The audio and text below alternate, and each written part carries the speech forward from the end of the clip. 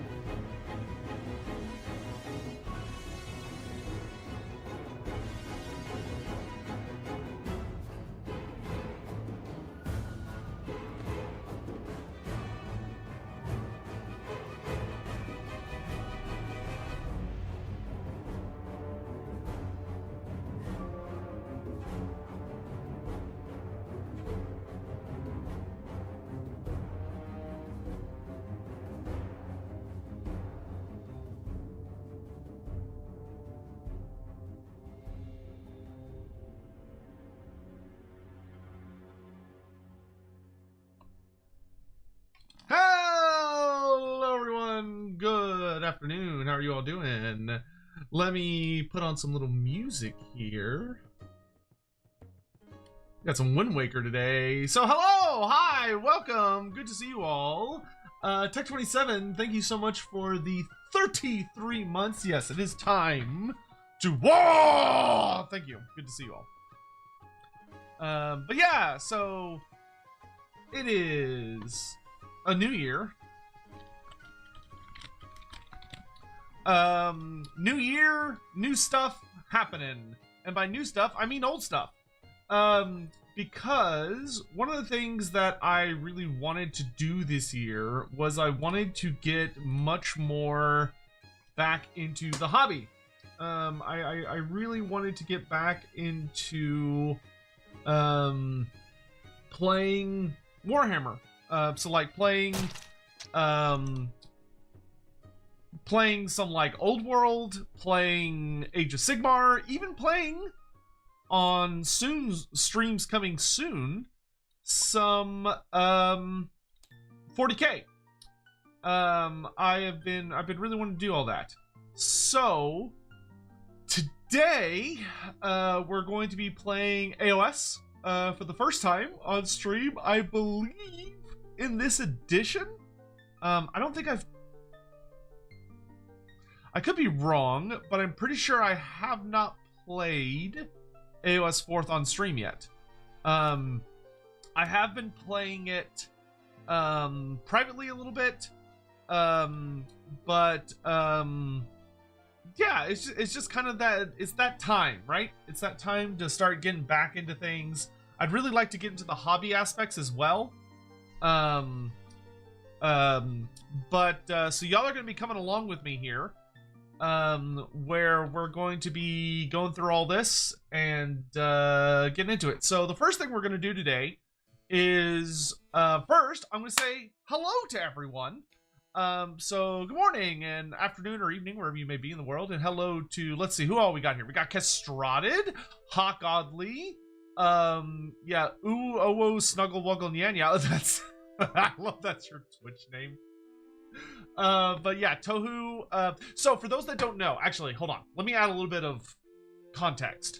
So for those that don't know, over on the Lorebeards Discord, we have been running an Age of Sigmar league, what's known as Path to Glory. So, at the start of the current edition, which is 4th edition, they released this book, which is called Path to Glory Ravaged Coast. So we just finished playing through this. It was super fun. There's like one game left, which is for me, which is me versus Hawk, which is actually my finale game. And I think Hawk tied his most recent game, so technically we're not allowed to play on the Big Bad Finale map, but I'm gonna make us play on the Big Bad Finale map because I want to see what it's like. But I played Night Haunt. We had a really good time. A lot of new people learned the game, and the best part was other people ran it. I just had to show up, which is the way I love to do these kinds of things. I love playing in leagues. I don't like running them because I am not good at that kind of shit. But anyway, so Ravaged Coast just wrapped up, and because we just wrapped it up, we are now basically transitioning to like a between leagues. And for the between leagues, we are going to be doing, basically you can just play whatever you want, just have fun, and try to get used to playing the game more. And it's a good time to experiment with playing new armies. So, I was playing pretty much exclusively Night Haunt, which are the Spooky Ghost Boys faction. Night Haunt are very, very, very, very strong. They're almost like nightmarishly strong in 4th edition. I did not lose any of my games. Night Haunt felt kind of oppressive, I'm not gonna lie. So I'm gonna try playing my Lizard Boys and see how that helps. Anyway, so today I'm gonna walk y'all through all the stuff here. Just for anyone that may be joining and is interested in playing AOS, if you want to come join the Lorebeards Discord, we have created a new role where we're gonna be allowing people to just have fun with learning to play the game. And there are some really awesome guys In the Discord, Biofoot and Tohu are by far like the big bads that are kind of running everything, and if you need to learn the game, they can either teach you themselves or get you with someone who can teach you. If I have time, I can try and teach you. AOS is very, very easy to pick up and play. I don't think it's not quite as easy to pick up and play as 40k is. Warhammer 40k is, which I've just started learning to play 10th edition, so I've gotten a couple games in. 40k is like so goofily fucking easy that it's kind of a joke in my opinion. Not in like a bad way. Well, that's the wrong Discord. Hold on. Let me grab y'all Lorebeard's link. Because the one that you'll get from the Nightbot is going to be for the Loremaster of Sotek channel. So if we go to never expire, no limit, generate a link, copy. Oh, Hawk beat me to it. So anyway, so if you want to join, feel free to join there and just drop some. We have a couple of AOS like league discussion. Like there's a couple different threads. So if you want to pop down there and just be like, hey, I'd like to get the AOS role. I'll talk to Gator Guts this week about making it like a role people can opt into and out of. Yeah. Oh, Byfoot also says, be sure to credit Hawk and Aliflux as their work is beyond crucial. Well, there you go. Thank you to both those gents. So anyway, so this is not going to be my league army. This is going to be a brand new army just using the normal competitive rules for AOS. So just like I was playing like a regular AOS tournament. So we're going to do a 2,000 point game. I've already made my list. I did that before now. I thought about walking through making a list with y'all, but I think we'll do that another time. Because I had to do like a bunch of research very, very quickly to figure out what I wanted to do for Seraphon, because I haven't touched them this edition. So their rules were a lot different than they were the last time I played them. But in any event, to walk y'all through, whenever you're going to play a game of AOS, we jump into, there's a mod, which despite the fact it's an AOS mod, it's called the Ulthuan mod, which there's plenty of people on our Discord that can give you the links to the necessary mods if you're interested. And what you do is you basically just load it up, and then you see there's like a bunch of different armies. So you've got your death armies on the bottom, chaos on the left, destruction on the right, and then order on the top.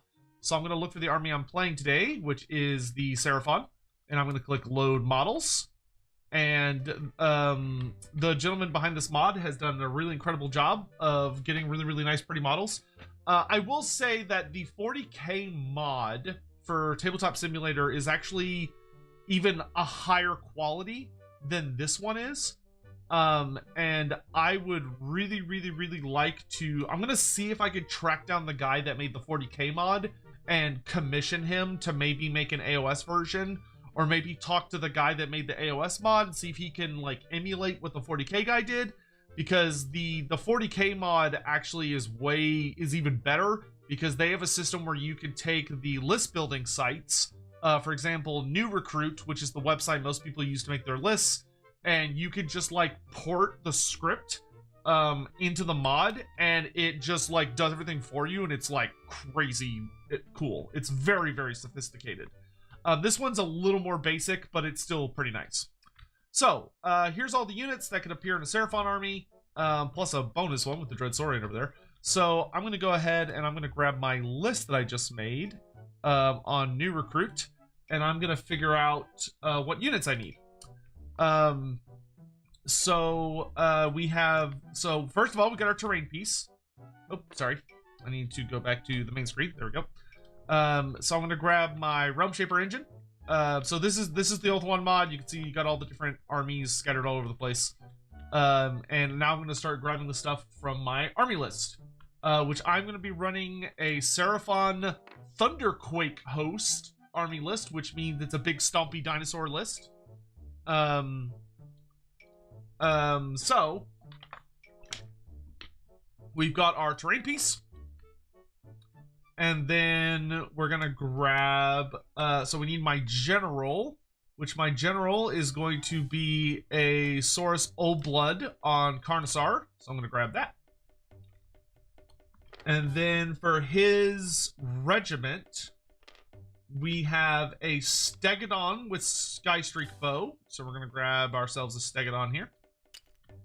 And then we need we need 6 Agrodon Lancers. So I'm going to get me some Agrodons over here, which are the Velociraptor unit.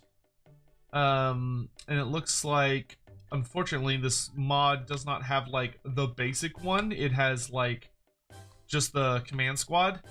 So, but I have 6, so, because, oh, okay, this one's specialized. Okay, so this one says champion when you mouse over it. So we'll let that be our champion. There we go. All right, so we've got a unit of 6 Agrodons. And then we have the, let's see. We also have a Skink Chief with Skystreak Bow, so we're gonna grab this. Now, in a perfect world, these would be different models. Like, you could tell these aren't necessarily the best quality models. They're a little haggard, but the text is at least there. And they've also got it where if you mouse over and wait, you can see, like, all of their stats and everything. Oh, that's true. You're right. I do have... That's right. When yes, this unit is going to have 2 musicians and 2 standard bearers. That is correct. That's right. It only has 1 normal guy. All right. Then I need a Bastillodon with the Ark of Sotek. Is the mod called Old One because it's originally for Warhammer Fantasy Battles? No. No. Because I have all of the Warhammer Fantasy Battle mods, and I can assure you this did not used to be one of them. It could be that the dude just thinks it sounds cool, or he just likes Old One, which is also possible. Then for my second, so that's, okay, so this is my second regiment. This is my first regiment. My third regiment is a Skink Oracle on Troglodon. And then I also have a unit of Hunters of Hanchi with Bolas, which are the only non-mounted unit. And, well, actually, no, that's not true. It's not the only non-mounted unit in my army, because I have 1 more. And then last, but certainly not least, we have my Skink Starseer in Group 4 with an Engine of the Gods. All right. So, this whole mess is my full army. So, as you can see, it is a very, very stompy list. I like stompy lists. I like all the dinosaur models. And I don't just have a regular Source of Blood on Carnosaur. To be very transparent, I have a specialized version, which is from the current competitive edition. So, he's not the regular Source of Blood on Carnosaur. He's the Scourge of Gyran version. So we're going to, now that we've gotten our army together, we're going to save object, and we're going to save the army as Seraphon 4th edition. For now, we're going to hit save, and then I'm going to go back to the main menu. I'm going to create a multiplayer map, and we're going to call it AOS game. Create server. I'm going to go back to the workshop, and now I'm going to go to the DKHM Age of Sigmar 4th edition mod, which will give us our map.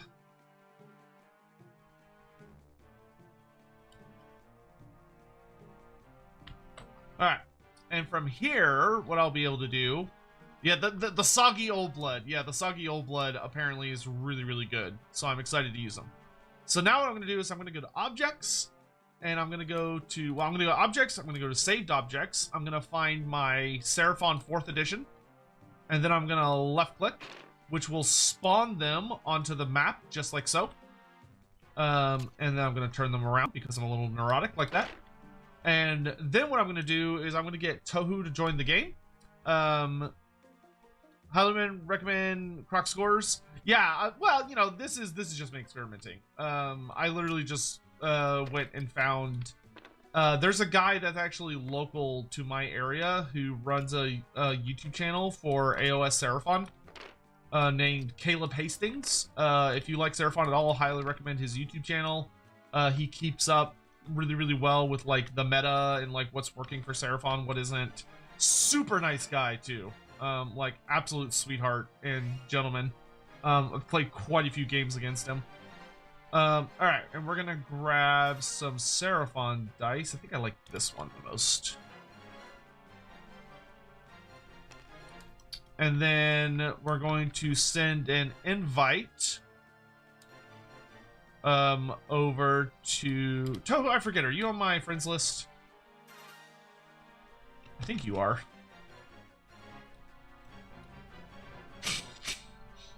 There's a Kremlo mod on the Total War Workshop. Cool, it could stay there and die horribly. Biofa, thank you for the super chat, by the way. I'm sorry, I didn't comment on that until just now.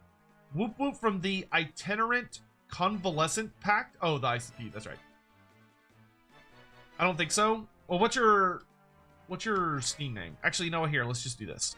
Let's go ahead and, you know what, I need to change the music a smidge. Let's do, actually,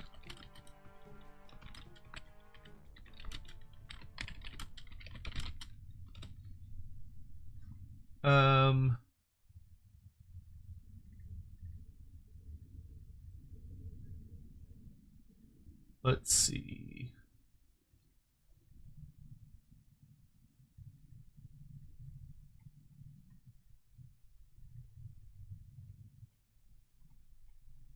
Trying to look for like a good playlist of battle music that I can just kind of have chilling in the background that will not get me in trouble.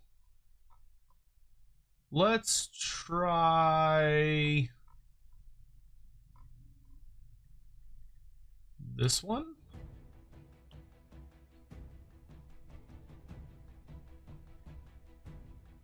Yeah, that should be okay.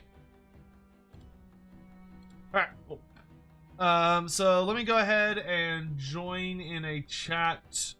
Oh, okay, hold on. Let me do this real fast.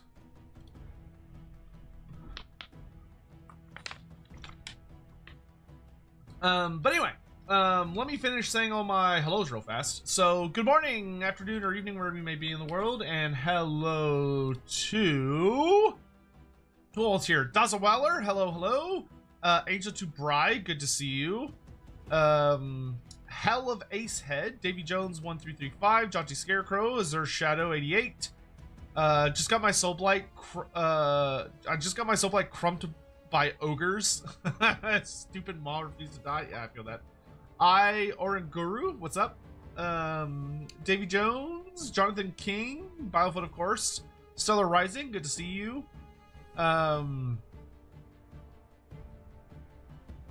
And then Drasco, hello, hello.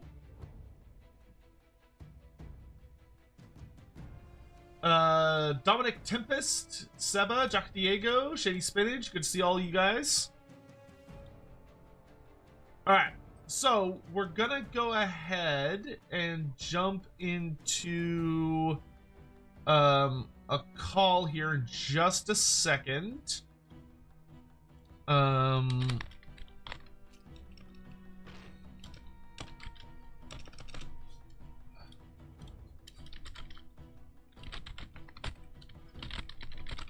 I'm gonna create a new private voice channel for the Lorebeards mods. There we go. Because that'll make it where I can move people in there. We don't have to worry about someone jump in and like mess with things. Alright, so we're going to jump into a voice call with Tohu here in literally just a second. And we're going to fumble our way through a match. Because once again, I've not played with it, Seraphon. So forgive me because I am going to be a bit rusty. Because I have not touched these guys in a really long time. Not this edition. So do bear with me. All right, so I think we are good to hop in. And if you have any questions or concerns or whatever, do feel free to ask in the chat, and I will try my best to answer them. All right, here we go. Hello, hello. Can you hear me? Yes. Okay, Hello. good. Great. Awesome. Alrighty. So let's see. Today you are playing Slaves to Darkness with Be'lakor. Ooh, spooky and lots of demons. Yeah, but the Be'lakor subfaction is specifically the only way to play demons undivided. Mm-hmm. Although I am mostly running Khorne units because I think they're the ones that are good in undivided. You did forget your manifestations. Damn it! You're right, I did. Let me go grab those real quick. Oh wait, no, they're right here. They've got them. They've got them on this map. How convenient! Oh, lovely. Let's see. So mine. What do I have? I have the Ether Void Pendulum, Chromatic Cogs, and Quicksilver Swords. Because those are the free ones. It's wild that Chromatic Cogs is free. That spell used to be like the absolute fucking nightmare lore for so many people forever.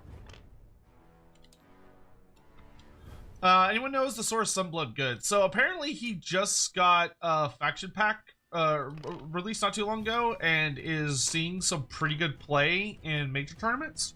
So it does appear to be pretty decent. All right. So I think from there we're good to figure out which scenario we're going to be playing. So we're going to be using the 2025 to 2026 General's Handbook. So I'm going to what I'm going to do for anyone that's never seen this is I'm going to right click on the objective book here, and I'm going to click shuffle, which is going to pick a random one. And we got the life roots, yeah, which is number 2. So I'm going to go to territories, and I'm going to switch this to the same one, which is, there we go. So you can see here it sets it up for us. And the yellow zone, for the people watching, by the way, is the area we cannot deploy in, even if it's in our zone. Oh, there you go. The thing that's nice as well about this edition is something they did different with the General's Handbooks in this edition is that the terrain is no longer random. Depending on which thing you get, the terrain is predetermined. So we would look for the life roots, like right here, and then we're going to hit place. And it's going to automatically set up all of the terrain for us, so we don't need to do that because it's already labeled here. No longer, when you're playing competitive matches, you have to worry about figuring out where you're going to put terrain, which is actually really, really nice, especially if you're practicing for tournaments, because when you go to a tournament, they already have terrain set up. Yeah, this is a weird objective, too, by the way. In that this one cares about controlling terrain features as well as the objectives. Yeah, just curious, the Hobby Collab, where are y'all based? just curious. I have had some lovely invitations to play with people, and then they're like, I'm in San Diego, and I'm like, okay, well, that's cool, but that's like many hours away. Okay, so let's see. Life roots. So once per battle round, at the start of the battle round, if you're the underdog, you get the ability to return one slain model to a unit. That's pretty cool. This one, you get a life root point at the end of each of your turns for each terrain feature you control. Each player scores victory points at the end of each of their turns as follows. If you control at least one objective, you get 5 victory points. If you control both objectives, you get another 3 victory points. And if you get if you have more life root points, you get 2 victory points. This one was updated in a FAQ to ignore faction terrain. That makes sense. Yep. Which, speaking of which, now would be when we're going to go ahead and start sorting that stuff out. So we're going to go ahead and I believe we roll off to see who chooses who puts down faction terrain. Yeah. Oh yeah, Hobby Collab. Yeah, you're. Yeah, I remember y'all. Yeah, I would love to drop by the next time I'm there for Offkai. Next time I'm there for Offkai, I would love to drop by. Hopefully we could just work out having like a bonus army. All right, you ready? Yep, I got a 4. I got a 1. Okay, so I get to decide who's going to deploy first. And I'm going to choose you. Okay, so I don't have unique rules for my faction terrain. It's just the normal faction terrain rules, which I believe is anywhere in your deployment zone more than 3 inches from everything, if memory serves. That sounds correct. I'm going to double check it because it's worth double checking these things. And once again, for anyone listening that is not used to AOS, we are playing 4th edition, which is the current edition of AOS, and from a competitive standpoint, seems to be the most balanced edition. 3rd edition was very fun, but to call it balanced is a little bit of a joke. Faction terrain, here we are. Let's see. Yes, I do have faction terrain, Dragon. Oh no, it's in the maybe I should go rules. over my list for stream. Sure, let me move my camera over so people can see it, and then feel free to take it away. Okay. So first off, I'm running Be'lakor. This is the Be'lakor sub-faction, so he's kind of mandatory. Be'lakor is a really fast, moderately tanky demon. He is also a level 2 wizard, which is pretty good. Again, he's almost 500 points, 450. Holy so moly! You're Okay, getting what you pay for. That's so expensive. Okay. But he has 8 attacks at 3 up to hit, 3 up to wound, 2 rend, and 2 damage. As well as 2 more with the same profile that have charged +1 damage instead of crit auto wounds. He is ethereal, so his save can never be reduced lower than 4 up. Excess Rathalos, thank you for the 22 months. Quite a few rather nasty abilities. The first of which is that once per battle during Sotek's hero phase, I can point at a target, and until the start of my next turn, every time the target is picked to do anything, move, attack, fight, anything, I roll a d6, and on a 3 up, it just doesn't get to do anything. It's just stuck there, twiddling its thumbs. And then every turn during the opponent's combat phase, I pick Be'lakor and 2 units within Be'lakor's combat range, which in Age of Sigmar is 3 inches. And on 4-ups, on d6s, those targets have strike first, which basically means that they fight outside of the normal initiative order before the opponent does. Spooky.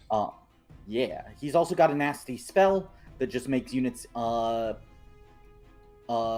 to hit, basically. I've got 2 Centurion Marshals, each of which is a nasty centaur-ish commander unit. Their main thing is that when they fight, they point at one of my demon units, and that demon unit fights at the same time as them, and fights better. I have a number of basically tricksy fighting abilities. The one in Be'lakor's regiment also has a couple of magic items that make him better at allowing me to charge at people, and also he can take damage to make Be'lakor cast spells better. I then have 2 big blobs of bloodletters, which are anti-everything infantry. They're a lot more damage-focused than they are defense-focused, but they don't have bad defenses. They also regenerate models anytime that they're in combat. So they like to get stuck in and just keep fighting. Flamers of Tzeentch, which are anti-infantry shooters. Not very useful against my opponent's list, unfortunately. But they're still decent shooting units.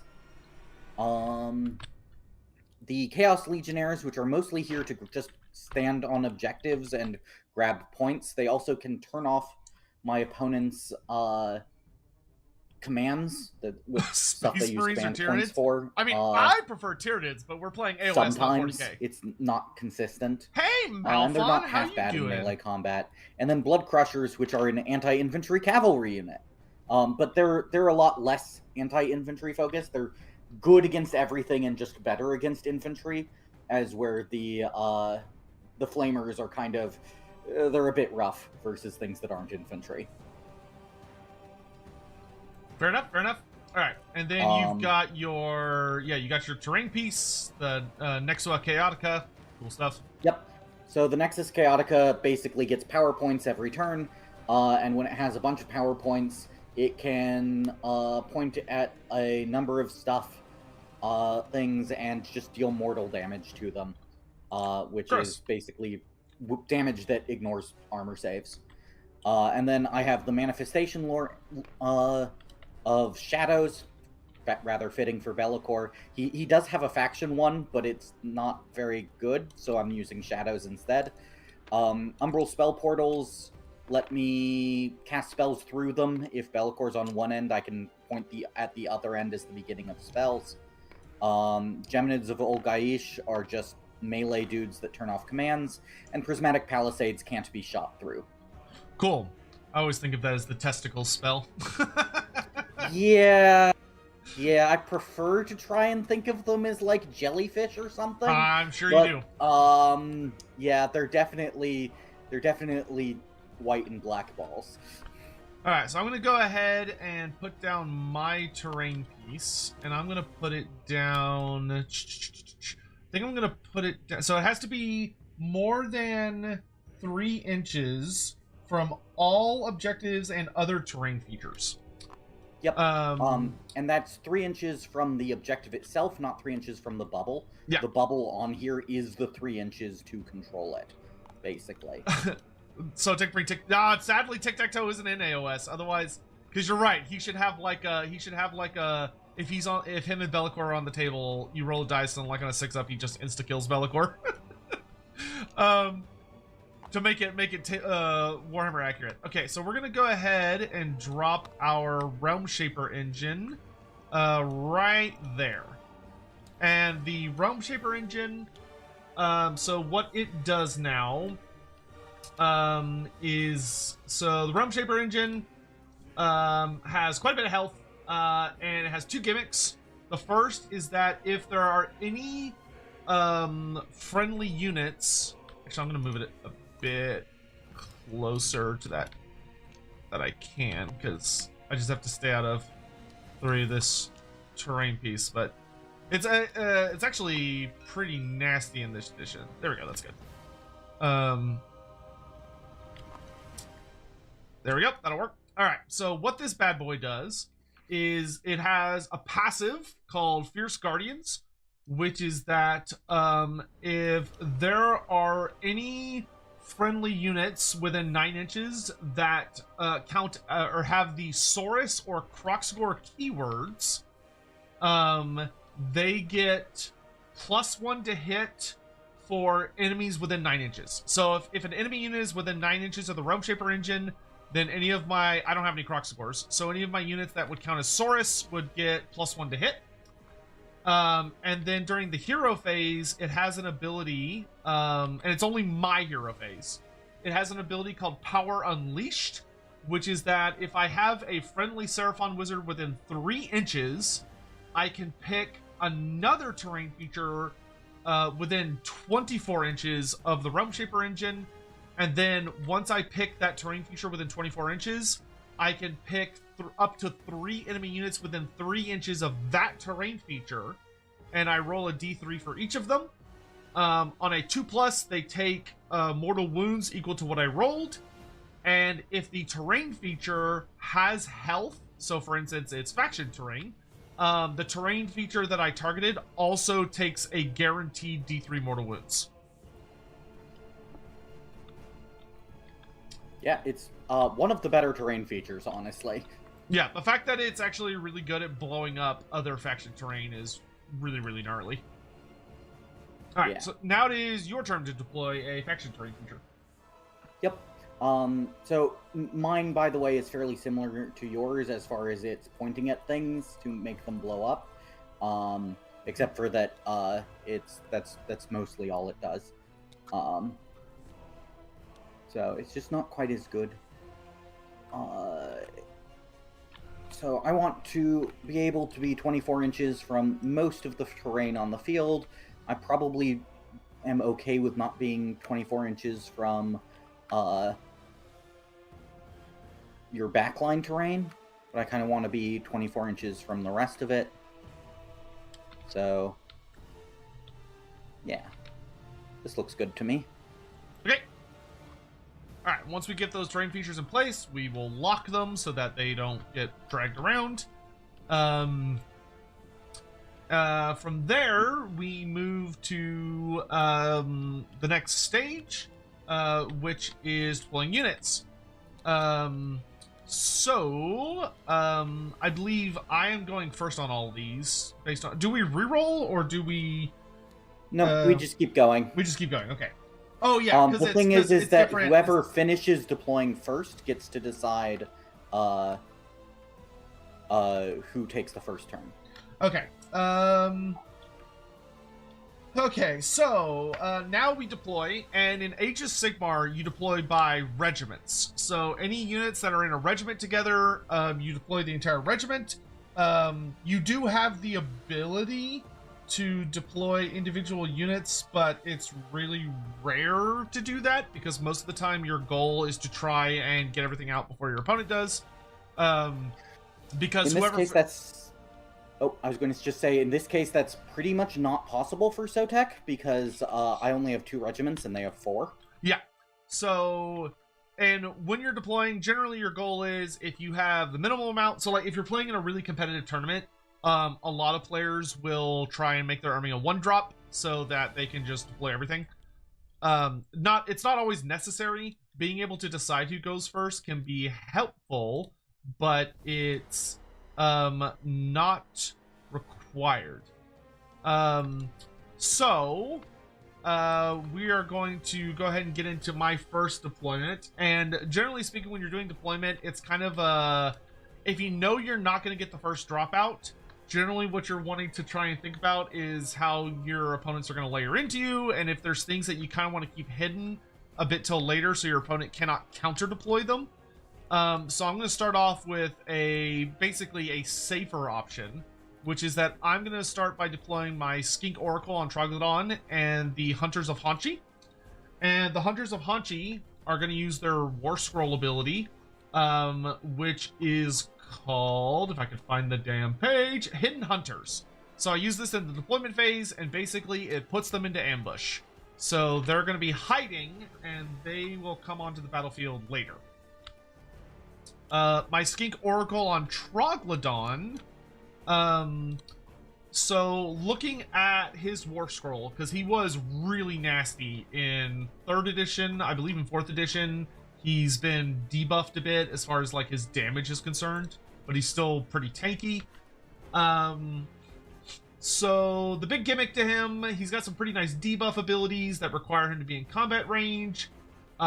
He is very, very tanky. As far as that, he has a lot of ways to get health back. So what I'm gonna do is, he does have a decent shooting attack. He's also a wizard.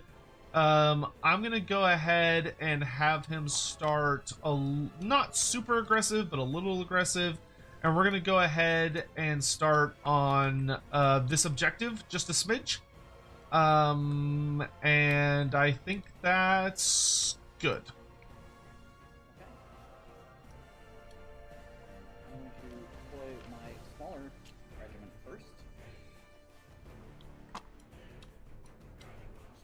I'm going to be within 3 inches of this piece of terrain and this piece of terrain, so I can control them both. This shouldn't be that hard. Yeah. One of the things about Age of Sigmar that makes it different than 40k is that all objectives and control and everything is sticky. Yep. Opponents just do not get to control things unless you actually walk onto it. You don't lose control by just not having something on it.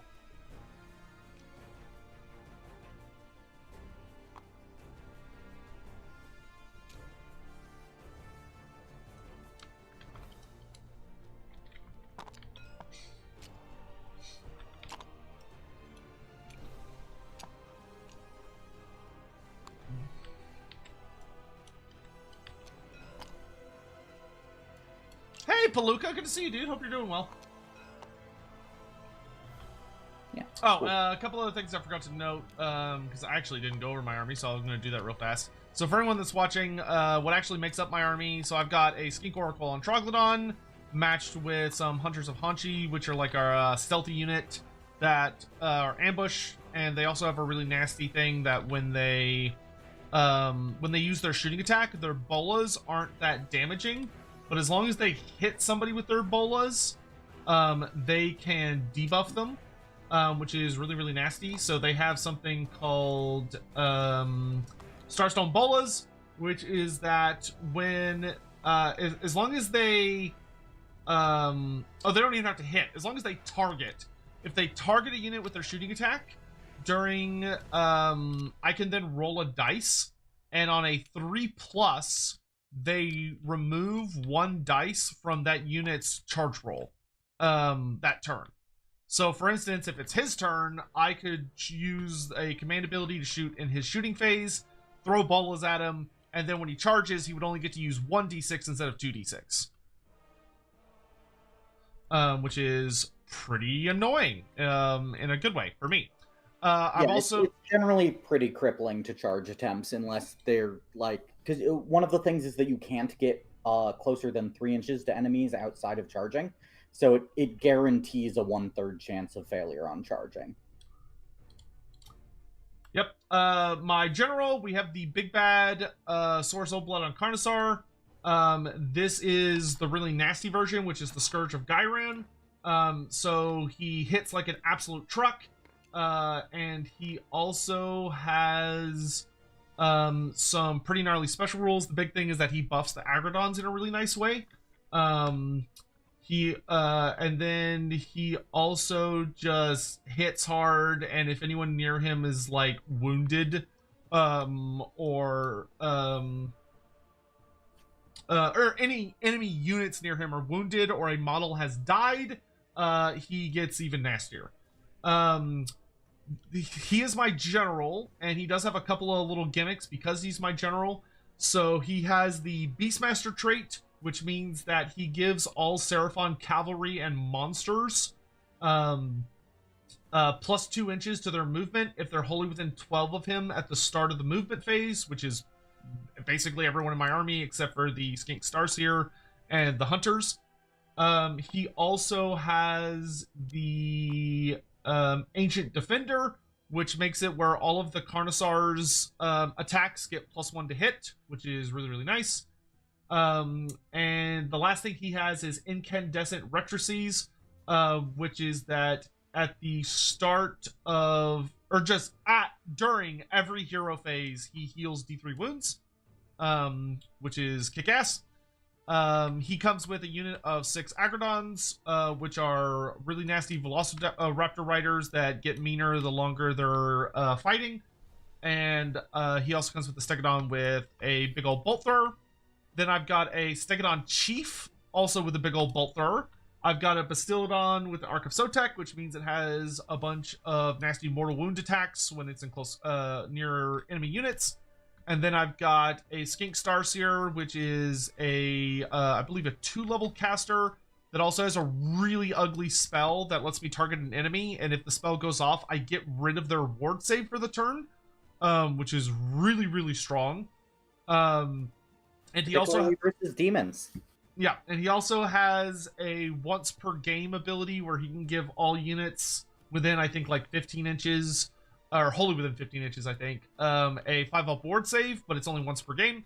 And then the Engine of the Gods, which is significantly better than it used to be. It used to be pretty trash, but now it's actually pretty good. But the big thing is it's mainly just like, it's like a big heal wagon, so it's really good at distributing a lot of heals to monsters.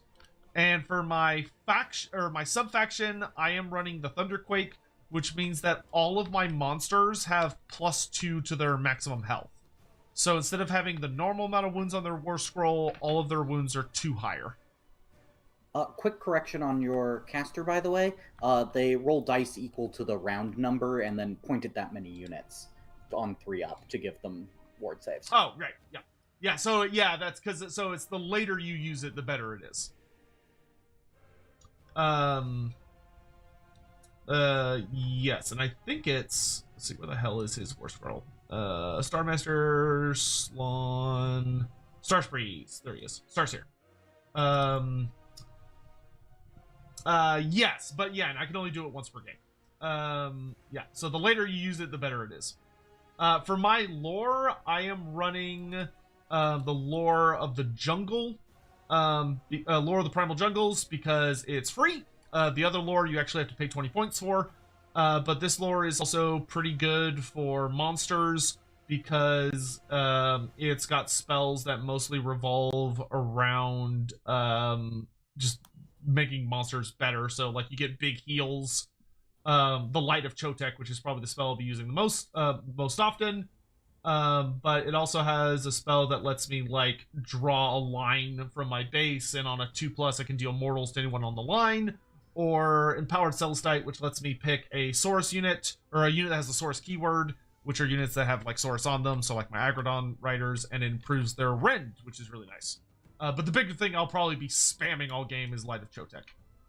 Alright, so from that... yeah, because I actually need to check. I don't even know what my frickin'... What do my endless spells do? Ether Void Pendulum...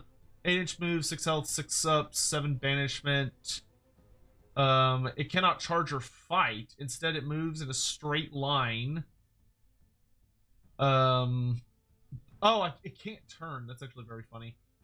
The pendulum is probably the worst of the 3 that you have, because the opponent pretty much has to choose. You set it up more than 9 inches, and then it only moves 8. And it only damages things so it moves they over. have to like just stand in the way of it. Yeah. Let's see, chronomatic cogs. If there are any friendly wizards within 3 inches of this, choose an option. At the start of your next turn, you can reroll charges wholly within 12 inches of this manifestation, or decrease time, subtract 1 for hit rolls for attacks that target friendly wizards. Oh, okay, that's pretty decent. And then Quicksilver Swords is just okay, it just fights, but it has 12 attacks that crit on mortals. Ooh, spooky. Okay, that's not terrible at all. All right, cool. All right, so you have finished your first detachment. Yep. Okay, I will go ahead and do this detachment. So I'm gonna put the Skink Starseer over very close to the Realm Shaper engine. And the Engine of the Gods, we're gonna have down here's. Makes sense to me.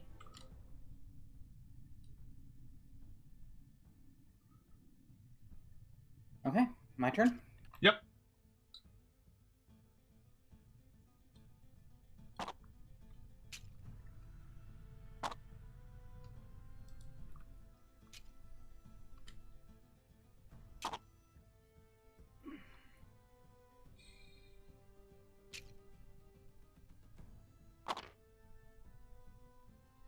Just need to wiggle these in a little bit.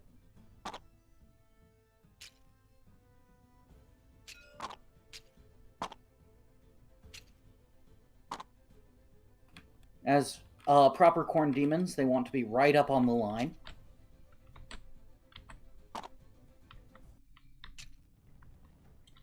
And what's their movement? Only 5 inches. Okay. They are not particularly fast, but they're actually somewhat tough. They've got 2 health each.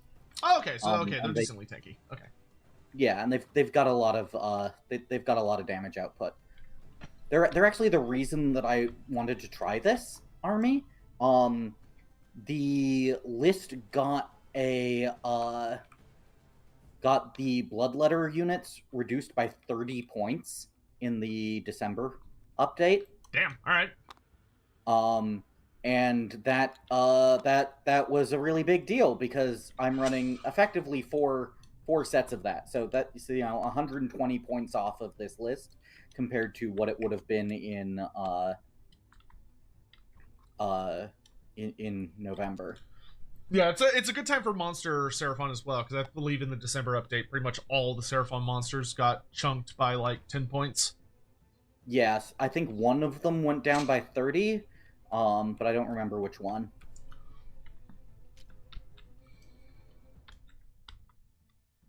Yeah, and then they made the Raptordons more expensive, which made me laugh. Though I think the meta for Seraphon is switching a bit towards they buff the Slaane's Mage Priest where he can resurrect a dead unit now for like a command point. So that is probably going to be the big meta for most Seraphon players, is running a Slaane's, because you get the bring a unit back at half health command ability, which is pretty nasty.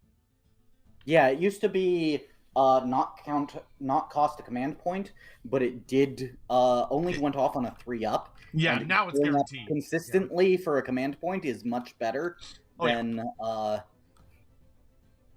the other way around. By the way, I'm just dropping Marks of Chaos Undivided on the terrain and objectives that I am basically tagging as mine in deployment, so that it will be easy to track them.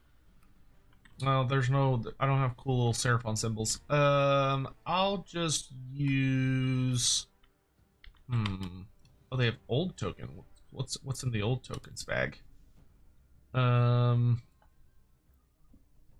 nothing very Seraphon-y. Is a little... I'll use the old Arcane Bolt. Yeah, nothing wrong with Arcane Bolt.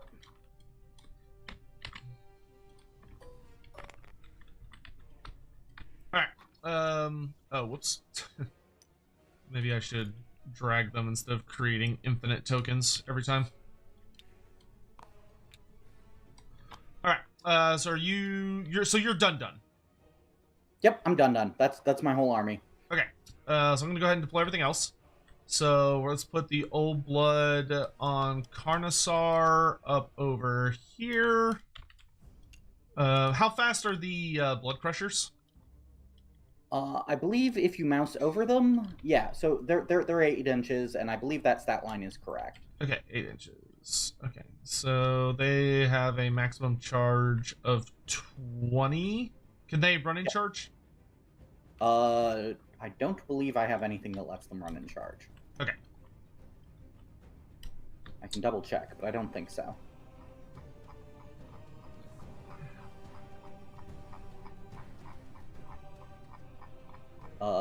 No. Nope. They're a very normal, boring unit that has their stat line and does a little bit of mortals on the charge. Okay. So that'll give me that one, and then we're gonna put down the Agrodons down over here because we both have fairly aggressive armies. Yep. But both of our armies pretty much just want to get dug in and get to the killing. Yeah, so the new Agrodons, let's see, 5 health each. Good lord, alright. 4-up save, 10-inch move. Primal Rage, end of every turn. End of any turn. If they used a fight ability, gain a rage token to a maximum of 3.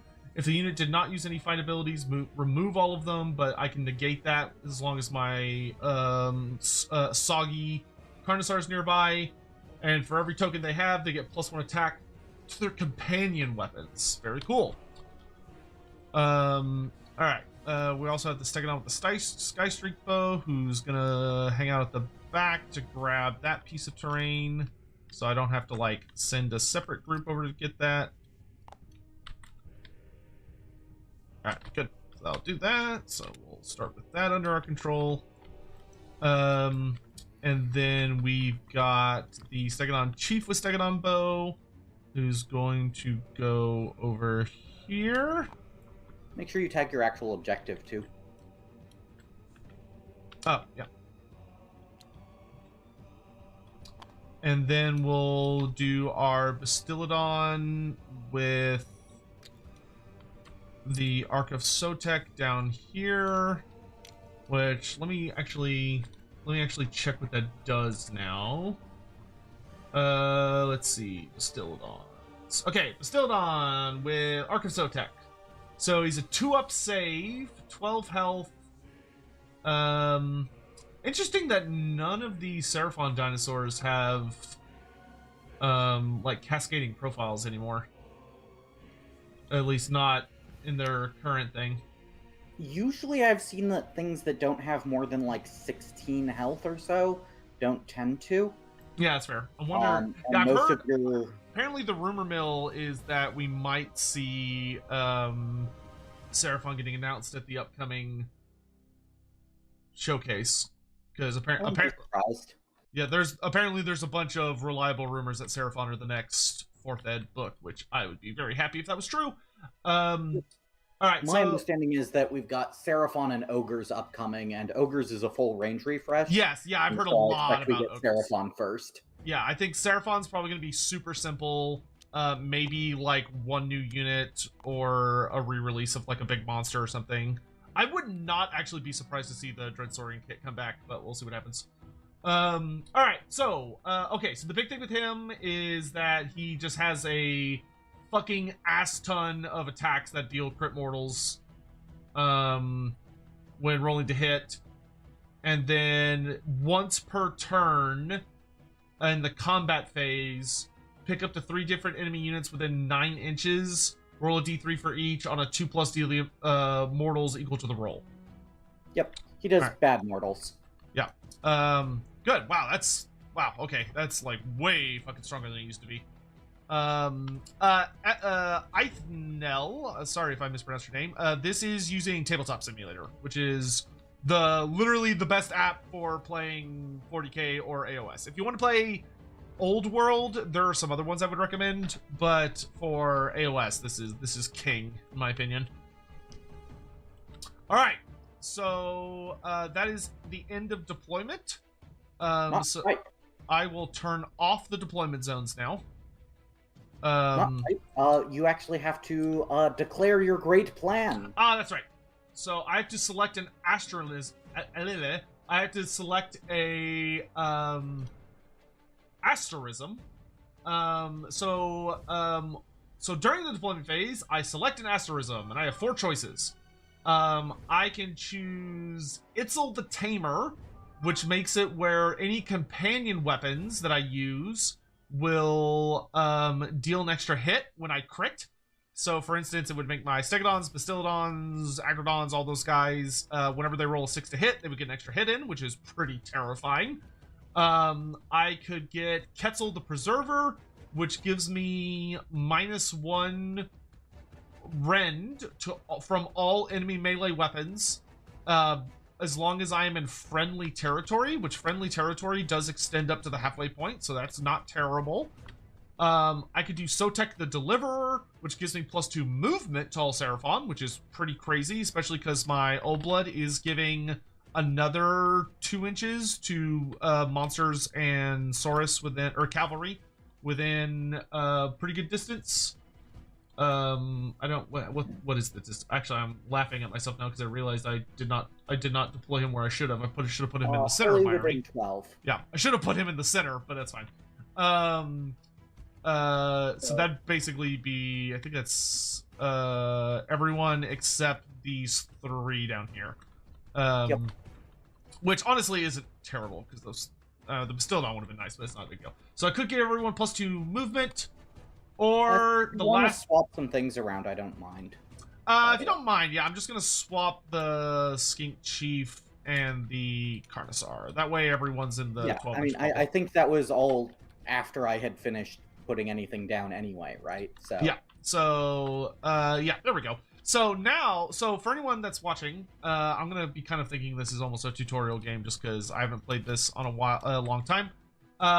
So the one that I pick, the big thing that matters about it is that since he gets to decide if I go first or second, I have to be considering what I think he's going to do.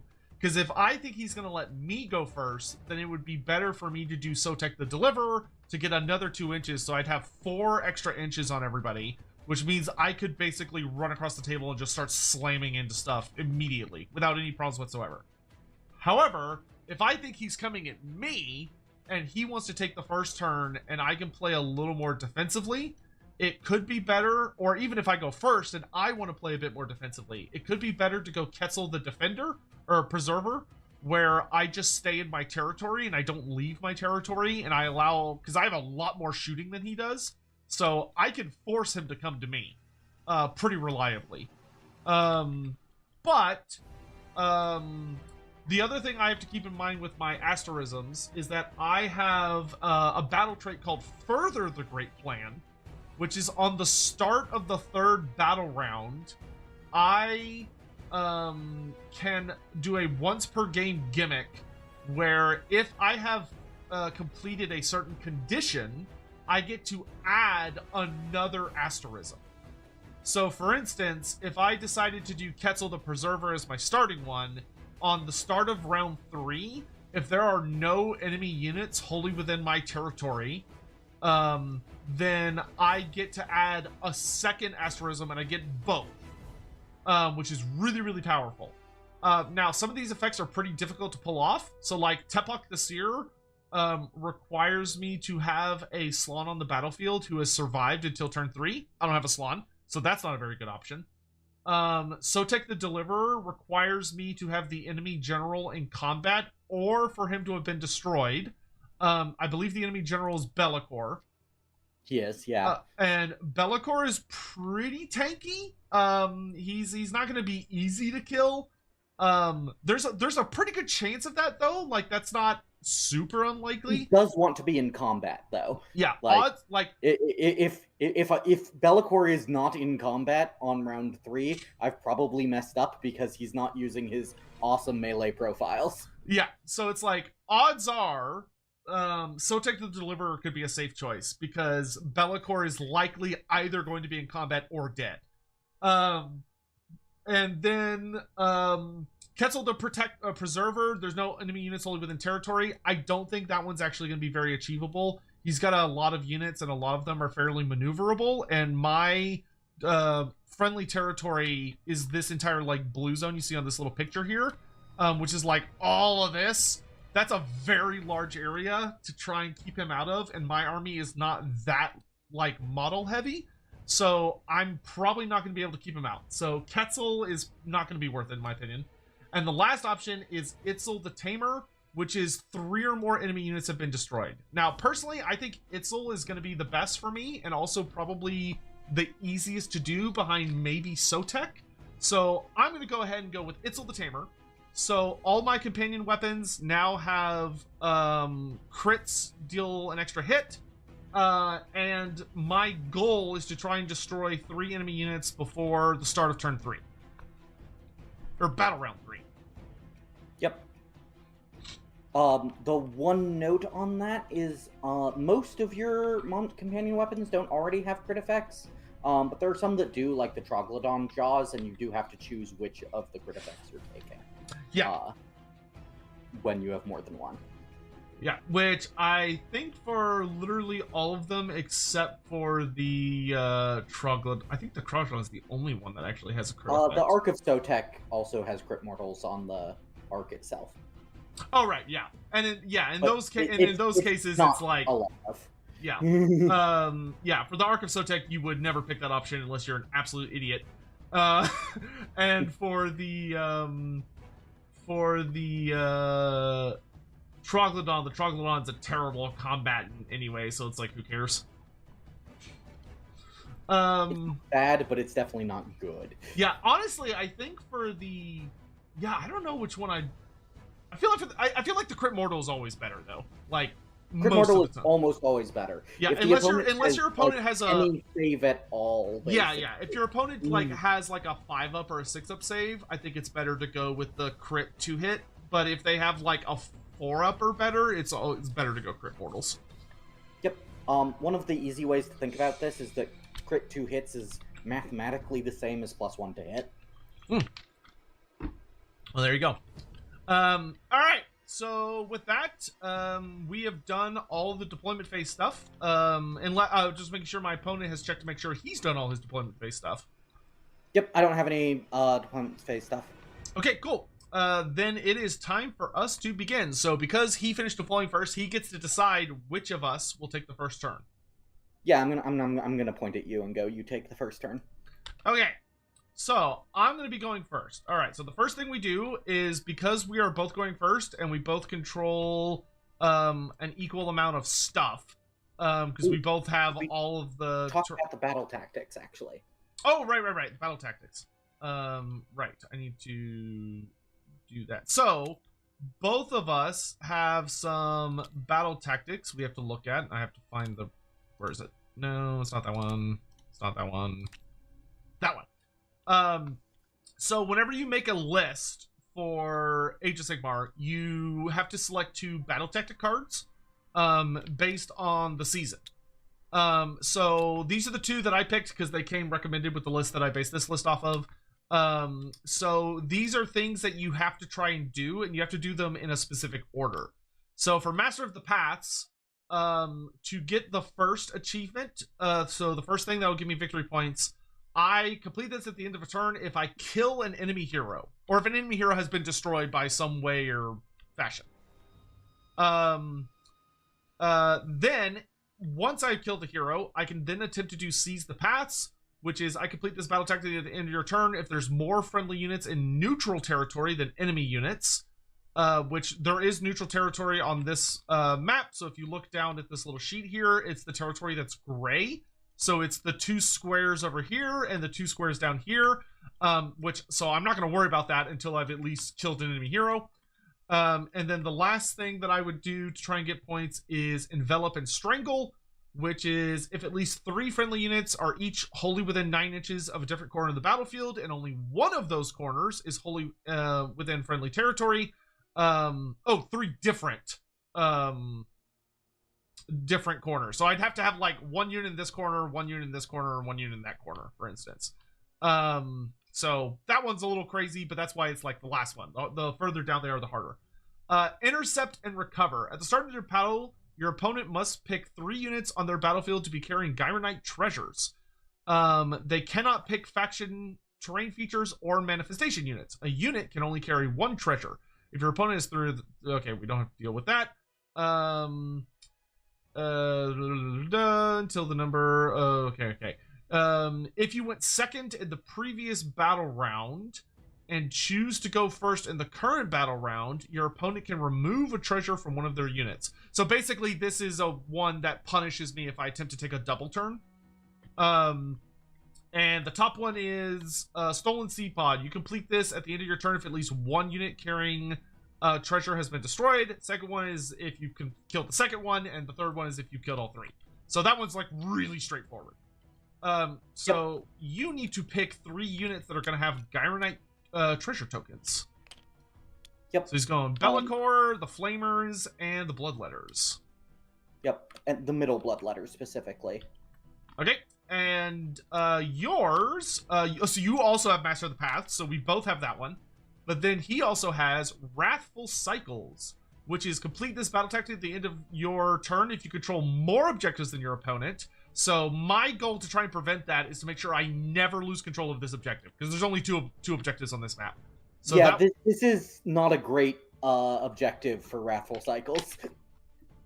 And then if he happens to complete that, Daring Resurgence is at the end of your turn, if you are underdog, there is at least 1 friendly unit on the battlefield, and at least half of the friendly units on the battlefield fought this turn. So that one's kind of interesting because it kind of requires, it either requires me to take a double turn or he has to be behind. But it's a nice catch-up one. So like if your opponent's doing really well and he's like getting his battle tactics done, there's a very good chance you're going to be able to get this off. And then Domination is you complete this battle tactic at the end of your turn if there is a different friendly unit wholly within each large quarter of the battlefield, and you control more objectives than your opponent, and there are no enemy units contesting any objectives. So Wrathful Cycles is going to be really fucking hard on this map. Oh yeah. Just the first one is going to be. I basically have to have already won. Yeah, basically. Yeah. If I have enough stuff in the middle of Sotek's side of the field, that that I'm taking that objective, I've already won the game. Yeah, basically. Right. And the other ones are also like, okay, I was losing at one point, and I've already won the game. Yeah. All right. So with that, it is time for the start of Battle Round 1. Do you have any start of Battle Round stuff? I don't think I do. Okay, so yeah, when is Bellacor's like curse ability? Belcor's curse is during your hero phase, but it's only once per battle. Oh, okay, it's once per battle. Okay, so you have to use that carefully. Okay. Yep. So I have to point at one of your units and be like, they suck this turn. Yeah, okay. They suck, but like also, I only get it once. I better pick a good time. Does it last for the until the start of my next turn? So if you double turn me, if like I went first and you double turned me, it could last 2 of your turns. Okay, cool. Okay, so okay, all right, I gotcha. Hey, Miwa, thanks so much for the raid. Hello, hi. I'm playing some Age of Sigmar tabletop for the first time on stream in like for fucking ever. So it's kind of like Total War Warhammer, but like the game that it's actually based on, like the tabletop game. So we just started. So if y'all want to hang around and enjoy some of this, you showed up at just the right time. But hello, hi. I hope you had a great stream. Good to see you. Hello, hi. So we're doing Seraphon, which is Lizardmen, versus Slaves to Darkness, which is kind of like the Wars of Chaos, led by Be'lakor. Well, this is more like a Demons of Chaos army, but you get the point. Yeah, but normal Slaves to Darkness are Chaos Warriors. This is Demons Undivided. Yeah, so this is kind of a bit of a getting back into it game, so kind of almost tutorial matchy type thing. Let's see, Miwa sent me a DM earlier. What'd she say? I've been informed that Total War 3 has a faction of elderly witches that can create exploding mobs. I'm guessing they're talking about the Kislev hags? Yeah, they're talking about Mother Ostankia.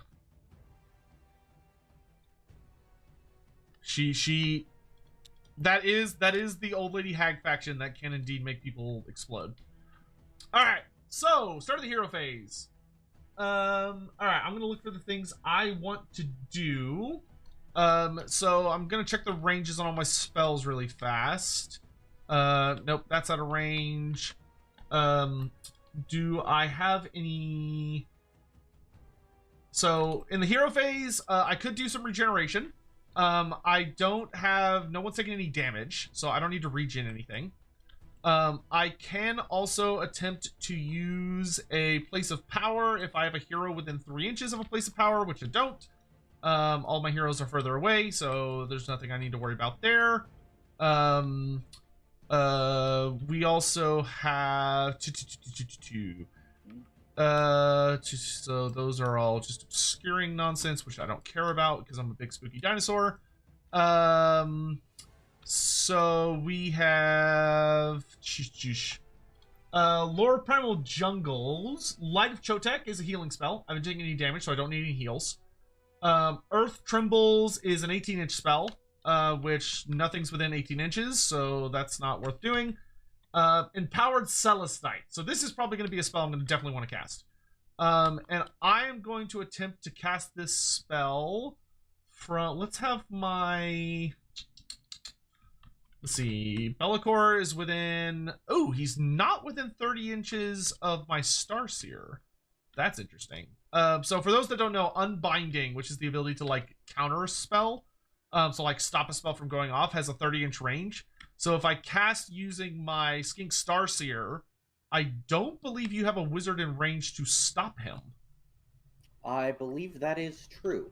I will quick note that you might just be better off summoning manifestations, though. Yeah, very true. I think... So for the Skink Oracle, I'm going to have him go first. I would like for him... We're going to have him try to conjure a manifestation, because he doesn't have a unique spell in his War Scroll. so there's nothing he wants to cast there.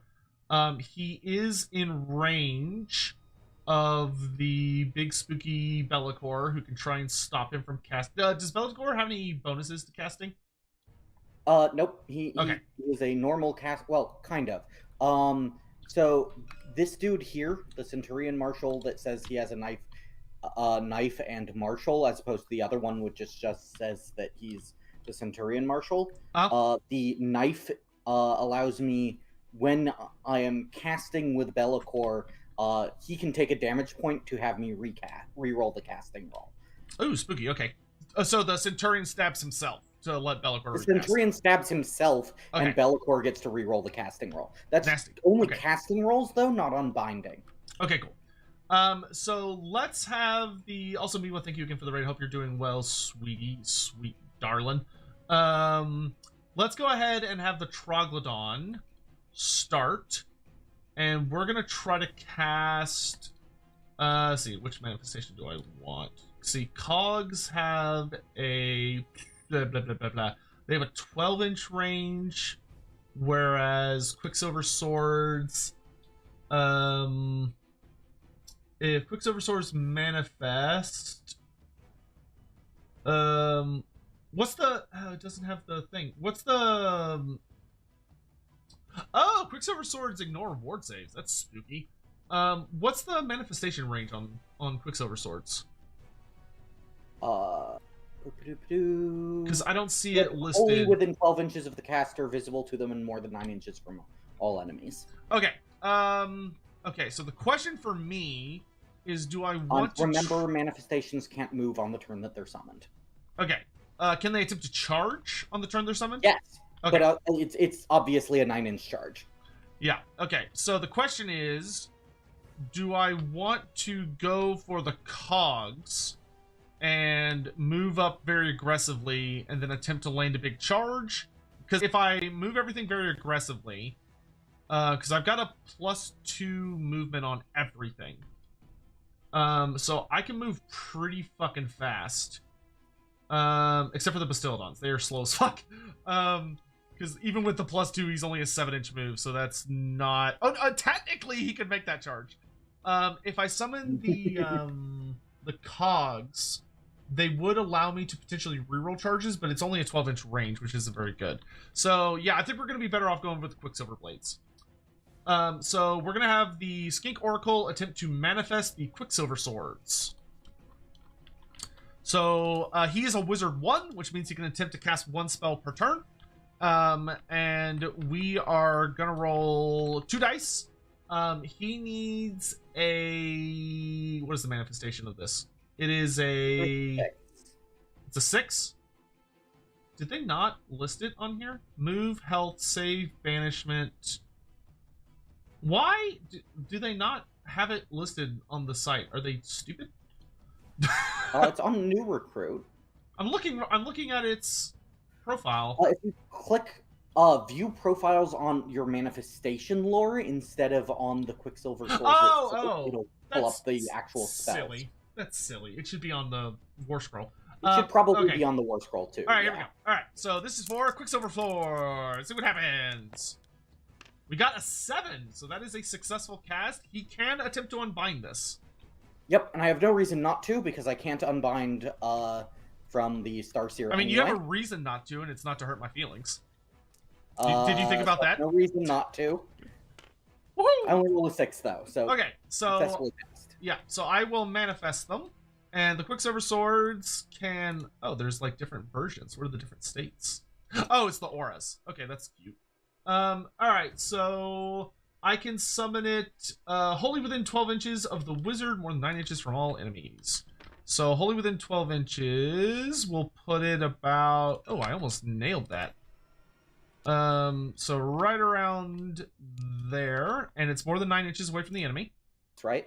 So... Yeah, definitely. Cool. So that's my Quicksilver Swords, and it's not even in charge range, even if it tries. But it's there, and it's going to be annoying.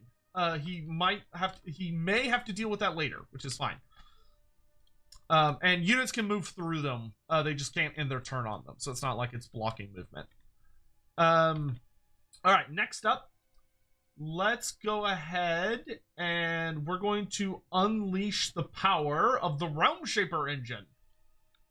So my Skink Starseer is going to activate the Realm Shaper engine. He's going to make the big old Lizardman temple building shoot out some laser beams.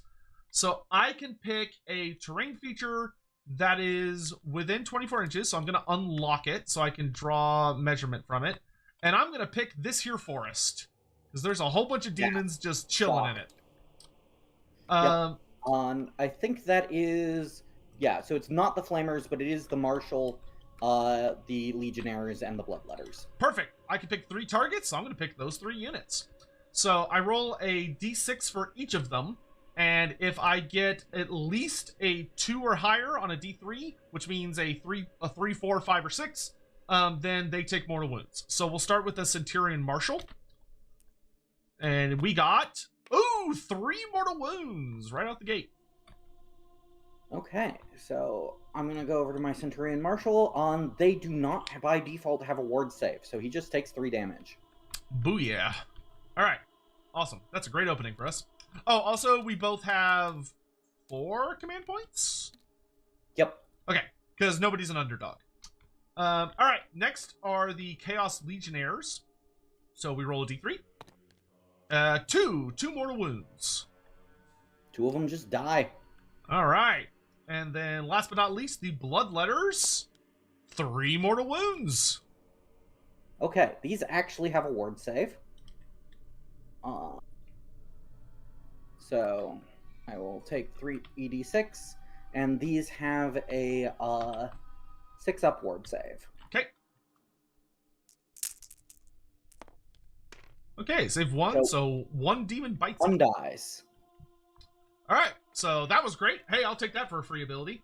And then the forest does not have health because it's not faction terrain, so it doesn't take any damage. So that's it for that. So now we go to the Engine of the Gods, actually. So the Engine of the Gods, I have 2 options for it in the hero phase. It has the Cosmic Engine ability, so I can choose to either bank its energy or use its energy. I'm gonna bank its energy because the main thing it does is heal and nobody's damaged. So I'm gonna go ahead and bank some cosmic power, which I don't think they have a token for, which feels offensive at this point. But just use a ritual point token, probably. Like yeah, that's fine. Anyway. Yeah, so we're gonna put that there, and so I have 1 cosmic power point. And what that does is it basically gives me a +1 to the next time I use the Cosmic Engine. And now the Cosmic Engine can only be used on my hero phase. It's not every hero phase, it's just mine. All right, that takes us, last but not least, to the Skink Starseer and his spells. Now, everyone does have a generic spell, which is Mystic Shield, because they got rid of Arcane Bolt. Because Arcane Bolt, they were like, no, too spooky. So, Mystic Shield is that I can pick a friendly unit. Is that still a generic spell for everyone, or is it different now? There are no generic spells. Oh, so is Mystic Shield not a thing anymore? Correct. Mystic Shield is listed as an example spell in the main rulebook, but no one has access to it. Oh, okay, that's... It's just an example of what a spell could be, I guess. That's super weird, but okay. In that case, my Skink Starseer, so he is a Wizard 2, I believe. Let me find him. Yes, he is a Wizard 2. So the first spell I'm going to cast with him is I'm going to cast Empowered Celestite on my Agrodons. I'm going to try to.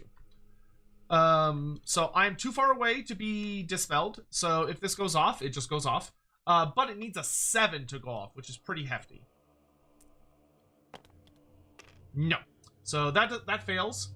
And then the last spell I'm going to attempt to try and cast is that he is going to attempt to manifest the Chronomatic Cogs. Because might as well.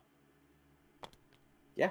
He gets it on 8. I think that might be your unlimited one, so if you want, I think you can try and cast that again. No, your unlimited was the heal. Never mind. Yeah, the only one was I wish it was that one. That would be hilarious. Okay, so we successfully cast, and you're not within range to stop it. So I can manifest. Yeah, so actually, still not useless by any means, because I can still put it out pretty far ahead of him. So we're gonna want to put it. Wish they had added a 12-inch bubble. That's about right. Yeah, there we go. All right, and with it, we are going to the cog. We're going to activate its hero phase ability, which is that. Oh wait, no, I can't, because there has to be a friendly wizard within 3 inches of it. So you know what? Let's actually put it within 3 inches of the troglodyte. So we're gonna stuff it into this little hidey hole. And we're gonna tell the chronomatic cog to. We're going to tell it to increase the flow of time. So any friendly units that are within, wholly within 12 inches can reroll charge, which is probably not going to be many of my units, but it might be a few of them. All right. And that is the end of my hero phase. Okay. I have a couple things I could do. Yeah, for anyone not familiar with AOS, every single phase has command abilities that your opponent can use during your turn to basically like take a little action. So for instance, if you have a wizard during your opponent's turn, you can use a command point to basically cast a spell at the end of their hero phase, or during your opponent's movement phase at the end, you could spend a command point to like move a unit d6 inches. Or during the charge phase, you can spend 2 command points, which is very hefty, to counter charge, which is you pick a unit and they immediately make a charge roll. So there are little shenanigans you can do during your opponent's turn. Yeah. And I think I am going to pay a command point to cast a spell. Okay. But it is always at the end. So your opponent gets to do all their stuff first, and then you respond. Yeah. So don't let anyone be like, I'm going to do a counter charge before you do your charges. They're not allowed to do that. You get to do all your stuff first. Yep. So I'm at -1 to cast, because when you do this during the opponent's turn, you're at -1 to cast. Yep. I am going to be attempting to summon the Geminids of Olgaish, basically my own melee summon. He's summoning the testicles. Yes. This needs a 7-up usually, so it needs an 8-up in this case. So it's, relatively unlikely, but I might as well. Oh, and I got a 10. 10? All right. I will attempt to unbind it with the Skink Oracle, because he's within range. Yep. But I need an 11 or a 12. So I got a 10, but it's at -1, so it's actually a 9. So you need a 10-up. Ha, fair enough. No, you got it. Yep. All right, and what do these do? So the Geminids of Olgaish are 2 models that have a total of 8 hit points between them. I have to put them down within 12 inches of my caster, in this case, Be'lakor. They have a melee attack. It's not as good. The main thing is that enemies who are within 3 inches of them cannot use commands. Ooh, spooky. Okay. So basically my plan is to just throw them out like this. And say, if you decide that you're going to charge in, you can charge them, but if you charge my demon line, you don't get to use commands when you charge. Okay, and so do each one of them have, what'd you say, 8 hit points? No. So they have a total of 8 hit points between the 2 of them. Okay. The way this works is that if you do damage to one of them, They have like a combined health bar. Okay, for so both. if I were to do 8 damage in like the shooting phase, I could destroy them. Correct. Okay, cool. All right. So this is going to take us to the movement phase. So let's see. I'll load to point somewhere in the errata book because how we play active player do at least one. I think you can interrupt with the command point. You know what? You know what? You bring up a good point. Let me double check instead of just assuming. Let's see.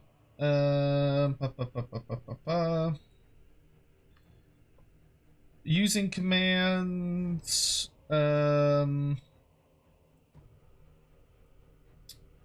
Each unit can only use one. You must pay the cost. This is one of those things that's actually famously unclear in the book. Yeah, because oh god, I want to say it's somewhere. Let me see if I can find it. Because I vaguely recall reading it because I remember thinking like the counter charge was silly because it would lead to like weird interactions. There is specifically on one of the pages a reminder text that seems to imply that one person does all of their stuff because it says to remind your opponent after you have performed all of your actions that they can take theirs. I don't remember where it is though. Yeah, let me do just a quick scan to see if I can find it. It might also be in the FAQ. Random characteristics, abilities. Was otherwise stated, units using or picked part of an ability must be on the battlefield.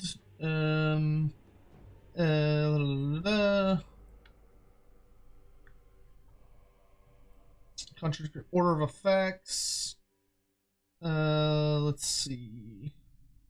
Effects of passives are applied more recently. The effects of the active player's passives are considered to be applied more recently than the effects of the opponents, whose passives are applied more recently than neutral effects. Okay. Objectives, terrain control.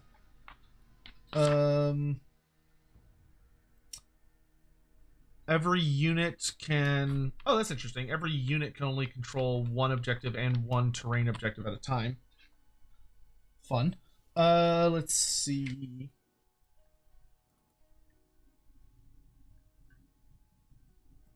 Each player gains 4 command points. Action terrain, charging on terrain. This is the super fun part of tabletop where someone's like, well, what about this thing? And then you have to look up rules. I think it might be... Hold on. I've got the FAQ stuff saved. Let me just pull it up real fast.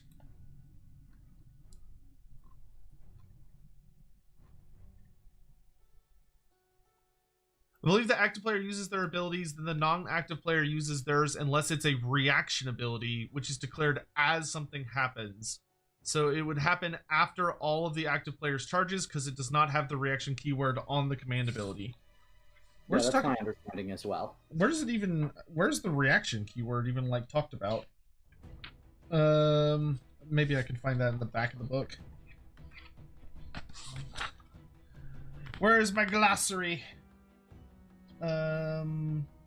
Reactions is in 5.2 of the core rulebook. It's on page 7. 5. It's part of the abilities, like, flow. Using abilities. Use reactions. Starting with the active player, the players alternate using abilities and appropriate reaction timing. Tell your opponent which ability is being used. If the ability has declared instructions, resolve them. Starting with the active player, the players alternate using any abilities and appropriate reaction timing. This doesn't answer the, like, if you can use abilities that aren't reaction abilities at all. It just tells you where you use a reaction abilities, which is when your opponent declares an ability, and you would then get to react to it. Oh yeah, because that falls under the okay, hold on. Let me go to. So for anyone that's ever wondering where the hell you even go for errata, if you go to the Warhammer website and then you go to the Warhammer community page, then you go over to you go to their download section. You go to whatever game you're playing. In this case, it'd be Age of Sigmar, and then you go to core rules and key downloads. And in this case, I would want to look at the rules update. I think it's rules update. And then I would look at order of effects. Nope, that's not what I need. Errata, perhaps? Nope. Overhanging models. Don't care about that. Weapons abilities, guarded heroes, contesting objectives, terrain control. Keywords, abilities. Let's see, we need to find command abilities. Or commands. Moving across terrain, picking target, strike first, strike last. Weapon abilities, setting up units, replacement units. Random characteristics, once per game, or once per timings. If a unit is using the ability, the declare step specifically says to pick a unit. Each unit can use an ability in the time period. If the player is using an ability, nothing in the ability specifically says it is used by a unit. It can only be used once in that time period. It'll be under advanced rules, actually. Banishing manifestations. Oh, I didn't know that rule. That's interesting. Whenever you make a banishment roll for enemy manifestations, if they have more than one manifestation on the battlefield, you get +1 to your banishment attempt. For each one, more than one. So if they've got 3 out, you get +2. Oh, yeah, spooky. Okay. Here we go. Commands. Let's see. Covering fire cannot be used if you ran or if you're not in combat. Pick the closest enemy unit.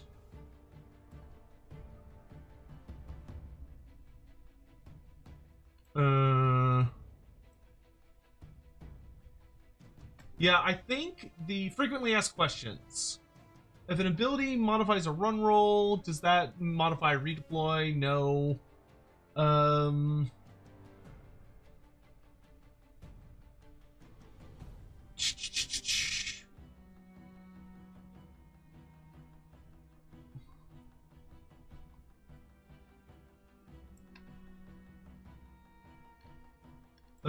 Picking model for shooting attacks, manifestations, spells.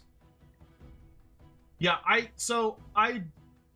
think the command ability itself, because they are abilities, I think they would have to have the reaction keyword to be able to interrupt.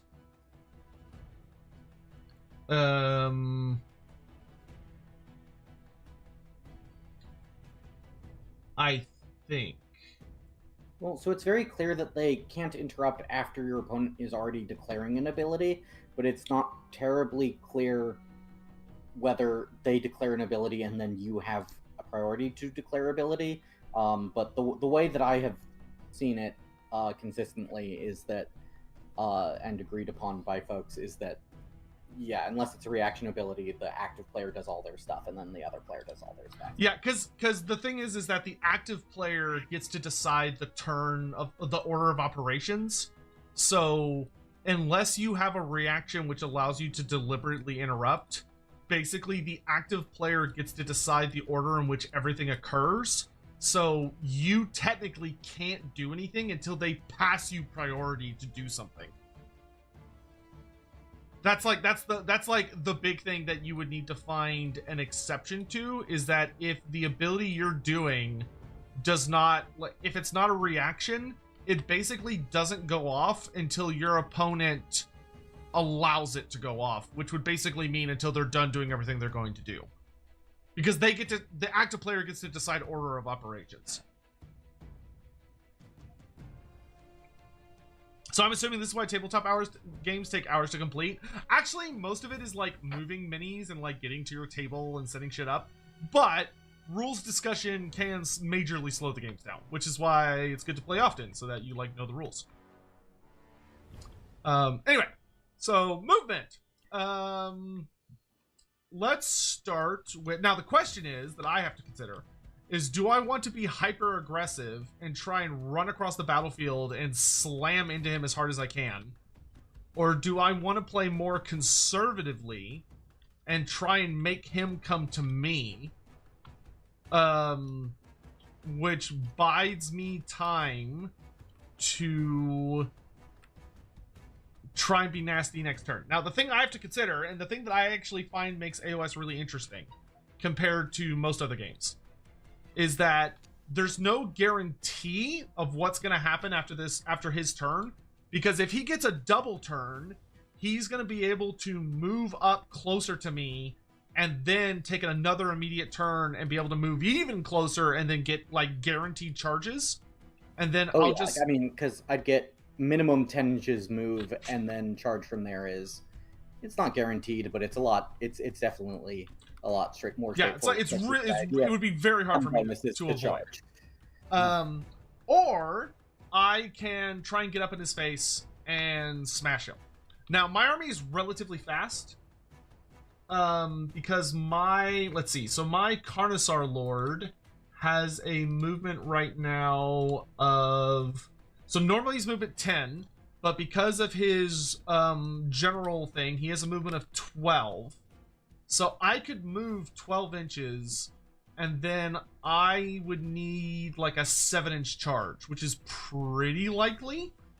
My Agrodons are movement, which if my Old Blood and my Agrodons get in, yeah, they're the same.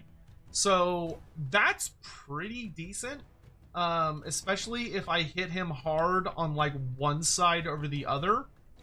Now he's got a very, very busy top flank and a not so busy bottom flank. So, but I'm also incentivized to aim for the higher side, because then I'm closer to the Gyronite treasures. So it's kind of a tricky thing of, if I go down, there's less he can countercharge me with, and there's less he can do to respond. But it's also a bit more of a crazy maneuvering situation. Whereas if I go more up, he has more to respond with, but it's also a shorter journey for me. And I'm closer to my long-term objectives. See, how fast are my Stegodons? Are they also 10, or are they slower? I think they're 8. Stegodon. They're 8. So with 10, we're looking at 9-inch charges. Yeah, 9-inch charge, 9-inch charge, 10-inch charge, 9-inch charge. Those are pretty big boy charges. Yeah.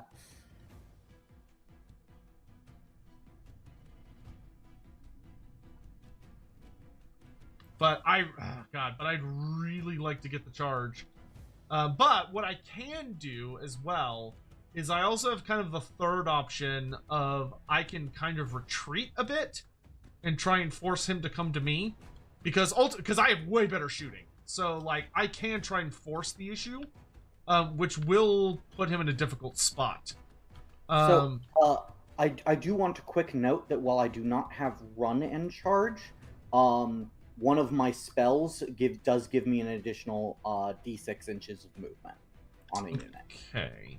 But just on one unit? Just on one unit, yeah. Yeah. Because the only reason I think I kind of don't want to go to him is that he has like this really just nice big fat formation. And then he's potentially going to have... Yeah, so I think what I'm going to do, kind of talking out loud, because I'm thinking this is a tutorial match as opposed to like if I was playing a tournament, I would be thinking all this quietly and not saying it out loud. Yeah, and both of us are brand new to these armies, basically, right? Like, yeah. I did really good with my Nurgle army, but this is a completely different army. Yeah, so what I'm going to do is I'm going to allow my range to do the talking for me, and I'm going to try and basically punch him from a distance and say, hey, you have to come and get me, because if you don't, I'm just going to keep shooting the shit out of you. So what I'm going to do is I'm going to start by moving my Stegodon with Giant Bow, or Skystreak's Bow, and I'm going to move him so that he's just barely within 18 inches of these Juggernauts. Because actually, you know what? You know what I'm going to do with him? I'm going to put him... Centurion doesn't have Guarded Hero, right? He's not infantry? I believe they do not. Okay, so he's a big boy. So what I'm going to do is I'm going to move so that I'm just No, inside. they do have Guarded Hero, sorry. Oh, bummer. Okay. They've got 10 health and Guarded Hero. Lame. Okay, so in that case, we're gonna play a bit safer, and we're gonna focus our attention on the Blood Crushers, because they're the fastest enemy unit. So I'm gonna be 18 inches away from them. Other than Bellicor, anyway. Well, other than Bellicor, but Bellicor's way back there. And I'm basically gonna move up both my Stegodons so I can take some pot shots at these guys and try and really mess them up before the fighting begins in earnest. Alright, so we're going to put both our Stegodons there. We're going to have our Agrodon Lancers back up a bit. Because what we're trying to do now is we want to make these charges more difficult for him. So, like, if he's going to come run across the field, which he probably is, we're going to make it where he's more likely to run into the things I want him to run into, and less likely to run into things I don't want him to run into. So we want our Carnosaur and our Agrodon Lancers to be a bit more defensive, and let our Stegodons and the Bastiladon be more of our frontliners. And we're gonna move this big boy like 7 inches over here. The Engine of the Gods, we're gonna move over to... Well, we do want to be careful because we want to leave some avenue. Actually, you know what? I'm going to run my Bastiladon. So I'm going to add a d6 to his movement. A 4. So I'm going to have him go a little further because I kind of want him body blocking for the Stegodon's bit. Then we're gonna move the Troglodon. I don't think his shooting is far enough. Inches. Yeah, I don't want to get within 15, so we'll just leave him like back here-ish. That's fine. Engine of the Gods. So the thing I need to check now for my Engine of the Gods is I need to check the range on his abilities. So he can heal units that are wholly within 12. So I'm gonna move him like a nice. So the thing I have to be careful with is that my units can't move through each other. So I want to move him close, but I don't want to move him to the point where he's like easily blocking access to my units getting to where they need to be. So I think what I'm going to do with him is I'm going to move him up like this. And the reason is I want him kind of in the middle of my army. So he's providing, like, he's in range to provide heals to everyone, which he now is. And what I'm kind of relying on is that if, and we can actually back him up a bit because I don't need quite that far, because I just need to be wholly within 12. And basically what we're relying on is that if Tohu comes over here and gets in my face, that I will be able to use, hopefully, the redeploy to get the engine out of the way. Is kind of what I'm relying on in my head. Starseer is happy chilling where he is. So that is going to be it for the movement phase. Do you want to do any redeploys? Yeah, given this, I'm going to redeploy the top blood letters. Okay. And the other thing that we're both having to keep in mind, both him and me, is we only have the command points that we have for this entire battle round. So I'm being really conservative with my command points because I'm trying to kind of wait to see what he's going to do so I can try and do things during his turn. There are things I could do to myself during my turn, but I'm kind of wanting to be very conservative. Yep. In large part, battle points are really good for doing reactive things. Unfortunately, I rolled a 1 on my redeploy there, so they inched up very slightly. Okay, so, yeah, so if you want to move through your own units, you have to have a rule called fly. If you have a rule called fly, you can move over models, whether they're friendly or enemy models, without an issue. But if you don't have the fly keyword, you have to go around friendly and enemy models. All right, so this takes us to the shooting phase. So the only shooting that I have in range are my 2 Stegodons with Skystreaks bows, and we're gonna fire both of them into the Blood Crushers. But I'm gonna start with my Stegodon Chief.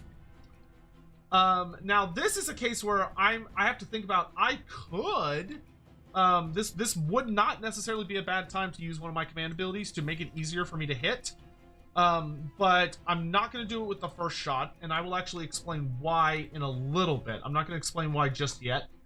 But the profile is the exact same for both the non-character and character version. I'm going to start with my character, which is the Skink Chief. So he gets 3 shots. So before I shoot, I'll ask my opponent, because I'm being curious, do you want to all-out defense, or are you good? Because he can only all-out defense one of these. He can either all-out defense this one or the next one. For probably similar reasons, I'm going to wait for the second one. Okay. Yeah, I think we're in the same headspace. So I'm going to go ahead and roll. So I need 3s to hit. All right, so I got 2 hits. This is where I would check. Do I get anything on crits? No, I do not. So then I'm going to roll to wound, and I need 3s to wound. And I get 1 wound at -1 rent. Yep. So the Blood Crushers have a 4-up save, so I get a 5-up save on this one. Okay. They do not make it. Okay, and so it's going to be 2 damage. Yep, and so they have a 6-up ward save, so I will make 2 checks against the 6-up, so they take 1 point of damage. Okay. So, for anyone that wants to know what I was walking through my head, the thing that I was considering was that if I had rolled really, really well, what Tohu could have done to be kind of sneaky is that if I had rolled, like, let's say I had rolled well and I had done 6 damage, Tohu could have killed the Blood Crusher that was within range, because only one of them is within range, and then I wouldn't have been able to shoot at the unit again. So I would have been out of range with the second shot. Which is rolled really well, but it could have happened. Yeah. Now the thing is, it just occurred to me that I actually wanted to destroy the Geminids, so I am actually going to fire the second regular Stegodon at the Geminids. Because, well, I mean, I do get a banishment attempt during the next hero phase. Herm. If you want to spend a command point, yeah. Yeah. Because I really don't want those things moving towards me. I think your Engine of the Gods has a... Did your Engine of the Gods run, or just the Bastillodon? No, just the Bastillodon did. So your Engine of the Gods and I think the Skink Oracle can both? No, Skink Oracle's too far away. The Skink Oracle's too far away, but the Geminid is within its 12. The Engine of the Gods is, I think, within 12 inches? Yeah. Yeah. Okay, the yeah, Engine that's of the Gods gets to shoot at one of them. It's I think, actually impossible for it to kill it, but it can do some damage. Yeah, that's a good point. Yeah, that's true. Okay, so yeah, let's go ahead and do that. We're gonna have the, yeah, let's have the Engine of the Gods throw javelins at the Geminids. Yep. And then if that does really good, you can then decide to try and finish them off. Yeah, that's a good point. So we've got 6 shots. We're hitting on 4s, wounding on 4s.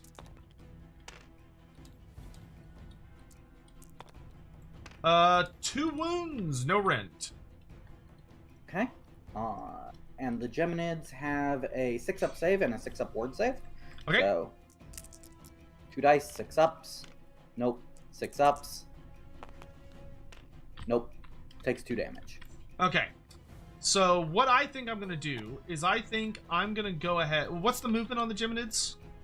8 inches. They're pretty speedy. 8 inches, and then they also get a charge, correct? Correct, and because they were summoned in your turn, not mine, they will get to both move and charge. Yeah. All right. So in that case, let's go ahead and have. So I'm gonna play a little dangerous here. I'm gonna try and rely on my Quicksilver swords to charge the Geminids and slice them up. So what I'm gonna do instead is I'm gonna have my second on shoot the Blood Crushers again. Yep, and it is only an 8-inch charge for the Quicksilver. Yeah, On and second. I will go ahead and use a command point to give my Stegodon +1 to hit. I think then No, because it's not a unit, so I could have set up within 9. I was just thinking about whether or not I was able to set up the Geminids this close, but manifestations aren't units, so I was able to. Yeah. All right. Do you want to all-out defense, or are you good? Sorry, you're shooting the Geminids? Yes, and I'm all. No, I'm shooting at the Blood Crushers, and I'm all-out attacking as well. Yeah, I'm gonna spend that all-out defense command point. You can only banish during your turn? Oh, let me double check. Let's see. Banish. It's on the actual page for manifestation. Here we go. Oh yes, you're correct. It's your hero phase. No. Instead of using a spell or a prayer ability, including when using the magical intervention ability. With the wizards, manifestations, unbinding. Oh wait, where's magical intervention at? Here it is. Magical intervention.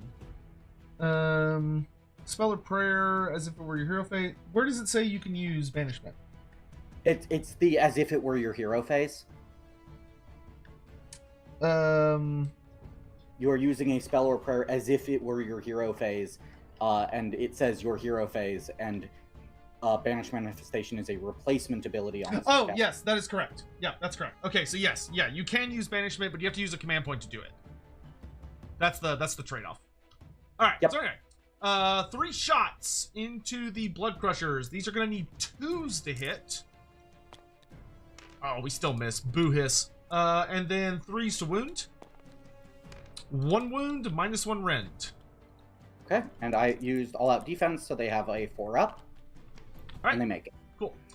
All right. From there, I don't think we have any other shooting. Just double checking everything. Yeah. Nope. That's it for the shooting phase. Because he ran. Their javelins are out of range. His spit is out of range. So yeah. Okay, we're done. So this is where we would ask, does he have any counter shooting? Because counter shooting is a thing. The only counter shooting on my list is the flamers, which are not even slightly in range. Cool beans. All right. And then let's see.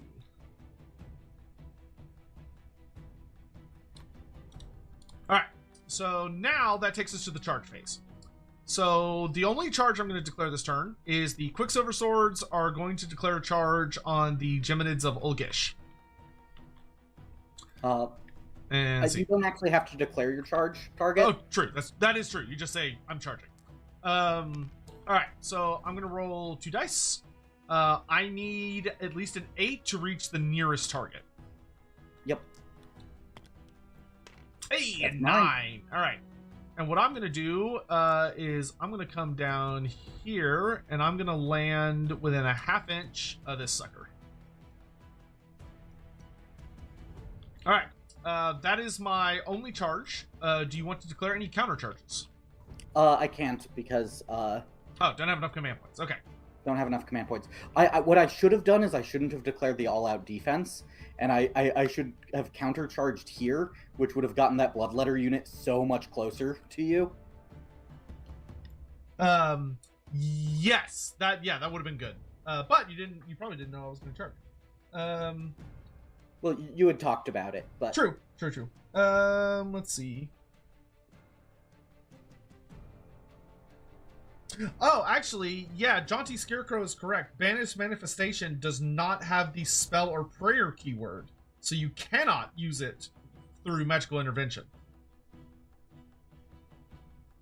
Because it doesn't have the keyword. So it does have to be during your hero phase. You can't do it during your opponent's hero phase.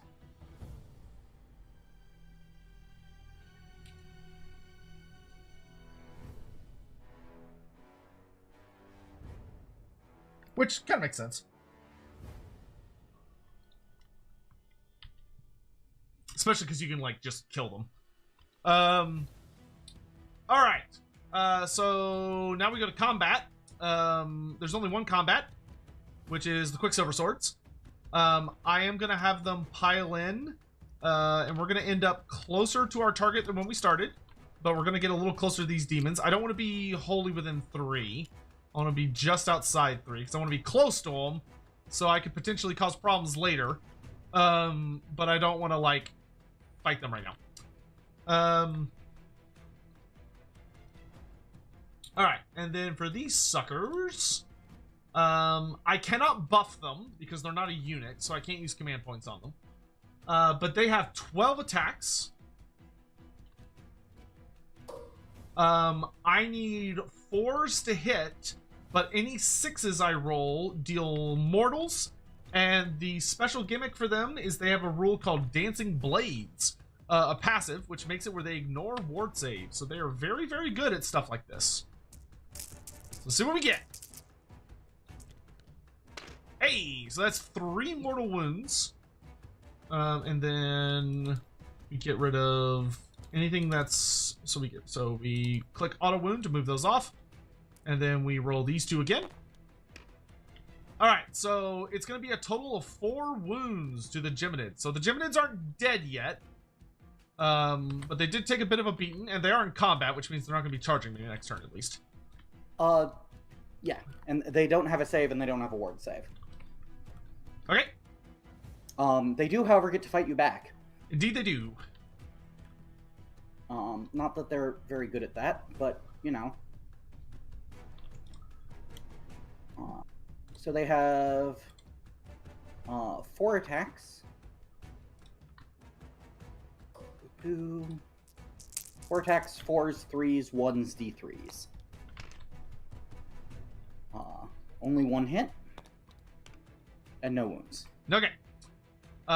So then, this is the point where so this is basically the end of the turn. Because there's nothing else going on. Just quickly pile this in 3 inches. Oh, okay, sure. Go ahead. Although, because... Is 2k points a lot? It's not like a ton, but it's like a full-size normal game.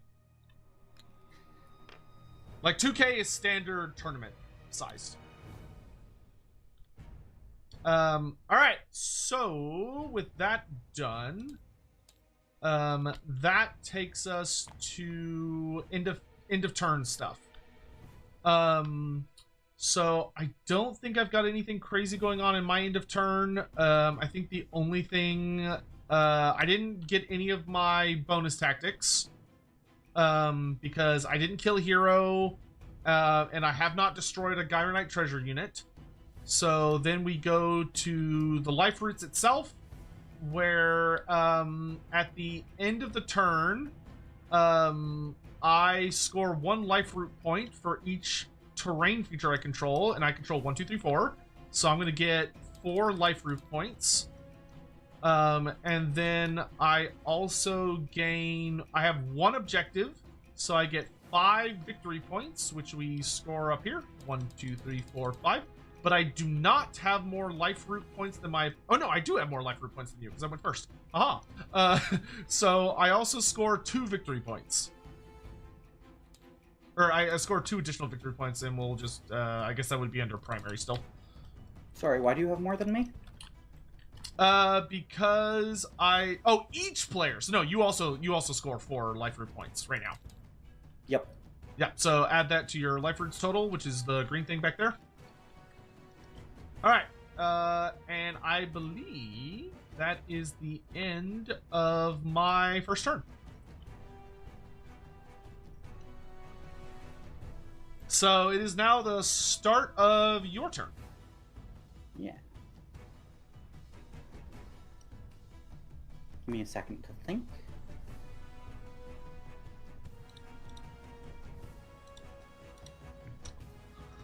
While he's doing that, how's everybody in chat doing? How are we all? Hello, hello, hello. Good to see you all.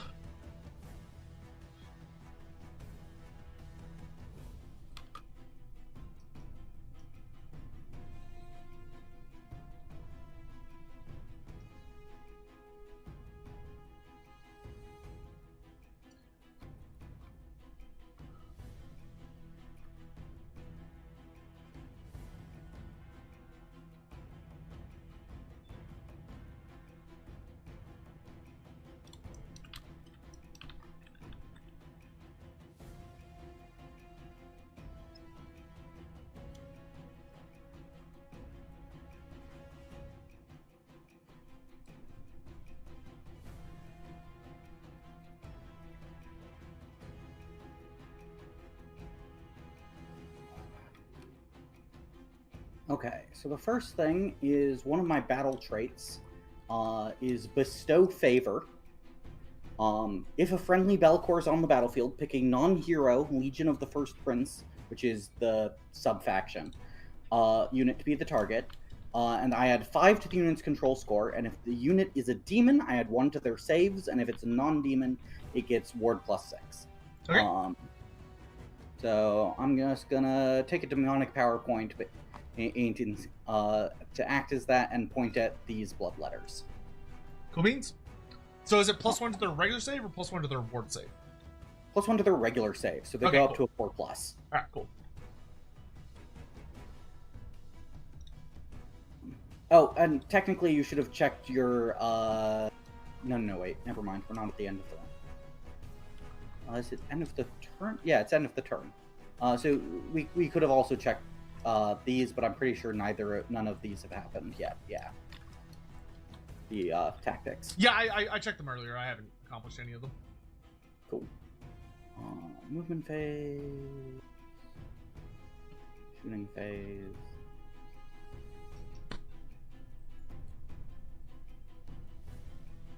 Cool. So that's all I have besides my spells.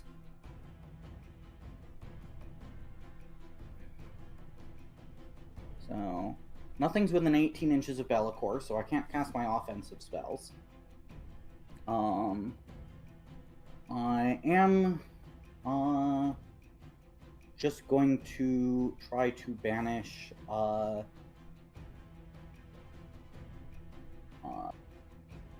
the Quicksilver swords first, I think. Okay, they have a banishment value of 7+. Yep. I Ooh, got an 8, nice. so Alright, they're gone. so it is banished.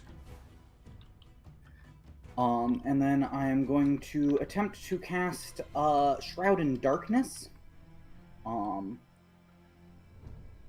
Yeah, on the top set of blood letters. So they have to be wholly within 12 and not in combat. It is a casting value of 7. If I succeed, they get to move d6 inches. In addition, they're invisible to enemies more than 12 inches away. Okay. Until the start of my next turn. Yeah. I fail. Okay. So I will take a point of damage. Speaking of things we talked about earlier, the Knife Marshal has the ability to take a point of damage to allow me to reroll this. Cool beans. I get a 7. Alright, I've got a decent chance of stopping that, so I'm going to go ahead and use my 1 Unbind that I'm in range with on my Skink Oracle, and I'm going to attempt to Unbind. It's my last spell anyway, so you should. No, you got it. Okay. So these blood letters get to move d6 inches. They get to move 3 inches.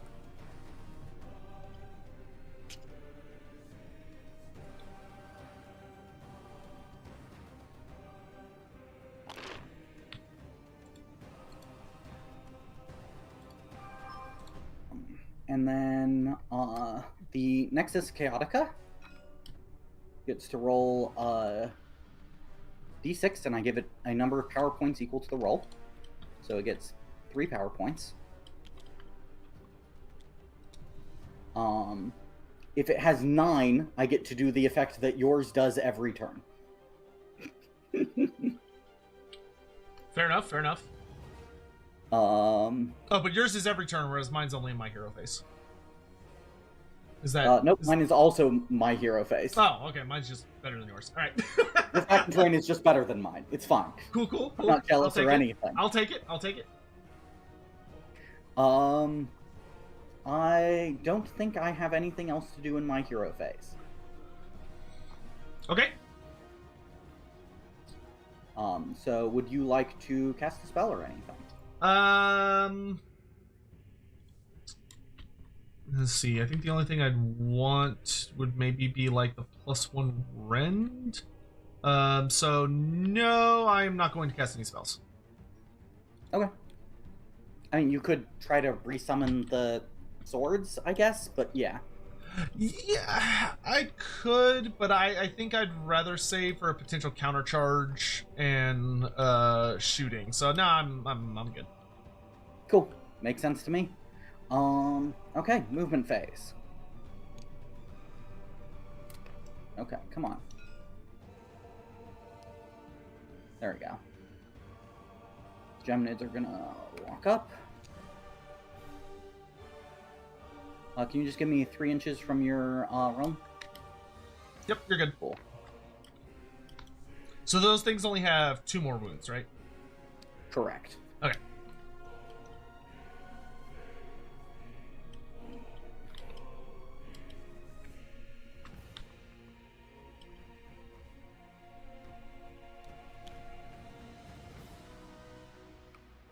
Okay, it is now not letting me measure. So what do you want to check? Try try switching to the line, which is F4, and then switch back to F1. Nope. Oh, weird. So where do you want to measure to? Oh wait, you're trying to. I just want to measure to the engine of the gods. It is 14 inches away.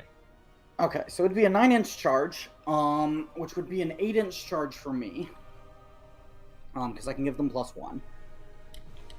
Very true.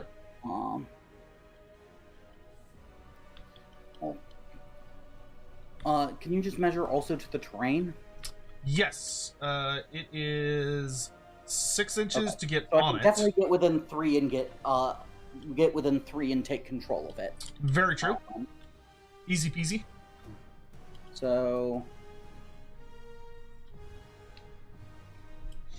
see here. On your, you only get to countercharge with 1 unit. And it would kind of have to be the Bastiladon or your Skink Oracle, because everything else would have to move through units in order to charge. So yeah, I think we're gonna try for this.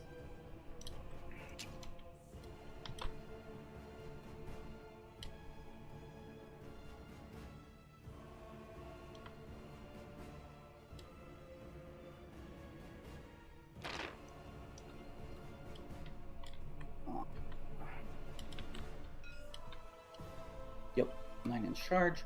So the top marshal, 8-inch. He's just gonna run. Okay. So he gets to run 11.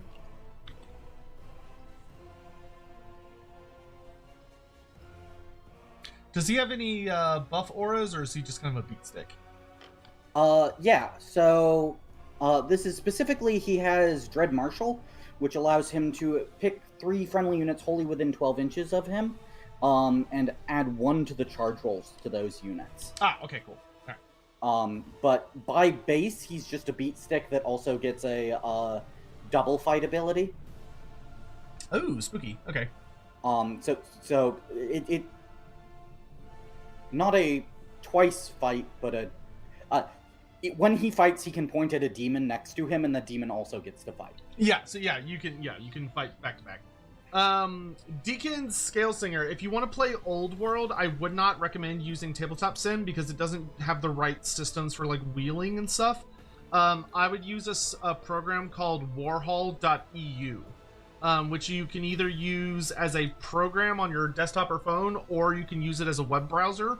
But Warhol is way better for Old World.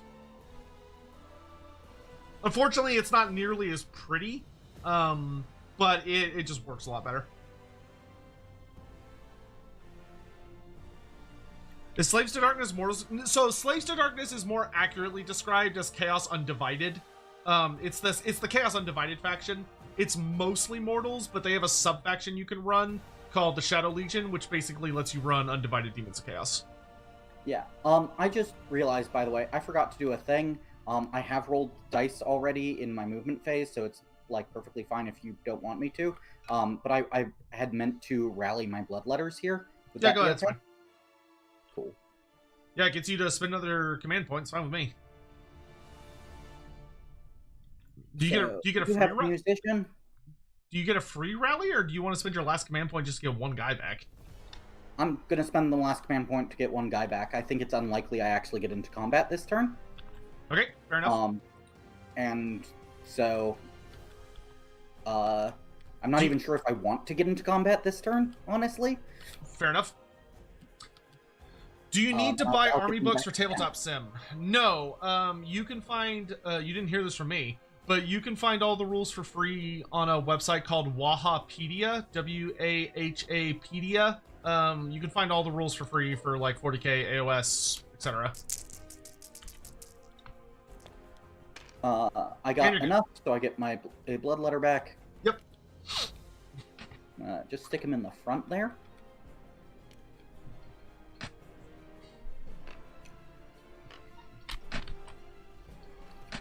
And then these guys are going to run. 5 inches. Big run. So, total of 10.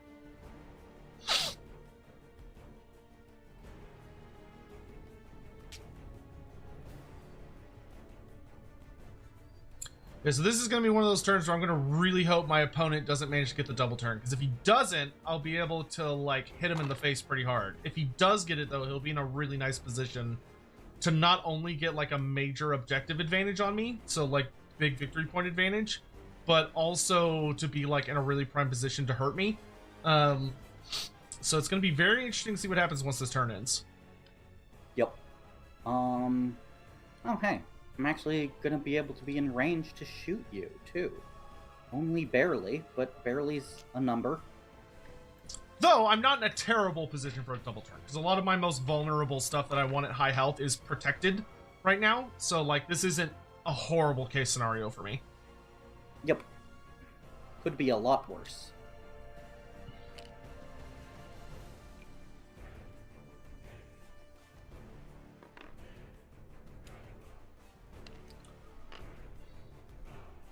Cool.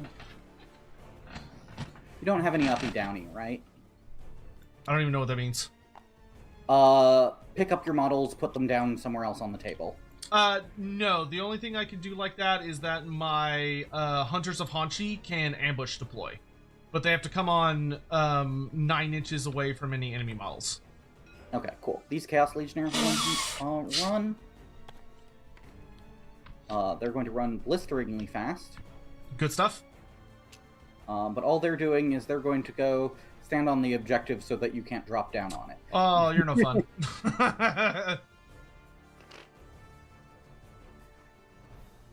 Oh no, sorry, I may have taken my finger off the button, but it's Wahapedia. Wahapedia. Because, you know, fuck GW. Blood Crushers are... Let's see here. So they're 18 inches away. Yeah, so they've got a 10-inch charge if they want to try and charge. Well, they don't need to run anyway to keep up with the rest of my army, so I will just move them up 8. Let's try and make sure we're outside of 3 inches of this terrain, though, because it will explode. I am sure of it. What? No! I don't know what you're talking about. Trees don't explode. Just so I know, which model specifically is the wounded one? Okay, it's this guy back here. Okay. It's this Blood Crusher musician in the back. It's really funny to think of Blood Crushers as having musicians, honestly. Well, look at that big old horn he's got. My dude's wailing. And then the Centurion Marshal gets to go. And do both the Centurion Marshals have the +1 to charge effect? No, that's the with knife and marshal. The marshal. Oh, I see. Okay, cool. Lets him do that. Gotcha. This one just causes a set of demons that he's fighting with to also fight with him and have +1 to hit. Okay, cool.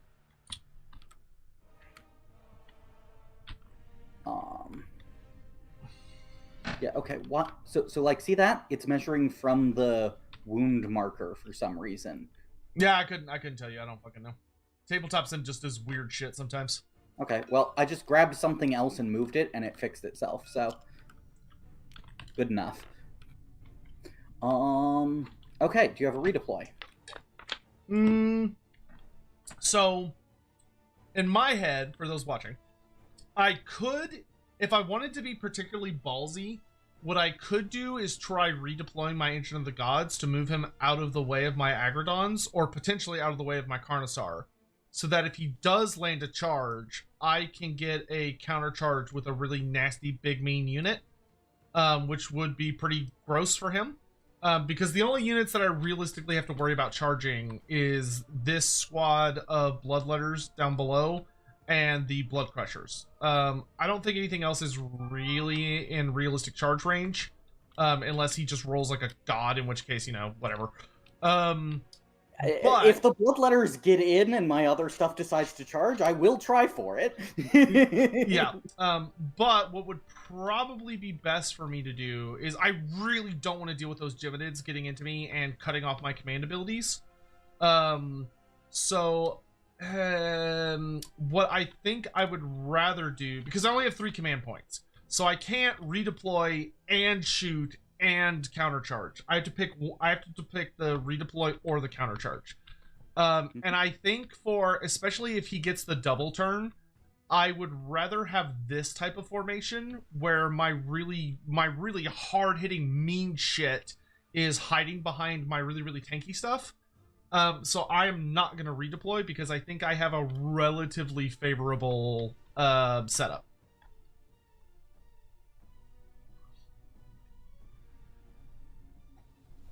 So we can head onto the shooting phase. Redeploy.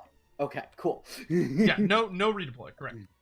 So the Flamers are in range. Well, 3 of them are anyway. Yeah, so the front rank, if they're 12 inches. Yep, they are. And so they're going to shoot at the Bastillodon. They are really unlikely to do anything to it, considering they have no rend. Okay, good. Best of luck to them. Yep. But once per turn during my shooting phase, I pick an enemy to be the target, and if every targets the same enemy, it takes D3 mortals. So I expect to do no damage with my shooting, and you get mortals though. Okay, spooky. Get a couple mortals out of it. The Flamers, Flamers are supposed to have a champion. But, oh, there it is. It's in the 2nd rank. Okay. So I do not get the champion. They are 3 shots each. So a total of 9. And to be clear, I'm not saying this against my opponent. I'm just saying this for anyone watching. Something that's good to do to help learn the game is as your opponent's talking through, like, the kind of stuff they do, is going onto, like, Wahapedia and looking up the rules that they're using, so that you can learn them and, like, memorize them better by looking them up yourself and kind of following along with what's going on. So like this is a good opportunity for me to go, okay, he's talking about Flamers. I'm going to go to the Flamers of Tzeentch page and I'm just going to read to check like how all this stuff works. Yep. And particularly the Flamers of Tzeentch under the Shadow Legion, because they've got different rules than the ones under the Tzeentch Legion. Yeah, which if you're on Wahapedia, as long as you're on the Slaves to Darkness page, it'll take you to the right War Scrolls. Yep. So these are 3 up to hit, 3 up to wound. Not doing well there. Really not doing well. So I get 1. Okay, so I've got 1 2-up save. Hey, but okay, you do get 3 mortals. I do 3 mortals. Owie. That wasn't very nice. Yeah, it says the person who dealt 8 mortals. if I remember correctly, to me on their turn. Yeah.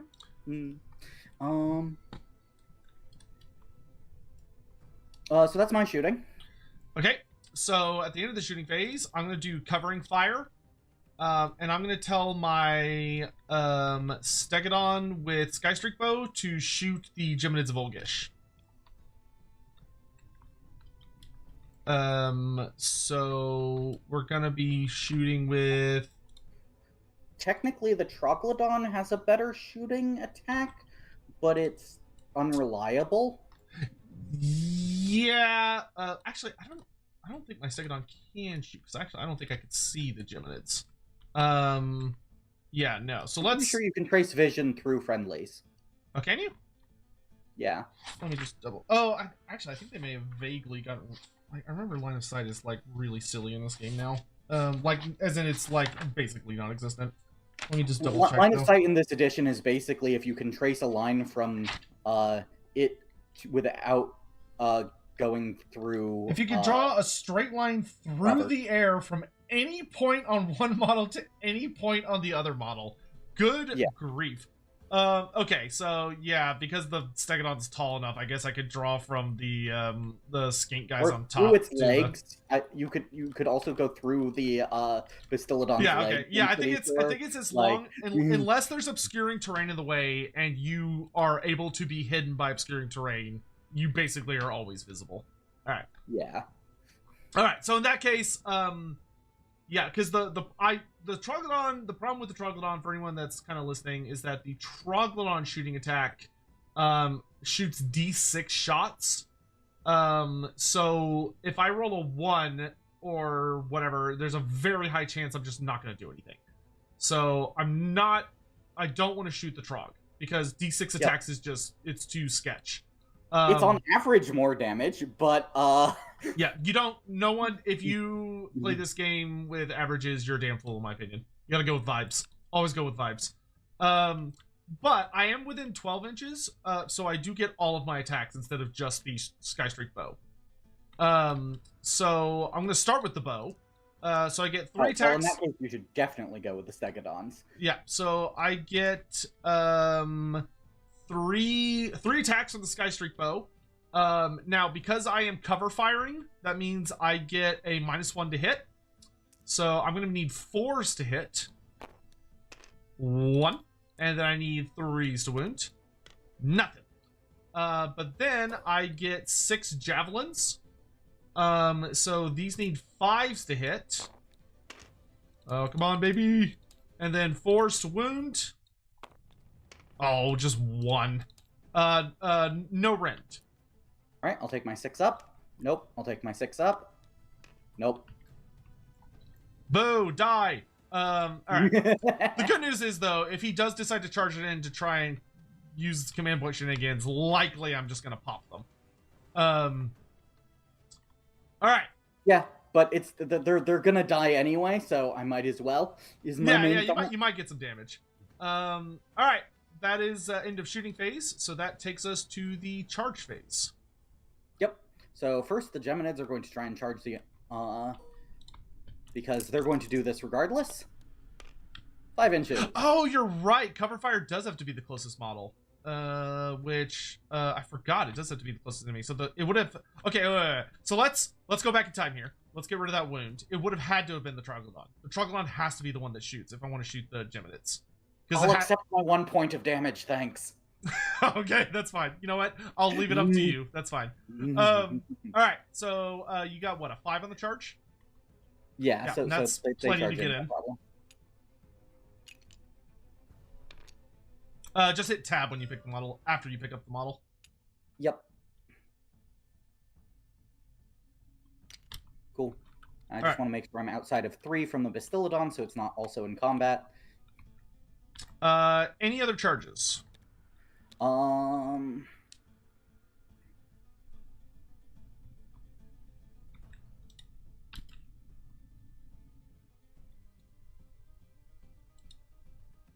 We're gonna try the Blood Crushers first.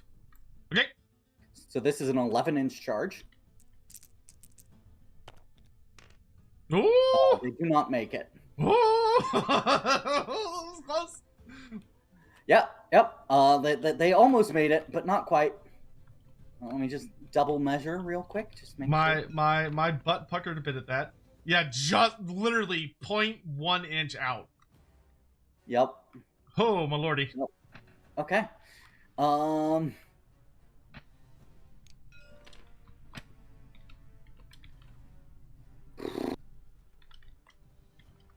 Let's see. I'm taking this anyway.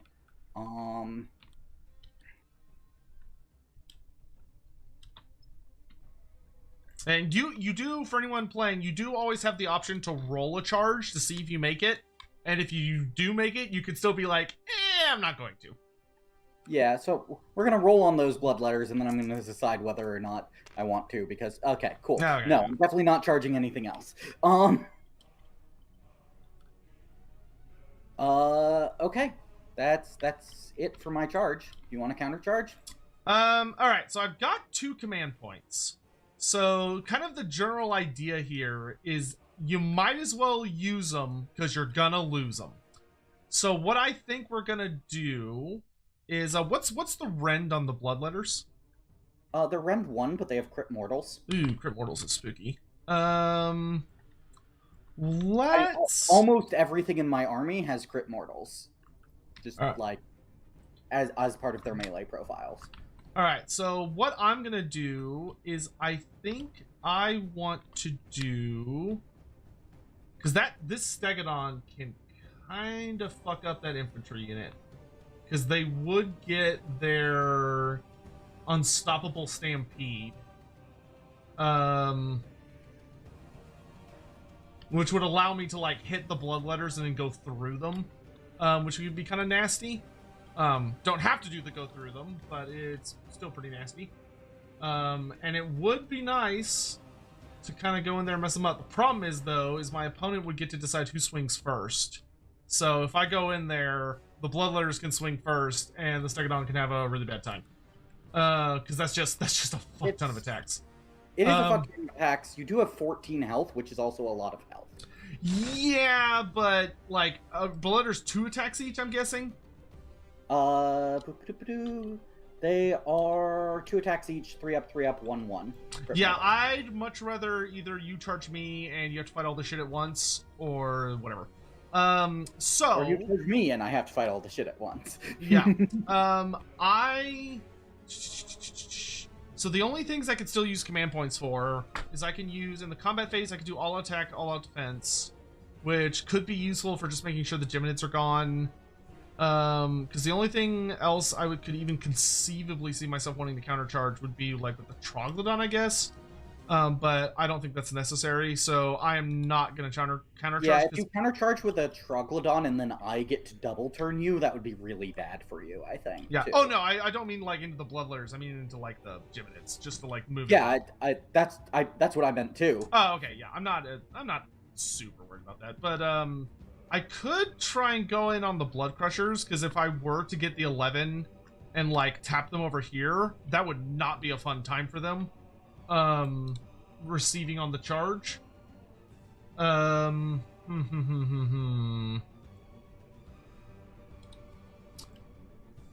Because it's likely I would get to deal a pretty gross amount of damage if I land that charge. Which also would give me a little bit of defense against a potential double turn. So yeah, I think we're gonna long bomb it. Yes. Okay. Good. So I accept your offering yeah, for Mulder Clan. you know what? I guess it's the At Nolan same Larrick for both. 2,967 donated $5 through Super Chat. But the Chief has a better How you gimmick. finding the lore of Scaven Blight poping in to say hello and blowing up a 1/4 of Akshi? How did I like Skaven Blight popping it? Oh, the like main lore thing for 4th edition? It's fucking awesome, dude. The hour of ruin is great. The Vermin Doom or whatever it's called. I genuinely fucking love that storyline. I thought it was great. All right, so yeah, we're gonna use our last 2 command points and we're gonna try and throw the Stegodon into something. The Skink Chief on Stegodon. So I need an 11. I'm out of range of my chronomatic cogs, so I don't get to reroll.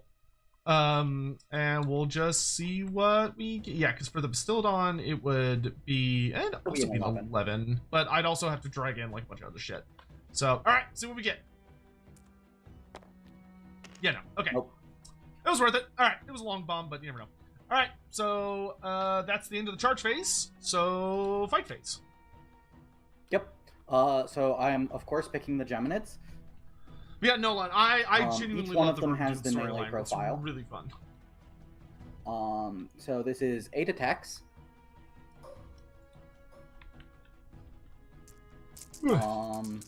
Oh, you should probably I'm going to declare. Oh no, wait, I can't declare an all-out attack for this because it's not a unit. And you used your command points. You can't declare all-out defense. Cool. So 4s,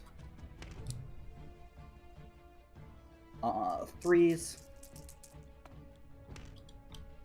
Okay, that is 5 at 1 rend. Okay, I do get to do a once per turn gimmick because you charged me.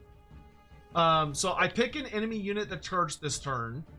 Well, it's not at the start of the combat phase though, so you would get to do your stuff first. So never mind, carry on. Oh yeah. Oh, okay, that's interesting. Yeah, so it won't work on the first unit that charged me. It's only if I get charged by multiple units that it's actually helpful. Okay, sorry. How many wounds? 5 at 1 rend. 5 at 1 rend. Wow. Okay, they're decent melee combats. And then these are D3 damage each if you fail the armor. Ooh, gross. Okay, so I have a 5-up save with the -1 rend. Ooh, I failed everything. Okay, so 5d3 damage. Could kill you if I get really lucky here. No. 1, 2, 3 plus, so 8 damage. That would be a 9, good sir. 3 plus 3 plus 3. Oh, yeah. 9. Ow! Do arithmetic, I promise. Alright, so that is going to... Okay, so for the swing back, now, when I pick this unit, I'm going to use their ability... Well, do abilities happen before core activations? Or is it at the same time you select the unit to activate? This is the Engine of the Gods ability? Yeah, so it's the Crest of Horns. I think it's a regular ability, so it would be used at the same time as core abilities. I believe so. Yeah, let me just, because I remember I saw that rule, and I just want to double check reading it. Advanced abilities. If an effect states the unit can do something, commander chooses whether to do it. Must do something. The unit, when this unit appears in ability text, it means the unit is doing it. When resolving, if you need to roll dice, once per modifier order. God damn it! I saw it earlier. Where the fuck did it go? Slain models, damage sequence, attack sequence, picking targets, pylon moves. Oh, I remember. It would have been on 5-point thing because it was in the same text as the reactionary. Here we go. Using abilities, timing an ability. So tell your ability which ability being used. Then use reactions. Oh, then nope. resolve. When players are using combat phase abilities, they cannot use fight abilities. After you have finished using combat phase abilities that are not, you then start picking fight abilities. Oh, cool. Okay, so okay. So you have a chance to just completely have negated that if you manage to roll a 3-up, basically. Nope, nothing happened. Okay. All right, so everything's the exact same. All right, cool. So now I get my regular attacks back. So I have 6 attacks with Stegodon's horns and jaws. These will be hitting on 4s. Jesus fucking Christ, that's a shit. Apparently not. All right, so the Engine of the Gods does fucking absolutely nothing. All right. That was really unfortunate for you. Yep. Okay, so that is the end of combat. Yep. So you will take control of this terrain piece. Yep. So that means you will get you'll get 5 life root points, and I will get 3 life root points. And that also means that you will get 2 more victory points than I do. Yep, so I have 7. Yeah, which means regardless of if you get the double turn or not, I am the underdog this next turn. Correct. It incentivizes me strongly to want to take initiative. Yeah. Not that All I right. wasn't already pretty incentivized. All right. So that's all of that. You have any end of turn stuff? Did you check your battle tactics? If I control more objectives, no. If I've killed a hero, no. Okay. So, all right, we now roll for priority. I'm gonna be in a really fucking bad place if I fail this because my Stegodon just like really dunked that the fuck up. But we'll see what happens. All right, here we go. I rolled a 2. He got a 3. I rolled a 3. I'm going to take initiative. Yeah. Well, okay. I am fucking screwed. But okay, I probably just lost this game, but we'll see what happens. I have said that before and then won. Yeah. So I do get an extra command point. And I also get a fucking useless ability, which is the twist, because life does fucking nothing for me. So yeah, I am really in a really fucking bad place right now. This game is looking really shit for me. All right. Maybe it would have been better to try to go full aggro. No, I don't think so, honestly. But I think the dice are just deciding I'm gonna lose, and that's all there is to it. All right, but who knows? We'll see what happens. So, your hero phase. Yep. So I have 4 command points. I'm probably gonna want to keep basically all of them for shenanigans, so I'm not gonna rally. I am going to roll on my Nexus Chaotica and see if I get a 6. I don't. Cursed Sotek spawn. So it doesn't get to do anything How this you turn. and the doggo doing Sotek? Next turn. Is that Next slaves turn or it will get to demons? do your May the Realm eye of the Shaper gods engine watch over ability. this battle. It's technically both, Spartan. It's a Slaves to Darkness army, but I it's think the it will have Bellicor anything to Legion, target, so although, it's actually. whatever. Slaves to Darkness and demons. So Yeah, that fucking sucks, 8 dude. inches, so he's got plenty of room. Like, I'm in a really Got bad spot plenty. now. Yeah, plenty there. Nolan is right. What rule is that? Like, is that in the General's Handbook? Like, tell me where it is. So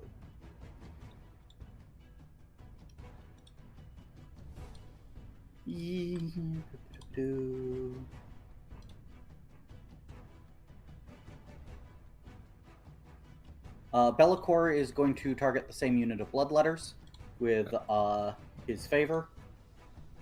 Hold on, we've gotta check this. Yeah, what is it called, guys? If we're gonna... What is the rules thing? Okay, let's see.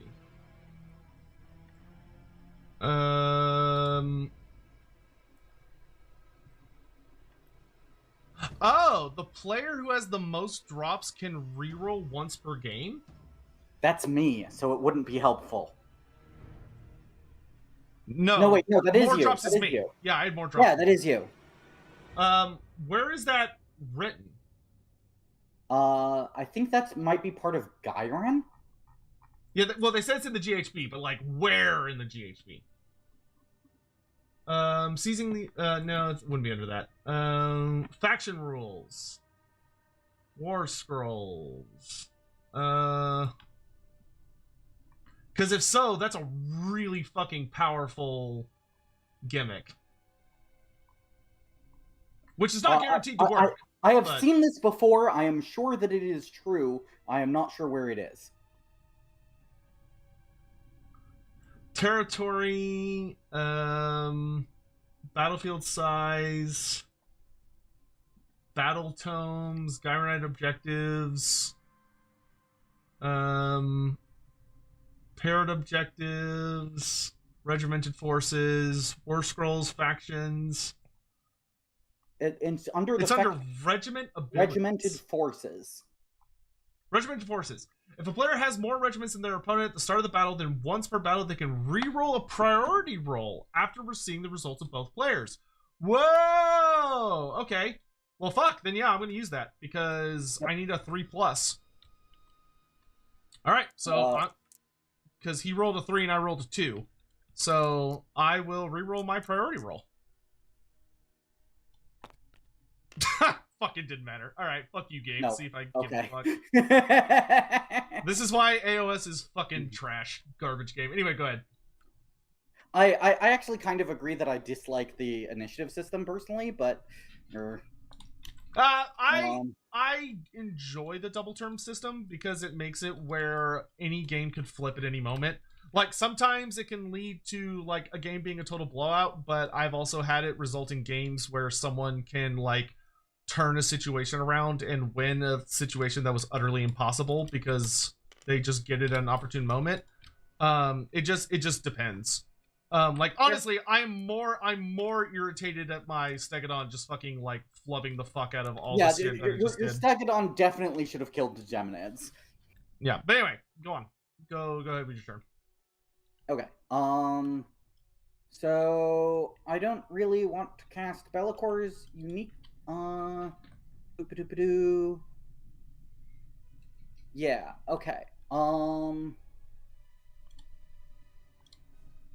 What is the scariest unit on the field? Do I think it's the Carnosaurs or the Agrodons?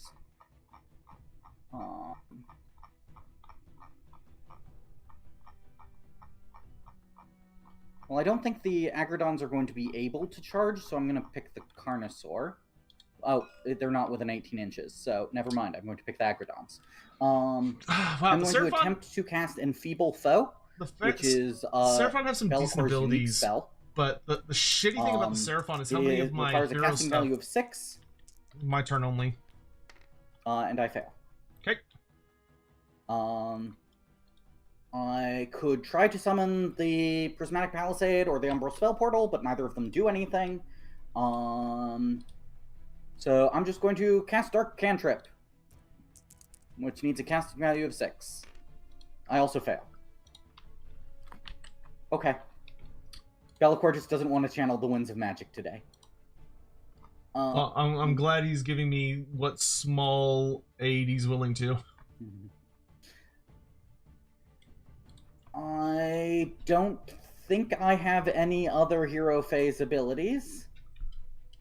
All right, I'm going to use 2, I think.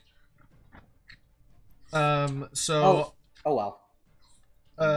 Is there anything else you want to do? Because I have to wait till you're done. Oh, I just forgot about my Ritual Dagger, but it's fine. I'd already rolled the second spell, and I would have wanted to re-roll the first one. I mean, go ahead. I'm happy for you to stab yourself. Okay. It's okay. He failed anyway. Hey. Okay, so are you done with hero phase stuff? Yes, I am done with hero phase stuff. Okay, so I'm gonna do 2 things. One, I'm gonna do a magical intervention, and then 2, I'm gonna do a rally on my Bastillodon. Well, actually, no, I can't. Oh wait, yes, I can because you're not within 3 inches. Okay. Yep. So, Bastillodon, I'm gonna do a rally on because every wound is gonna count. So he gets 6 dice for... Yep. Yes, 6 dice for a rally. So I'm going to roll 6 dice, and every 4 up, he heals a wound back. Alright, so he's back to full. Gets all of them back. And then I am going to attempt to use my Skink Oracle, or my Starseer, to cast Light of Sotek on my Engine of the Gods. Makes sense. So I am -1 because I'm casting it during the enemy turn. It goes off on a 7. You rolled an 8, so that goes off. Yeah. Okay, I will attempt to counterspell. Well, it needed a 6, but I rolled a 7. I roll a 7, which ties you. So it does go off.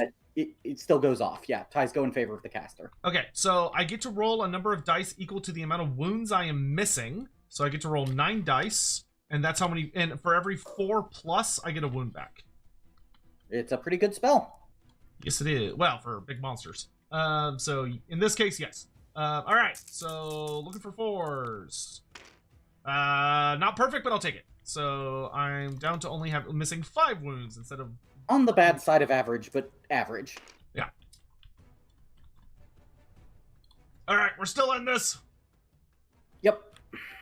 Yeah, and then I think the rest of my stuff is my hero phase only, so I can't do anything else. Okay. Movement phase. Legionnaires are just going to shuffle around into a circle. Yeah, I should have countercharged my Troglodon, because the Troglodon would have been really helpful. They stop deep striking for as large of an area as possible. And then we will start moving.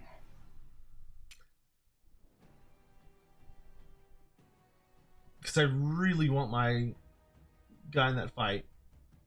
Man, yeah, the Seraphon have a punishing amount of your turn only stuff. Because, like, the Night Haunt, most of the Night Haunt stuff can be used in anybody's turn, which is what makes it so fucking gross.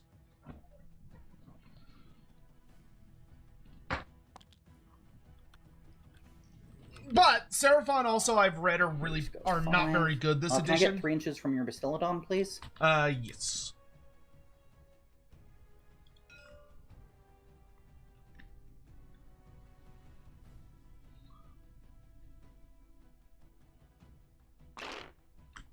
Great.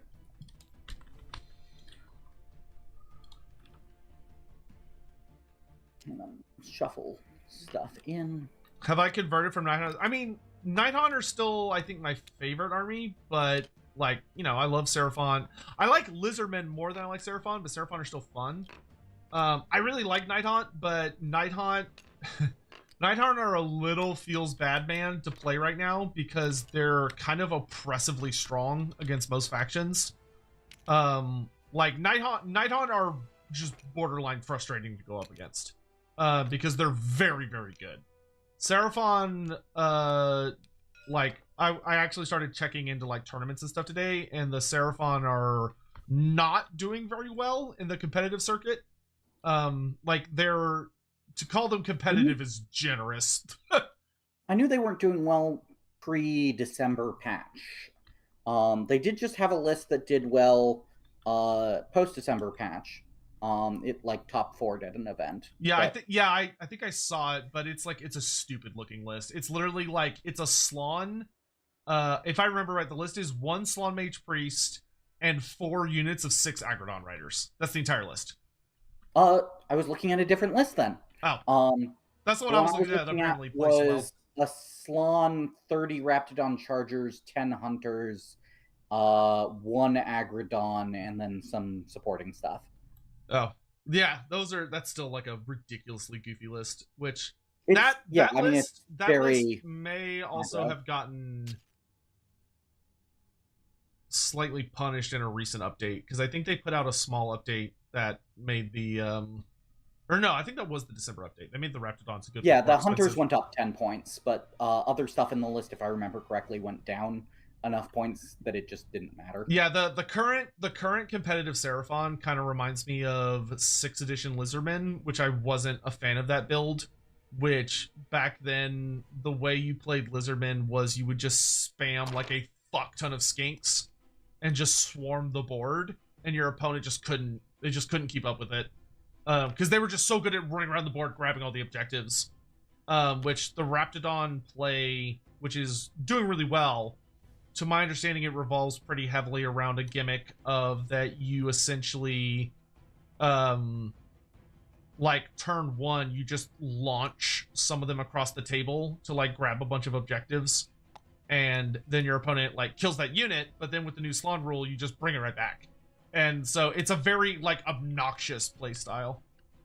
Be'lakor is a wee bit too close to the Stegodon. If you just hit escape, once a unit's held up, they go back to wherever they were when you picked them up. Well, I'd already put them down, though. Oh, yeah. True. Well, I meant for the flankers. Oh, sure. I'm pretty sure he was pretty far back, though. I don't think... Like, I'm pretty sure he moved 14 inches. So I think I just have to be, like, here, unfortunately. Yep. Well, as long as he charges first, it'll be fine. Yeah, I mean, he's flying, so... Yeah. Well, I mean, so that he has, like, space to land. Oh, yeah. Well, actually, can I fit in there? Oh, no. Yeah. Oh, maybe? Oh, no, he's on top of his base. Yeah, no, he can't fit. He's too big. Yep. He's a big man! Well, if Be'lakor doesn't get in, it will have been a major blunder, but such things happen. You should try eating your opponent's pieces when he's not looking.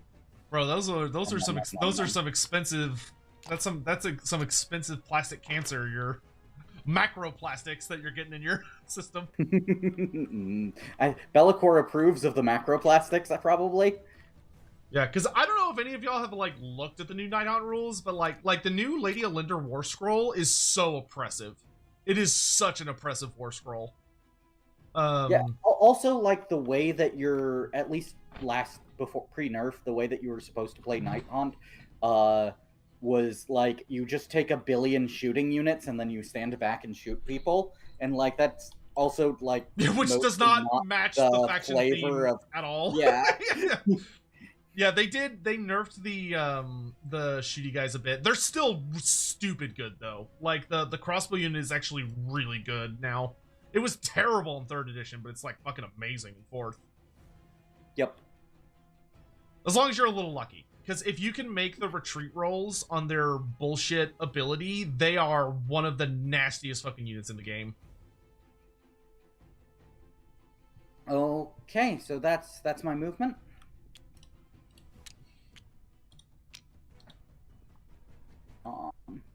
Would you like to redeploy? No, because the only thing I think I can't redeploy anything that would be valuable, I think, because the Engine of the Gods is in combat, so it can't, and then everything else is kind of like blocked in by stuff. Yeah, my only thought is maybe shift the Trog so that your Old Blood could countercharge in. I don't think that's actually, I think you got a good point there. So, I forgot to reduce the command points I already used. So, yeah, let's go ahead and use a command point, and we're going to redeploy the Trog. You've used 2 command points already? Yeah, because I used 1 for Rally, and I used 1 for the Spellcast. Okay. But 1 inch, I believe, is actually enough for him to squeeze through. Yeah, so that's fine. That looks like plenty, given that you can walk through cogs. Yeah. All right. So that takes us to shooting? Yep.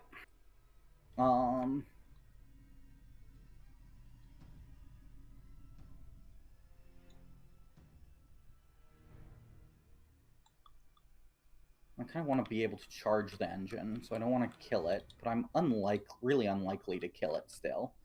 Yeah, because it's back up to... It has 11 more wounds. Yeah. It's actually got 16, not 14 when I hover over it. Correct. Yeah, because of my faction trait. Yep. Oh, I'm entirely within range of the Stegodon, actually. I'll just shoot at the Stegodon, I think. Okay, the regular one? Yeah, the regular one. Okay, yep, you've got all 6 in range. Yep. And they've only got a 4-up save. Yes, this is Tabletop Simulator. Way more likely to actually do anything. So 6 times 3 is 18.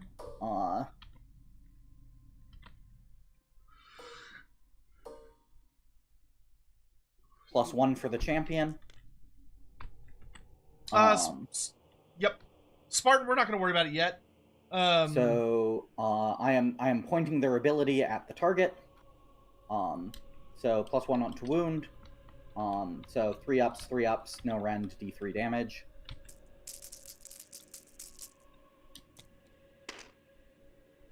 Pretty good. I'll take it. Less good, but not bad. So 9 at no rend. Okay, 9 no rend. So that's gonna knock my. So it's the regular Stegodon, so it goes to a 5-up. Or you said no rend, right? No rend. Okay, so that goes to a 4-up save. Ooh, pretty good. Okay, so that's 2d3 damage. Okay. So that's 5. And then plus D3 mortals. 2 more. Okay. And not having a ward saves on everything feels bad, man. All right, carry on. Yeah. That's the other thing that sucks about Nighthaunt. Nighthaunt just eat damage like nobody's business. Yep. So I imagine you're not shooting back, so you have enough to countercharge. Yeah, no. To charge phase. We're gonna start at the bottom, I think, based on how I want to shuffle in some of this stuff. So first, the Blood Crushers. Okay. First I should measure. It is a 4-inch charge. They make I'll do it. 7 inches.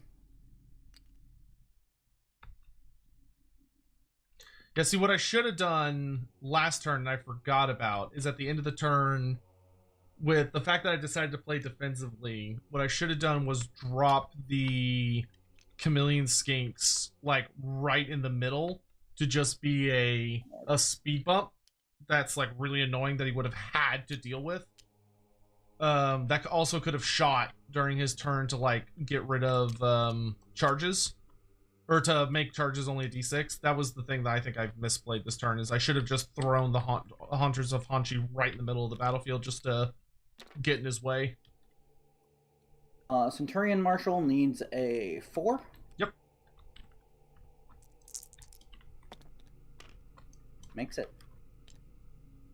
Squish in there as much as possible.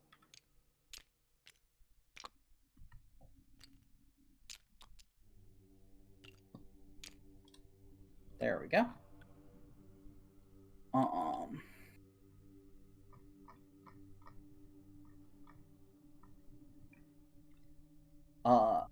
Sorry.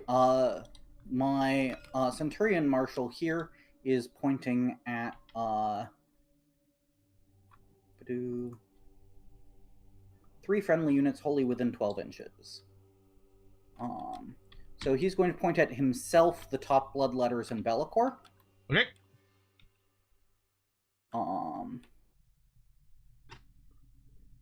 We're gonna try Bellicor first, who needs a 8, which is actually a 7. We have +1. We're gonna spend a command point to reroll that. Oh my, yes. Okay. That would have been very bad if it didn't work.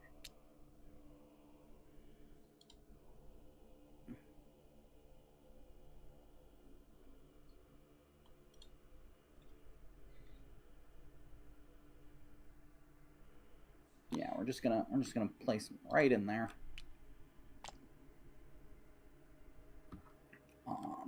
Okay, bottom bloodletters.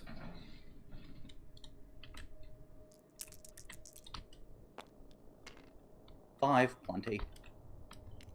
Jonty's character, I think you could play a reasonably fun Nighthaunt army that's not horrible to go up against if you just avoid all the special characters.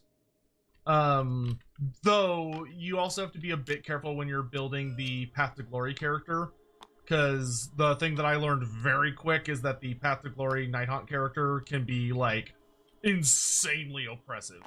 Like, it could be a brutally unpleasant character to go up against.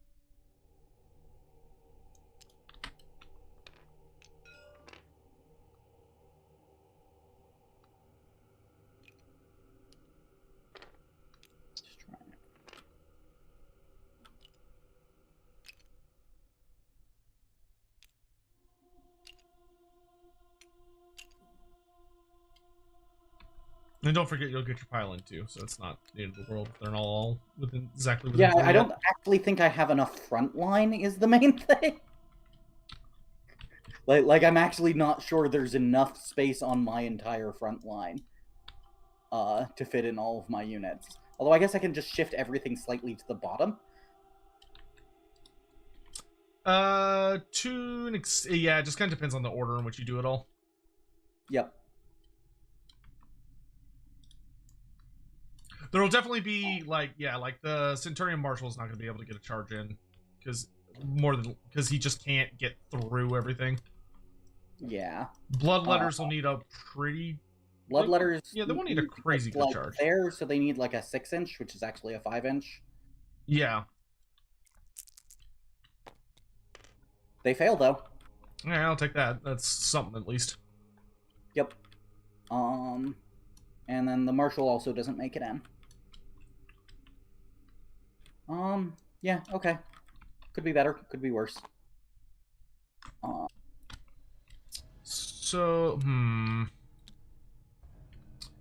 So I am going to declare a countercharge. I'm not gonna do it with the old blood because the old blood, the only way he would be able to do it on the Agrodons down the bottom, right? Yeah. So we're gonna countercharge the Agrodons. Yep, looks like you need a 6er. We got a 9. That'll do it. So we're gonna come in 9.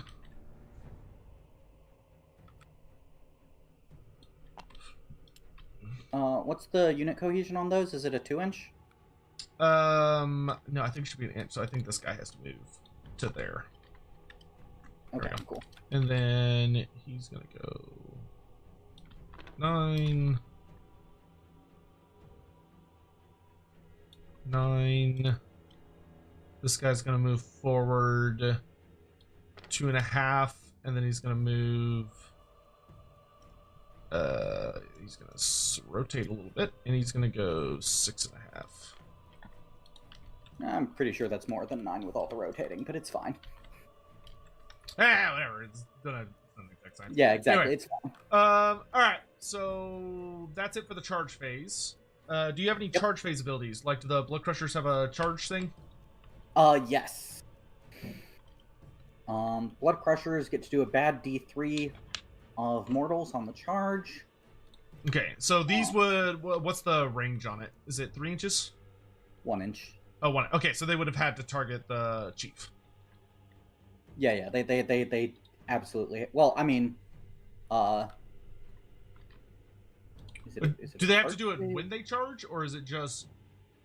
Nope. Just during if the unit phase? charge this turn, you can do it. Oh, okay, yeah. Go ahead then.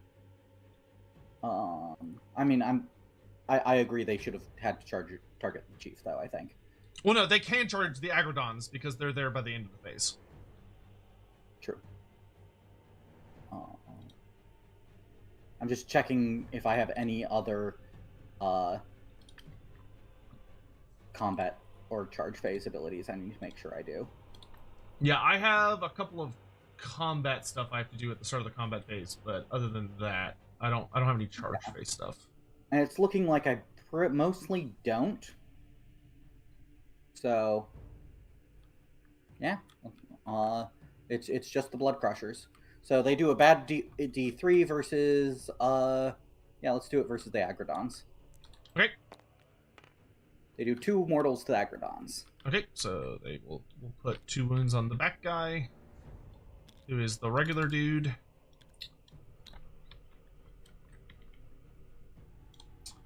Okay. Yep. I don't have any combat phase stuff, so that takes us to the charge phase. Charge phase. Yeah. So that takes us to the combat phase. Okay. So your abilities are first. Yeah, I don't think I have any. I have a good number just because I've got rampages. Yeah, I'm just checking all my stuff. I have a rampage during your combat phase, but not during mine. That's oddly specific, but okay. It's Bellacor's this was all as planned ability to get to fight first. Oh, okay, that makes sense. Okay. All right. Once you're done checking, just let me know. Yeah, that's it. Okay. So I've got a couple that go off. So first up is my Stegodon Chief with bow. How many wounds total does the Marshal have? 10? They have 10. Okay. I'll focus my efforts on the Blood Crushers then. So he's gonna focus. Blood Crushers have 5, I think. Yeah, the Blood Crushers have 5. Actually, do I want to pop him? Because if I can pop him, that would give me one of my objectives, which would be really nice. But the Blood Crushers have a lot of health, so I think the more I can do to grind them down, the better. So yeah, we're gonna target the Blood Crushers. So, Crushing Stomps. Combat phase. Pick an enemy unit in combat with this unit. Roll a d3 on a 2+, inflict that many mortal wounds. But it has to be on a 2 or higher. So, check. Which Stegodon are we doing first? So it's only for the Stegodon Chief. So it does nothing. Okay, cool. You rolled the 1 again? Oh. Yeah, my dice are kind of shit this game, but that's alright. It's life. So the regular Stegodon doesn't do anything. The Engine of the Gods has Crest of Horns. So I'm gonna choose.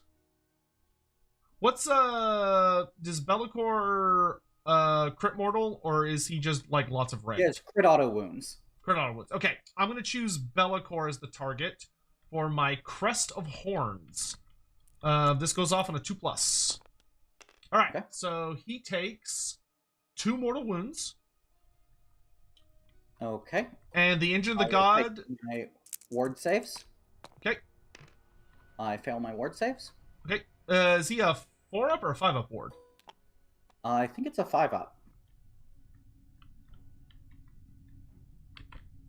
Nope, it's a 6-up. Oh, it's a 6-up. Okay. Okay, so he's got the demonic one. Okay. Yeah, he's got a demonic ward, but also it's he also has a 4-up ethereal save. Ah, nice. Oh, okay, so that's what it is. He ignores red. Okay. So that gives the Engine of the Gods a +1 save against Bellicor's attacks for the rest of the turn. Okay. Next is the Bastillodon, which has Arc of Sotek. Pick up to 3 enemy units within 9 inches. Roll a d3. For every 2+, they take that many mortals. Yep. So I'm gonna choose the Geminids. Bellicor. And let's actually this is hard. Yeah, let's pick. I don't like the Geminids, so we're gonna pick the Geminids, Bellicor, and then we're gonna pick the Blood Crushers. Cool. Actually, should I pick the Blood Letters? No, because they're gonna have a hard time getting everybody into combat, so killing them I don't actually think helps me. So yeah, let's do so, I think 2 that don't make it into combat at the moment. Yeah, so let's do the Blood Crushers, Bellicor, and the Geminids. Alright, so starting with the Geminids, 2+, 3 mortal wounds on the Geminids. Okay, they get 6-up ward save. Watch this be triple 6s. Oh! Almost. I would have flipped this fucking table if you had spoke that into existence. All right, that would have been really funny, though. Against Bellicor, nothing.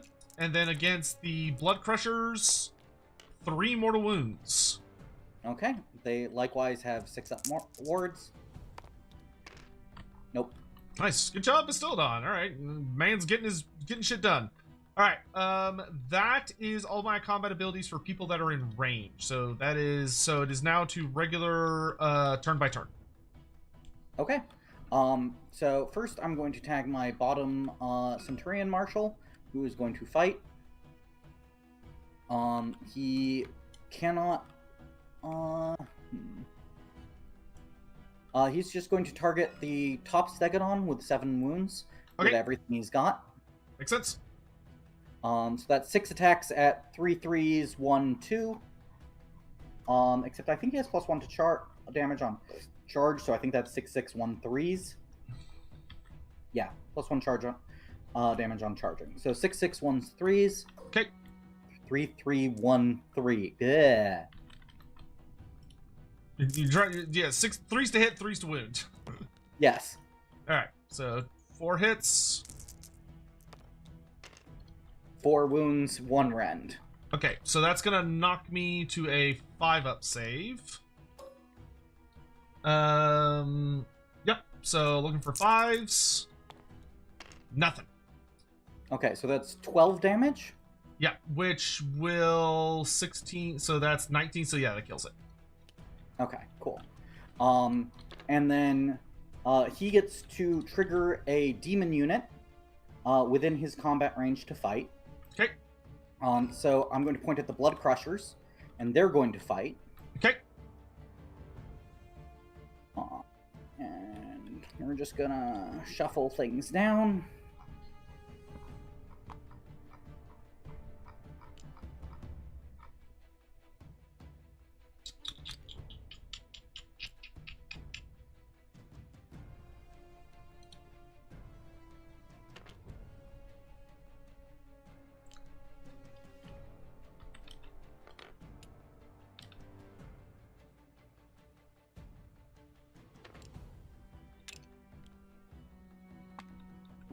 Okay. Okay, so that guy can't have actually gone that far. That would be breaking cohesion. Okay, cool. All right, Okay, how do you so want to four- divvy attacks? So all of them that can are going to go into the Agrodons. So that's 4. Okay. And the champion and the banner go into the Stegodon chief. Cool. So the champion and the banner, let's do those first.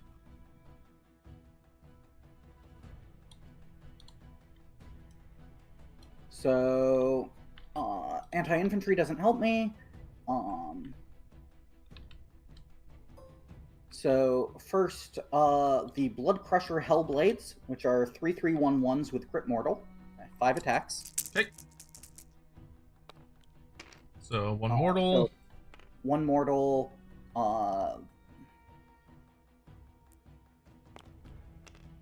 So 1 wound at 1 damage and 1 mortal. Okay, so 1 wound. What's the rend? Sorry, 1 rend. Fail. What's the damage? Okay, these are 1 damage each, so 2 damage. Okay.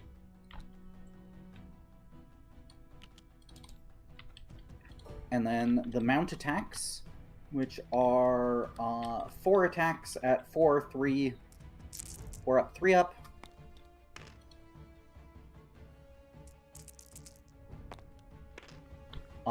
So that's 3 at 1 rend.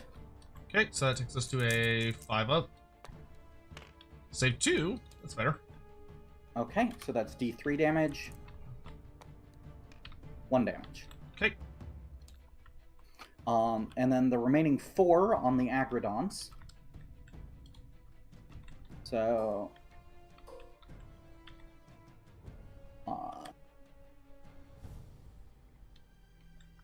8 attacks. At 3s and 3s, crit mortals.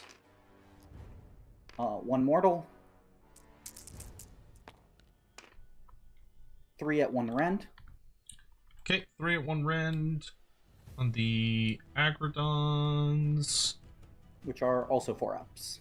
So they go to a 5 up. Yep. So they go to a... You said 3 normal wounds? Yep. Okay, so that takes us to 5s. Nope. Okay, so total of 4 damage.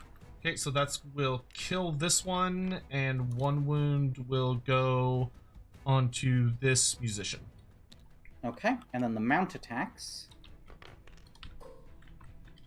Oh, and they had +1 to hit. God damn it. Oh well, doesn't matter. Alright, too late. And doesn't affect the companion weapons now. Okay, so 4 ups, 3 ups.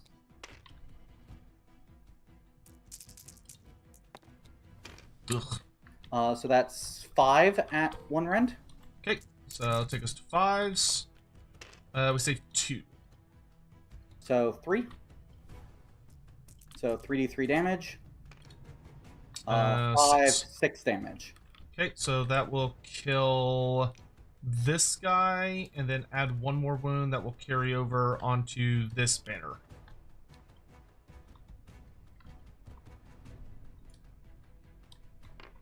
Okay.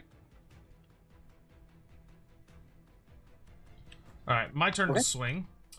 Yep. So for those watching, generally at this point, so in AOS, you try to balance really hard the idea of keeping track what your opponent has swung with, because once they've swung with something, that thing's done. Like, it's not going to swing again. So Yep. for me, I have no reason to pick my Stegodon Chief or Agrodons, because they're going to get to guarantee swing at the end of the fight. So for me, it's better to focus on things that are about to be swung at, which are the Bastildon and the Engine of the Gods.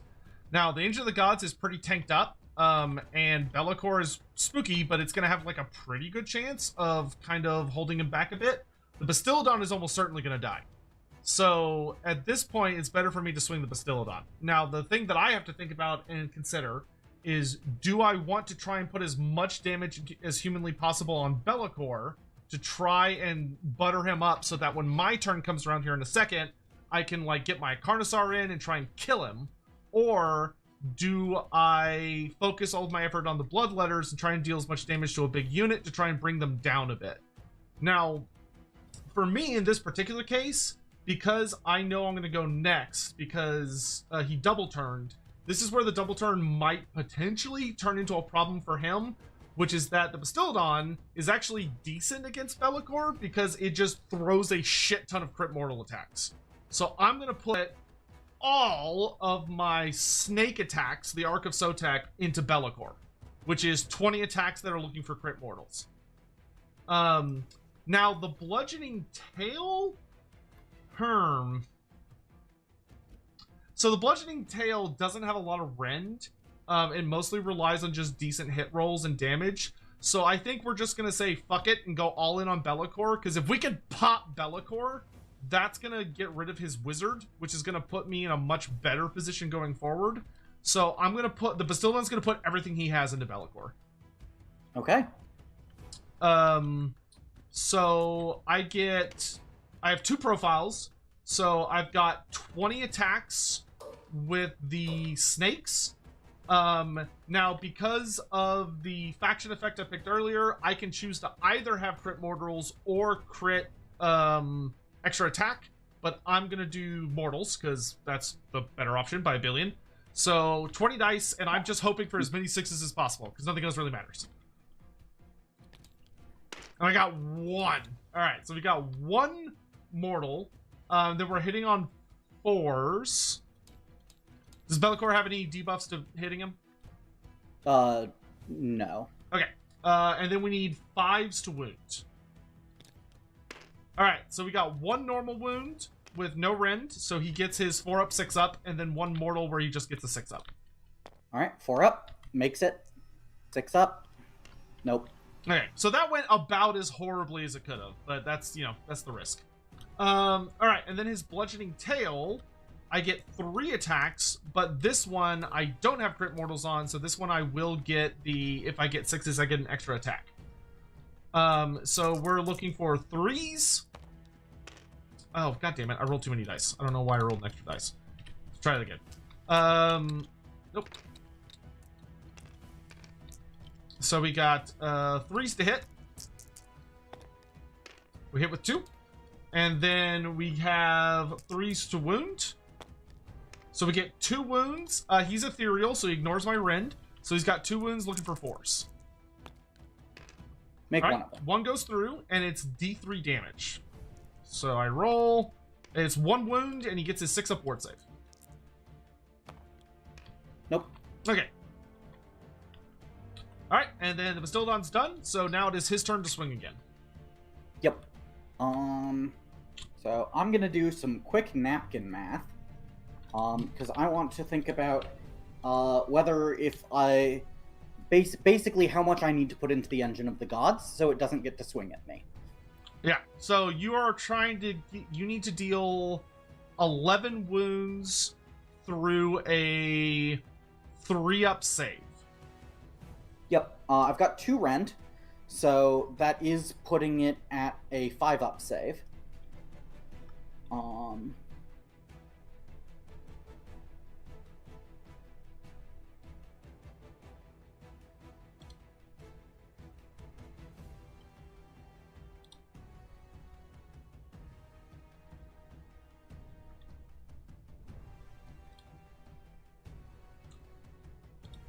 Yeah.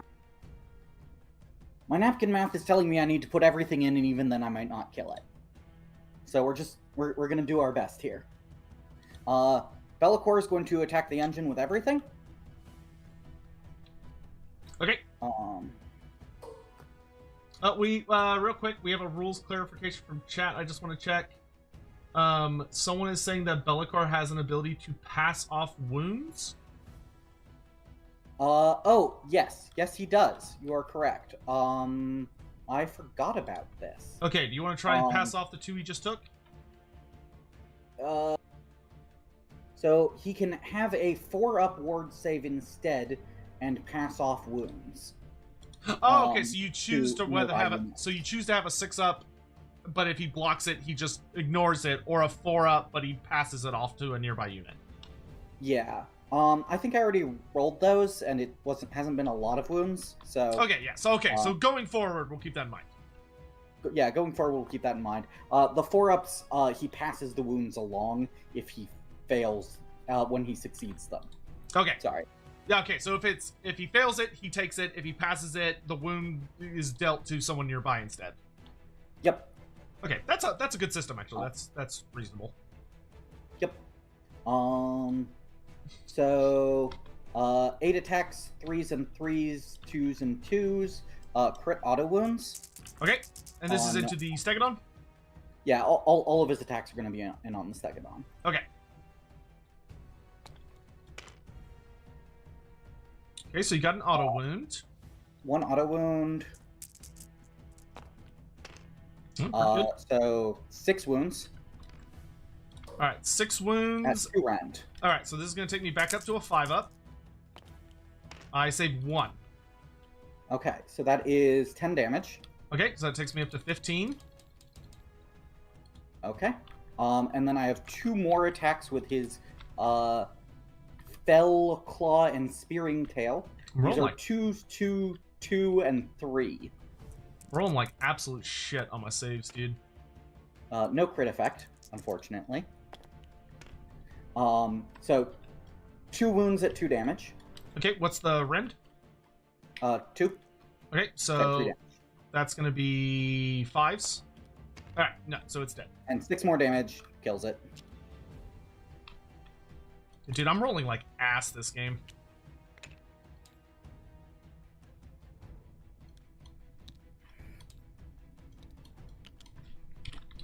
Alright. So it goes back to me again. So I'm gonna go ahead and do my Agrodons. So I'm going to pile in a bit just so I can get all of them into combat range. Yep. And make sure that you're keeping that piece of terrain. Yeah, so Agrodons. They do have the buff where their companion attacks do get extra hits. And they charge. Yes. Alright, so we have 4 guys still alive, including the unit champion. So we're looking at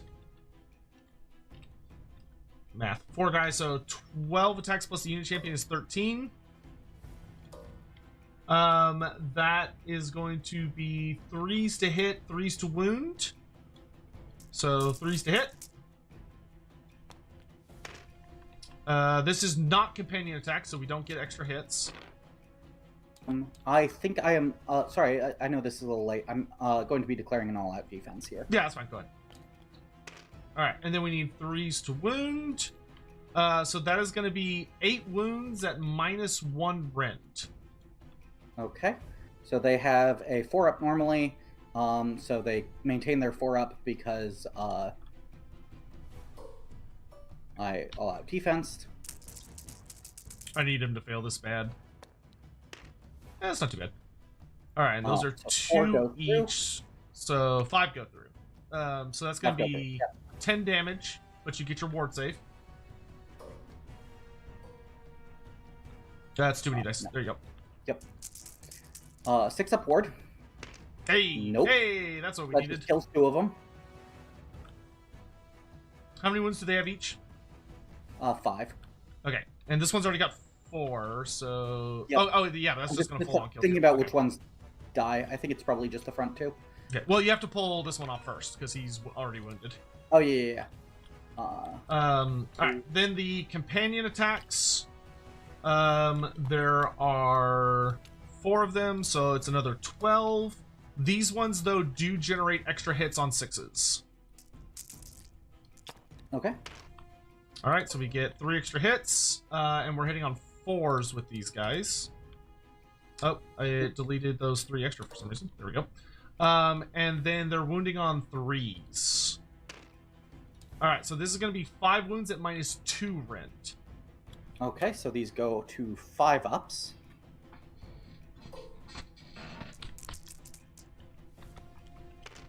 None of them again. Alright, and that's 2 damage each. Okay.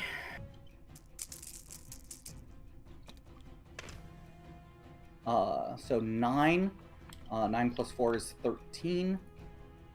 So 2 more die. And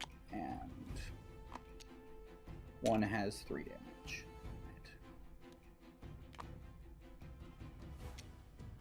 Not great. That all-out defense did actually nothing. They failed every save. We're not completely fucked yet.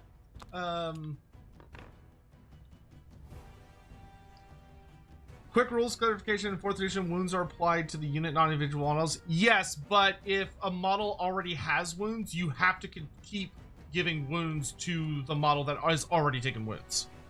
Yeah, I can't just 1, 1, 1, 1, 1, 1, 1. That would be very silly. Yeah, so he had to finish off that particular model first, because that model already had 4 wounds on it. Yep. Alright, you've now got your bloodletters. Yep. So they're going to pile in.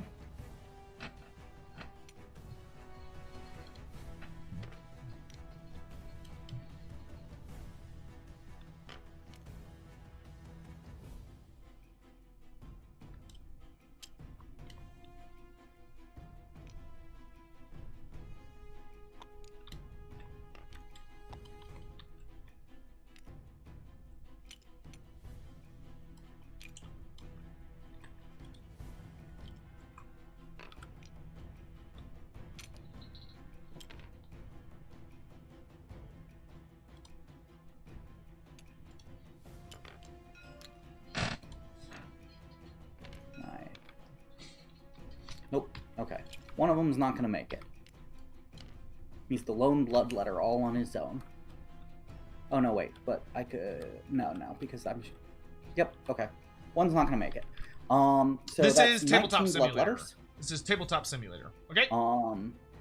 This Times Bastildon's... 2 is 38, plus 1 is 40. This Bastildon's so fucking dead, dude. Like, unless he rolls, like, absolute ass 39, on his to-hit 40. rolls, this Bastildon is just deceased. So these are 40 attack, 39 attacks, 3s, 1s, and 1s, but crit mortals. Okay. Crit mortals is so fucking scary on a core unit. Oh, I don't know, I'll take that. 4 mortals.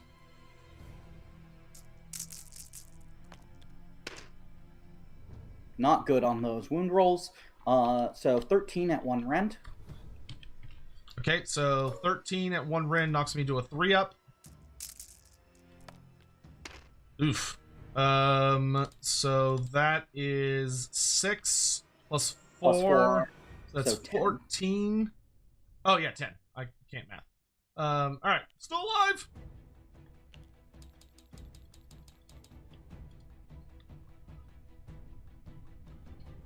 Alright, Stegadon. We're gonna see if we can... See, my Agrodons are no longer in combat. So we're gonna have to see if the Stegadon can go ahead and... see, these guys got 7 wounds left. Centurion... They both have 7 wounds left. Yeah, the Centurion, though, doesn't have a ward save. This is true, and they both have 4-up saves. Yeah, we're gonna try and pop the Centurion, because I'd really like to get rid of his back-to-back attack shit. It's very good. All right, so Stegadon Chief is going to focus the Centurion. So he's got 3 attacks with his Meteoric War Spear. These are going to hit on 3s. I'll hit, and then they're going to wound on 3s. 2 wounds at -1 rend. All right, so 2 at 5 up. Nope. Okay, and those are 1 damage each. Whoop-de-doo. Then the Stegadon, which he has only taken 3 wounds, so he's still at full strength. So he gets 6 attacks. He's hitting on 4s, but he does have +1 or extra hits on 6s. No extra hits, and he misses all but 1 because the Stegadons fucking suck dick. And then he wounds on 2s. 1 wound at -1 rend. Okay. 5 up. Nope. All right, that will be 4 damage. Oof. 4? Yep. While this unit has. Oh wait, what? While this unit has 10 or more. Oh, that's weird. You get stronger when you're more wounded. Okay. Oh, that's opposite of what I thought it would be. 2 damage then. Okay. So when he has 10 or more wounds, he starts dealing 4 damage. You figure it'd be when you are more wounded, you take less damage. I think you are reading attacks as damage. Oh yes, you're right. Oh Jesus. Okay. Yes. So he gets less attack. I was like, that doesn't make any sense. Okay, there we go. Now it makes sense. Yeah. So it's just 2 damage. Yep. We'll get to 7. All right. So everybody has now swung. So that is the end of combat. So I think you're going to take control from me on this because you have a shit ton of guys all over the place. Yeah, I've got a bunch of bloodletters over there. So you're gonna grab control of that, which means that I'm gonna get 1, 2 life root points. Yeah, and I get 1, 2, 3, 4, 5, 6. Yes, because there's 8 objectives. Or 8 of those. Yep. Yeah, so I get 7 points on primary. And I didn't kill any heroes, but also I couldn't have scored it anyway because I double turned. Okay. And I also did not kill a hero, so I don't get anything there. Okie dokie. That would be at the end of your turn anyway. Yeah. You are going to get 5 plus 2, so you get another 7 victory points. Yep, already tagged him. Okay, cool. So I am falling way behind. All right. So that takes to the start of my turn. Unfortunately, you killed my Angel of the Gods, so my army went from being really, really awesome to pretty shit. I should have thrown the Troglodyte out in front. It would have been way better to let the Trog die instead of the engine. That was where I fucked up with this army. The engine's way more important. It was very stupid to let it go out in front. I didn't realize the Stegadons were so squishy. They are really squishy this edition. Yeah, only 4-up saves on the Stegadons is kind of rough, honestly. Yeah, they're kind of pussies this edition. I can see why people aren't running them. Alright, so hero phase stuff. Let's do the easy things first. Oh, dang it. I forgot my Realm Shaper engine buffs on my Agrodons. Oh, well. Yeah, I forgot the +1 to hit on mine, too, so that evens out. Yeah, alright. So I'm going to choose... I'll choose this forest. And I'm going to pick the Blood Crushers, the Centurion, and the Bloodletters for the Realm Shaper engine coming from the Skink Starseer. Yep. Give me 1 second. I just want to make sure I didn't have anything in the end of turn sequence. Sure. I don't think I did. Okay, I do, but it doesn't matter. Okay. The Bloodletters regenerate D3 models every turn they're in combat. Okay, but they didn't lose any models. All right. But they didn't lose any models, so it's fine. All right. So we're gonna start. We'll just start unleashing hits. So starting with the blood crushers. 3 mortal wounds. Okay. That 6 ups. Okay, so that kills the banner. Okay. Oh wait, my Agrodons do get a rage token. It's only if they fought that phase rather than still being in combat. So I'll put. We'll just do a Mark of Corn. That seems appropriate. That does seem appropriate. All right. Next, we roll for the Centurion Marshal. 3 mortal wounds. That just kills him. Hey, great. All right, so that'll get me a bunch of victory points at the end of the phase, so that's nice. And then the Bloodletters. Nothing. All right. So then, see, I don't have any more command points, which is a bummer. The Chronomatic Cogs, we're gonna activate the reroll charge buff. Actually, no, we're gonna do the other one. I was gonna say you're gonna have 3-inch charges on anything you want to. So I'm gonna reverse time, which makes it where my wizards wholly within 12 inches, so my Oracle and my Starseer are -1 to hit in combat. Okay. Which will actually be pretty good. Then we're gonna do, of course, the 2 idiots that can regen are not in combat, or aren't wounded. Spells. I really wish you'd killed my blood crushers, by the way. Yeah, well, I really wish you had not killed my Angel of God, so fair. Oh yeah, you're fair. So we're gonna do magic. The Skink Starseer is going to attempt to cast a spell that negates the ward save on Bellicor. Okay, that makes sense. Doesn't go off. Then he's gonna try and cast the heal spell on the Bastillodon. Makes sense. Doesn't go off. And then the Troglodon is also gonna try and cast because I think that's my base spell. Let me check it. It is, yes. Yes, unlimited. So, but it's wholly within 12. No, he's too far away. No. So, in that case, what am I going to cast with you, you dork? I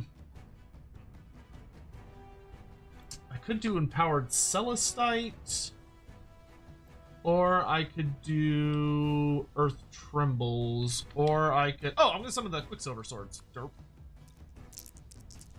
Because, I mean, those ignore ward saves. Those are spooky. Yep, they will need a 9-inch charge, but that's successful. I'm going to try and dispel that, of course. I fail. Okay, so we'll bring on the swords, more than 9 inches away from enemy units. Can you fit them in there? I think that's probably the closest you can get to Bella. Or there, yeah, probably, that's actually. I don't think so because of where the. I think you can put them in between the Oracle and the Saurus. Yeah, there you go. All right, so they'll go right there. Yep, plenty. All right, then is now when we want to do the Skink Oracle thing. Because there's no guarantee. I'm probably not going to get a double turn unless the gods are just very generous, but probably not going to happen. So roll a number of dice equal to the current battle round for every 3+. Oh, geez, that is very spooky. I almost feel like it'd be better to wait one more because I'm only going to get 2, and I'd really like to get 3. I mean, I am in range of everything. Bleh. I mean, so what are the targets you're picking? The Troglodon, the Chief, and the Source Old Blood are the 3 that you'd want, right? Well, I would probably go Agrodons and Old Blood, but I'd only get to roll 2 dice, and on a 3-up, each of them gets a ward save, which is not great. Yep. That's not good odds. Actually, you know what? The cogs, we are gonna do reroll charge. We are gonna do. I cannot afford to fail these charges, and I got no command points. We are gonna do the reroll charge. Ability. Okay. Oh yeah, because my Skink Oracle already gives me a -1 to hit, and I can't stack that. So yeah, we'll do reroll charges. All right. So for Bellicor, for his like you can't do anything ability, is that any hero phase or your hero phase? That's your hero phase. So I'm going to be pointing at a unit this turn. Yeah. Okay. Once per battle enemy here. Okay. There. In that case, I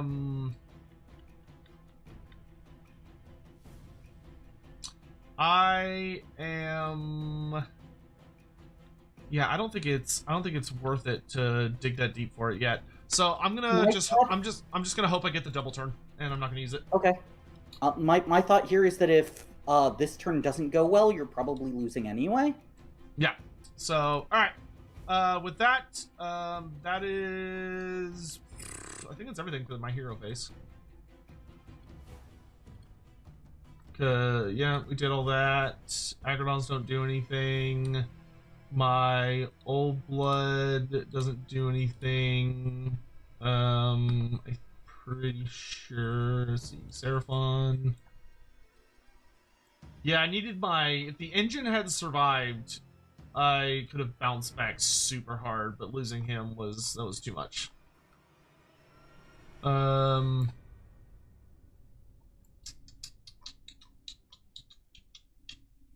Yep, should have done Quetzal the Preserver. That would have been the better move. Yeah, I think if you were going to play back like this, Quetzal the Preserver was definitely better. Yeah, well, I was. You wouldn't have gotten your second one, but the game's getting decided in the first 3 rounds anyway. Yeah, it would have been nice to have my goddamn or I was really hoping not to get the double turn, but unfortunately that's the way it went. Oh, there he is. You come here. Okay, no hero phase stuff. Okay, so I'm done for the hero phase. Okay. So Bellicor is going to point at the Source Old Blood on a Carnosaur and go, you suck this turn. Okay, so yeah, so on a pick an enemy, or no, I mean, I'm looking at the wrong thing.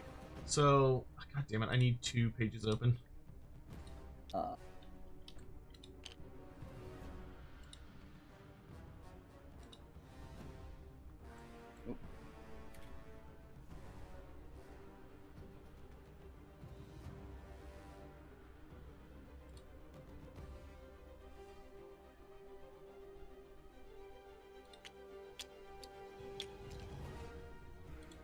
Okay, so every time I attempt to use an ability on a 3-up, it doesn't go off. Okay. Yep. So that's right. Move, charge, whatever. Yeah. Alright. So that takes us to the movement phase. Yep, so I'm thinking about whether or not I want to cast a spell. Okay. Actually. Oh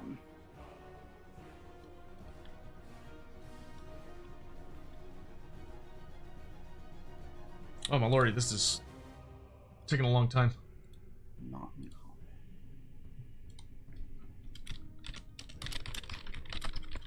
Be a big deal if it goes off, but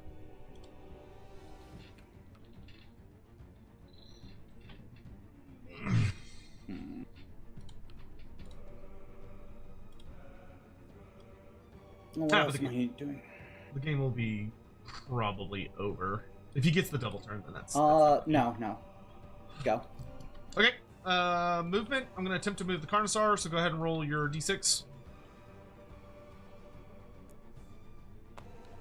Alright, so you can't move. I'm going to move the Skink Oracle so that he is within 3 inches of Bellicor. There we go. He's based over the cogs at the moment. Oh, yeah. There we go. Starseer's cool, just hanging out where he's at. 3, he can be closer still too, and just She has to be slightly more to the side. Yeah, there we go. That's fine. All right, Agrodons, we have a movement of 12, or no, 10, because we're too far away. So we're gonna go ahead and we're gonna run. I think we're just gonna run back so that we can fight the blood.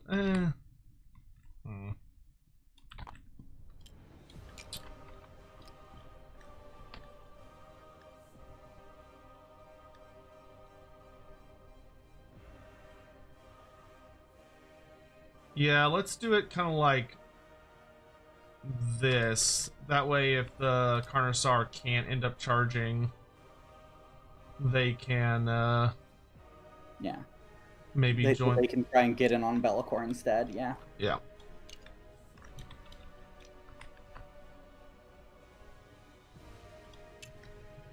Was it the top champion who had the 2 wounds? I have to imagine it was someone else. No, it was the champion, just because where I ended up putting it. Okay, well, if you want to have that on someone else, I don't care. Yeah, it's fine. We'll just throw it on this banner, dude. It's fine. Next closest guy. Cool. He's still fighting. Yep, that's it for movement. You have any redeploys? Yep, I'm gonna redeploy the top set of bloodletters.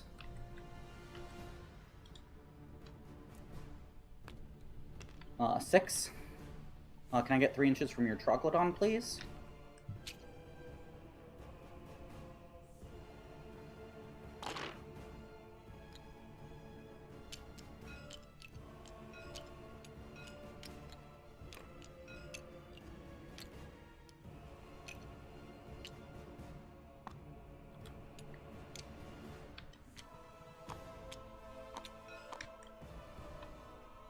And I'll just fill in behind them.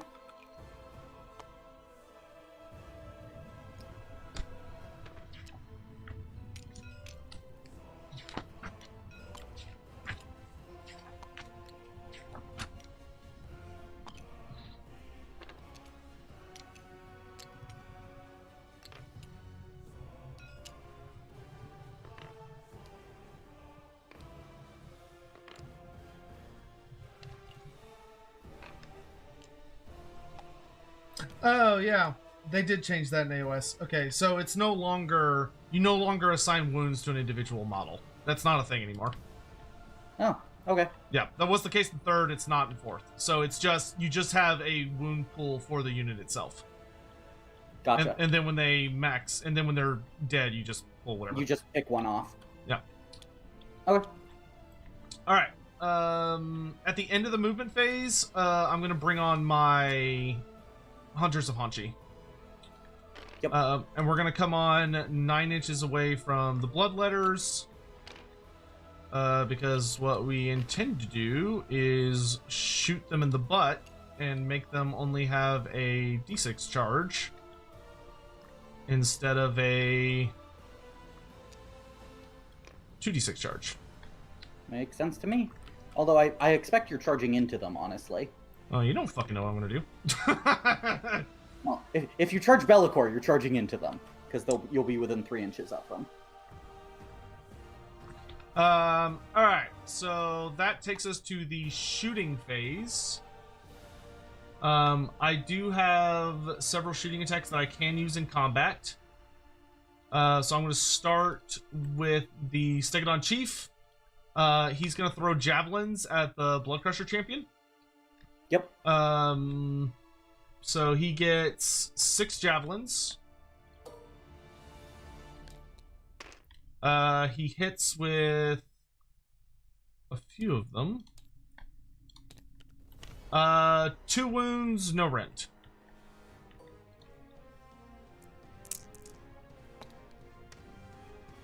One makes it through. Damage. 1 damage. 1. 6 up. Nope. Okay. Hunters of Hanchi. We're gonna throw bolas at the bloodletters. Let's see. Alright. So it's gonna be... it's 1 attack each, so it's 4 bolas and then the Hunter's Javelin. So the bolas need 3s to hit. And then get rid of that. And then forced wound. Looks like your champion has Ebola, so you have 5. No, they always come with a hunter's javelin. Oh, okay. They have to. That's their only option. So it's 2. Yeah, 2 wounds at no rent. Okay, on the bloodletters, right? Yeah. All right, 5 ups. Nope. 6 ups. Nope. Kills 1. Okay, and then champion throws the javelin. He hits. He wounds at -1 rend. 6 up. All right, Nope. that's 2 damage. Nope. Bunch of 1s. Okay. So, another bloodletter dead. All right. Okay, so because I hit them with bolas, I targeted them with bolas. I roll a d6. Okay, so they can only use 1 dice this turn when making a charge roll. The Skink Oracle. Let's see. Skink Oracle. Huh.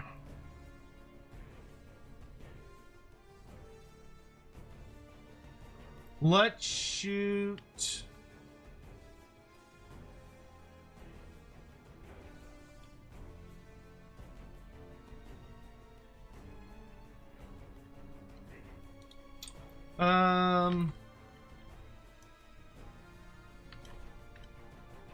See, we're within 12, so we could shoot the Marshal. King Oracle has a 15-inch range. Yeah.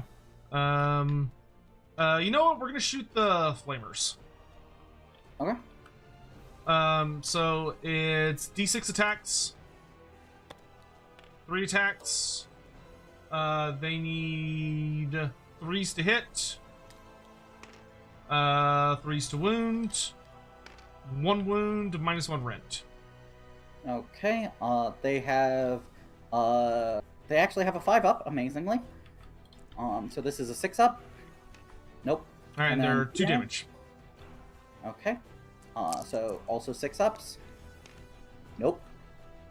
Okay. They have 2 health each, so that kills 1. All right. And then I believe that's all my shooting, because...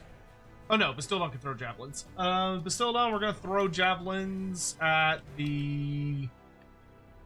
Let's throw javelins at the bloodletters. Which ones? The ones that he's fighting. Okay. Because it has to be in combat. So it's 6 javelins. I don't think so. I'm pretty sure you can shoot anything in range. Oh, well, I mean, we'll still shoot them, it's fine. Yeah. Well, actually, hold on. Let me check shooting combat. Shooting. Shooting combat. This weapon could be used to make shooting attacks even if the attacking unit is in combat. Oh, okay. So yeah, we'll shoot the Flamers then. I just want to reduce the amount of attacks they have. So 4s and 4s. 2 wounds, no rend. 5 up. Nope. 6 up. Nope. Alright. I wonder how many rolls in a row I have gotten no saves. Because the Blood Crushers didn't manage any, and I think the Flamers didn't manage any. Well, I think the Bloodletter. luckily Yeah. my damage output is pretty trash with most stuff, so it's not too bad. Alright, so that takes us to So far, the with your shooting. end of the shooting phase. Yep. I am not shooting back. The only things that they'd maybe want to shoot are the hunters. Their mortal wounds ability doesn't work on your turn. Oh, okay. Alright, in that case, let's go to charge phase. I'm gonna start by I'll just go ahead and get him out of the way. I'm gonna try and charge the Carnosaur. Yep. And No. yep, 3 up. All right. So we're gonna try and charge the Quicksilver swords. They need a 9. No, but I get a free reroll because of the chromatic cogs. No. Skink. I think the Quicksilver swords don't get a reroll anyway because they're not a unit. They're a manifestation. If I remember it correctly, but I'm not sure on that one. Manifestations always confuse me. Oh, well, they do count as units for specific things. Yeah, that's why I'm not sure. Manifestation are treated for the purposes of movement, combat range, being in combat, and setting up other units. They could be picked as targets for enemy abilities as if they were units.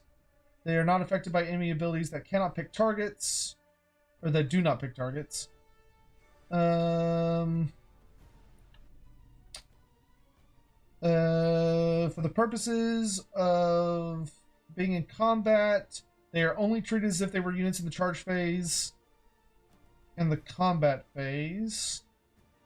So it is treated as a unit in the charge phase, which is only for the purposes of movement, combat range, being in combat, and setting up other units. Damage can be inflicted on them as if they were units. Enemy abilities. No, I think you're right. I don't think they can be selected by friendly abilities. Yeah, I think they just manifestations basically just can't be buffed in any way. But yeah, I think you're right. It's not 100%. Manifestations are weird. Let's charge the the Agrodons. Okay. They got an 8. So they can go basically anywhere they want. Yeah. I think all we're gonna do is run forward into the Bloodletter unit. Okay.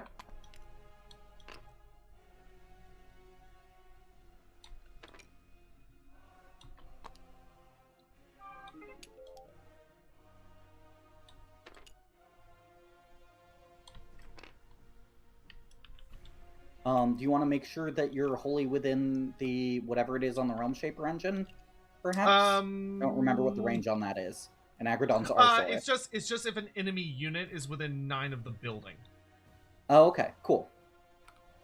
Okay, so I think we're gonna kind of come in like this. So I'm gonna try and do something a little crazy here.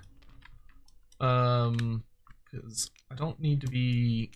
I want to see if I can leave enough space for my Troglodon to come through and go in up here. Try not to deal with Bellicor. Reasonable. Yeah. Well, more I don't want to drag the Bloodletters in. I'd rather them have to work for it. Yep. So I'm going to try and charge the Skink Oracle. He gets an 8. I love when I pick up a unit and it doesn't fucking activate the thing. Yeah, that annoys me too. All right, and he's gonna go right there. Okay. That is all my charges. Okay. So I've got a D6 plus 1 charge on the Bloodletters. They would need a. Do you mind if I just move this one to see what they would need? Like. Yeah. Well, just go ahead and roll a D6 and 2 let's just see inches what you plus. get. Oh yeah. Because Sure. if you roll like Well, a 1 or 2, then I'd have to worry spend about the command points to actually roll. Oh, that's fair. Yeah, go ahead and just like move him as if he was gonna just. Yeah. So 2, and then 2.1. Yeah. So they need a 4. I need a 3 because they Oh, have 3. Yeah. So it's a 50-50. And Marshall. 2/3, but yes. Yes. It's a pretty big deal if they get in, but is it a bigger deal than having the other attacks? And I think it is. Yeah. Okay. So I'm going to spend the command points. Okay. Wrench 1 charge. They make it. All right. That'll work. So that's a 5-inch charge.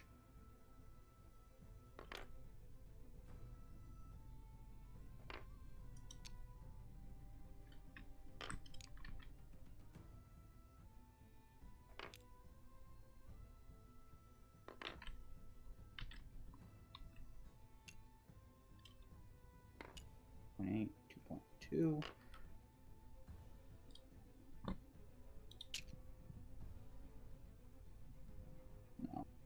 No. What did you say it was to put them back again? Escape. Great, thank you.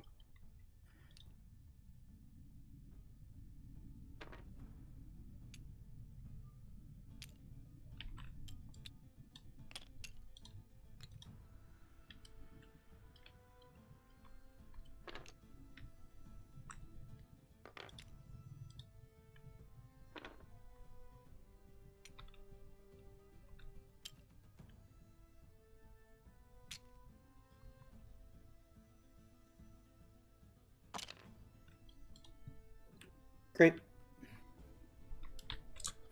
All right. That's the end of the charge phase. I don't have any monstrous rampages that activate until the start of the combat phase.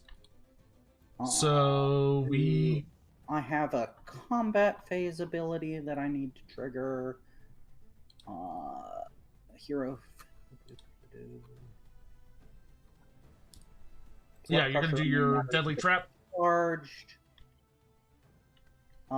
Yeah. Okay. So yep, combat phase abilities. Yeah. All right. So I'll do mine first. So I'm going to do the Stegodon Chief. He's going to target the whatever the fuck those are, blood crushers. He needs. So I roll a d3 on a 2-up. He deals that many mortal wounds. 2 mortal wounds to the blood crushers. The blood crusher. Okay. Next is the Bastillodon. It's going to use the Arc of Sotek. So pick 3 different units within 9 inches. So I'm going to pick the Bloodletters, Bellicor, and the Centurion. Okay. And they will take... Letters, bottom or top?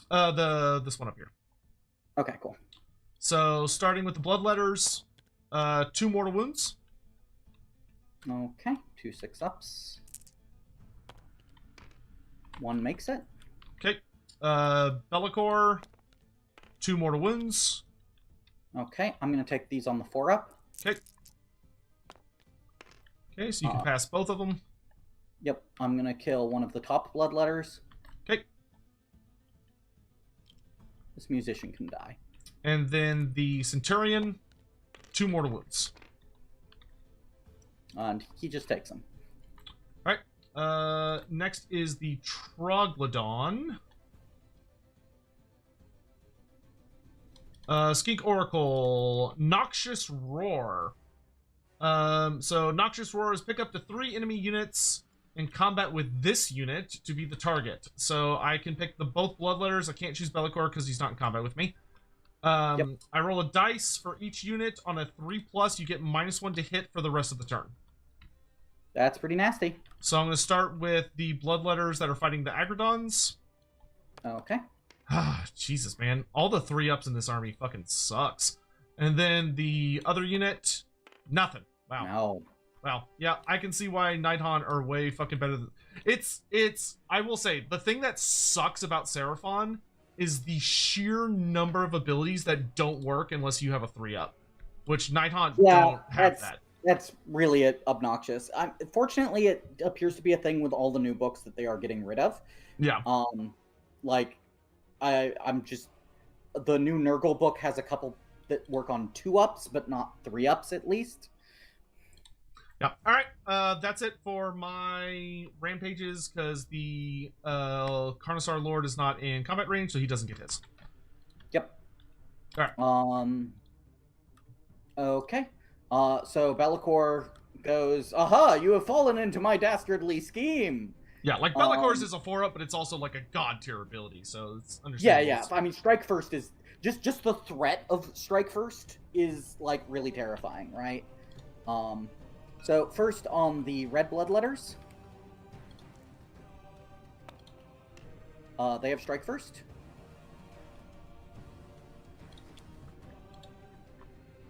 That's not good. On Bellicor, Yeah, if he gets all of these, I'm so He has fucked, strike dude. first? Jesus Christ.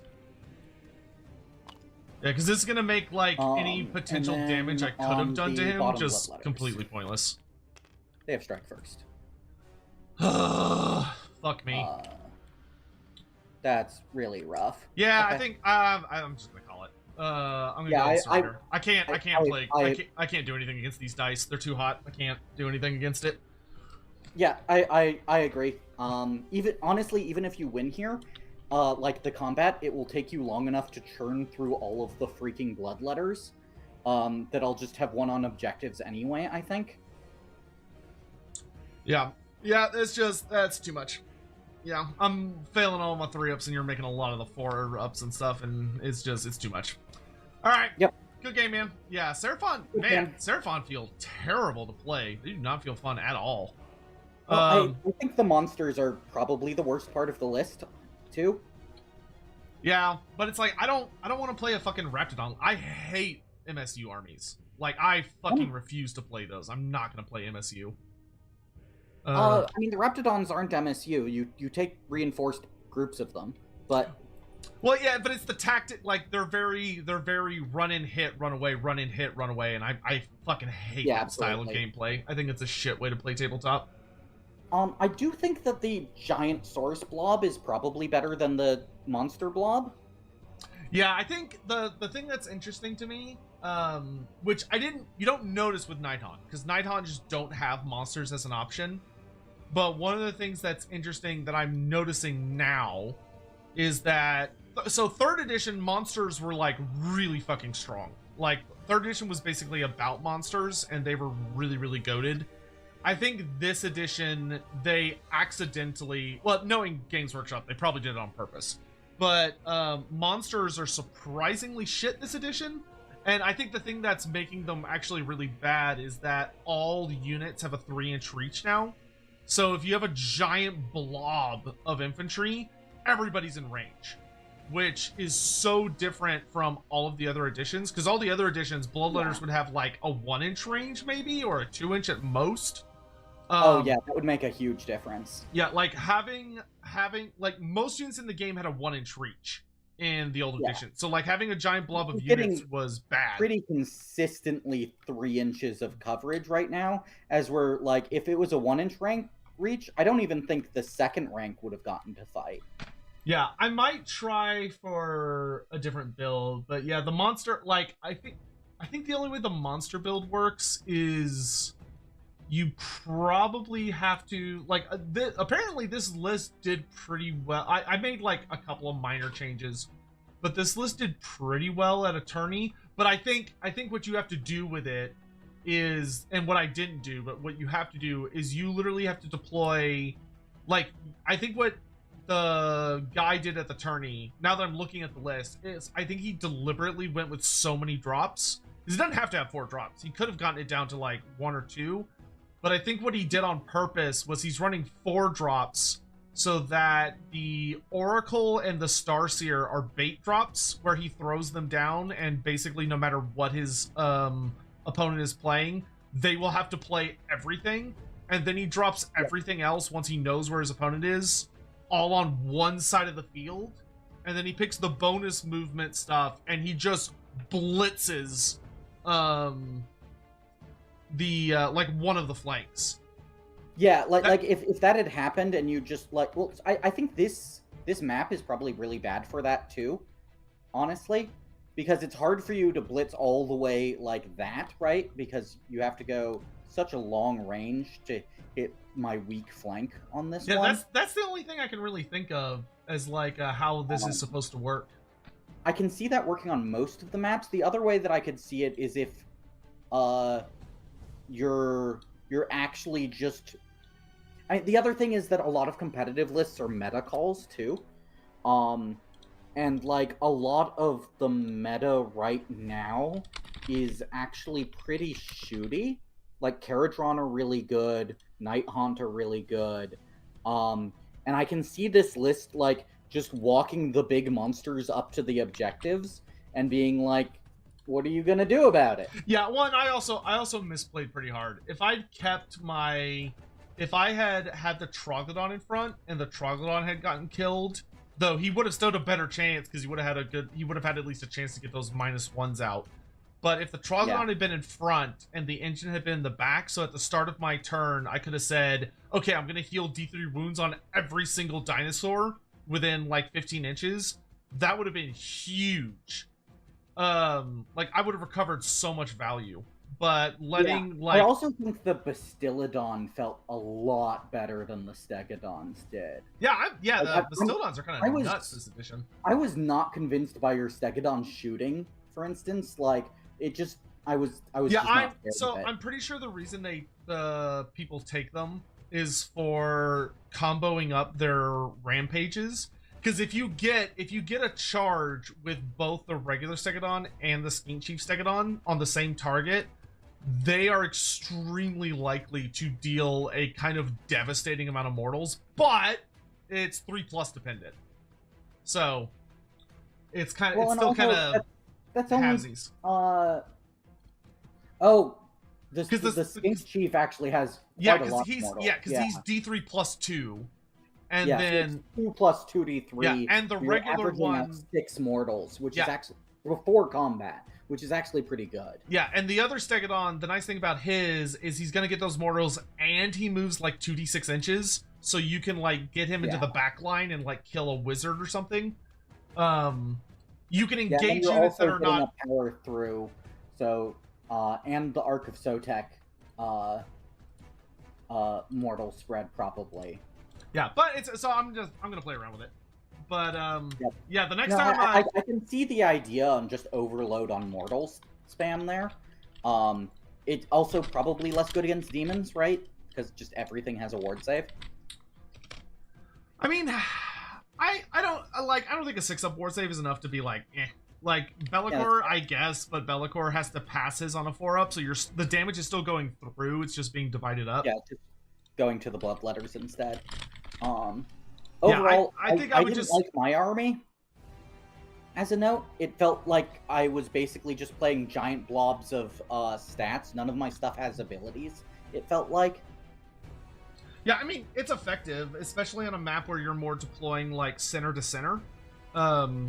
It definitely just, walked up the center of the field and had a lot of stats. Yeah, I think I enjoy things that have more... like Be'lakor has shenanigans here, right? But Be'lakor is the only thing in the entire list that has any shenanigans. Well, I mean, the Bloodletters are, like, they have a really fucking scary profile. Like, the 6 mortals is awesome with the sheer amount of text they put out, and the fact that they get D3 guys back per turn is, like, super sticky. I'm not saying that it's not good. I'm saying I don't think I want to play. Oh, yeah, that's fair. I think it's too central on, like, just Be'lakor does the Be'lakor thing, and then everything else is just, it's good. Yeah, I mean, Yeah, I need to go pick up the new Nurgle book because I'm really curious about new Nurgle. I did a lot of talking about new Nurgle in the main Age of Sigmar channel. They look on it better than old Nurgle is the way I would put it. They got some new tools. The main thing is if you were a Nurgle player who had a ton of Putrid Blight Kings, it really sucks to be you, because they were your main infantry line, and now they're a niche anti-wizard priest unit, and you have an entirely new unit that is your main front line that you have to buy. Oh, is it like the new ones with like the robes and stuff? Yeah, so the new Putrid Blight Kings are a completely different unit. And there's a new unit called Rot Swords that is basically identical to the old Putrid Blight Kings, but is on a different model and base size. Oh, that fucking sucks for Nurgle players. Yeah, any Nurgle player basically has to rebuy their entire infantry range, or at the very least rebase a bunch of stuff, and then also buy stuff because you just have more infantry now. So it's I know a number of Nurgle players who are bitching about basically the model tax that they're having to pay, because if they had just swapped the names of those units, basically. Yeah, I mean, I can see how from GW's perspective that was very clever. They don't get to do that very often because it's not often they release like significant new minis for an army. But I can definitely see how they're like, haha, we fucking got them by the balls on this one. Yep. If you want to keep and if you've got a Nurgle army, you've probably already got a bunch of the Nurgle heroes. It's not like you can run them anywhere else. So if you want to keep playing your army, buy a whole bunch of new infantry. I'm still gonna die mad about the fact that we don't have playable beastmen now that we are looking like this is probably gonna be the edition where we're gonna have either actually no, not this edition because we already got the Corn book and they haven't given us Corngors yet. But like Corngors are coming, like they are coming down the chute, and it's like and Nurgle got Pestigors. Yeah, it's like it sucks so. I'm still so fucking pissed we don't have Beastmen in AOS. We've got Slangors, and we've got Pestigors. The only Gors we're missing are Corngors. Yeah, though to be fair, I really don't like the version of the Slangors they went with. I hate that they're monstrous infantry, and they didn't get a character model either. Yep. Anyway, all right, I'm gonna go make dinner. Thank you for the game, sir. I appreciate it. Yep. Next time we play, I'll have to bring something much more devious. I'll have to play Nighthaunt to bring Nighthaunt to a rematch, so I can have bloody vengeance. Though I'll have to sit down and like check because I think most of the Nighthaunt spell stuff actually costs additional points, so I'll have to finagle with my list because we didn't have to worry about that for Path to Glory. Yeah, that's true. Of course, it would be a 2K list anyway, probably, and so you'd have to make a whole list regardless. That is true. That is true. I wonder if Corngors will be monsters to balance things out. I doubt it. I don't think GW thinks of things like that. I don't think they think in those terms. Should be the better way I should put it.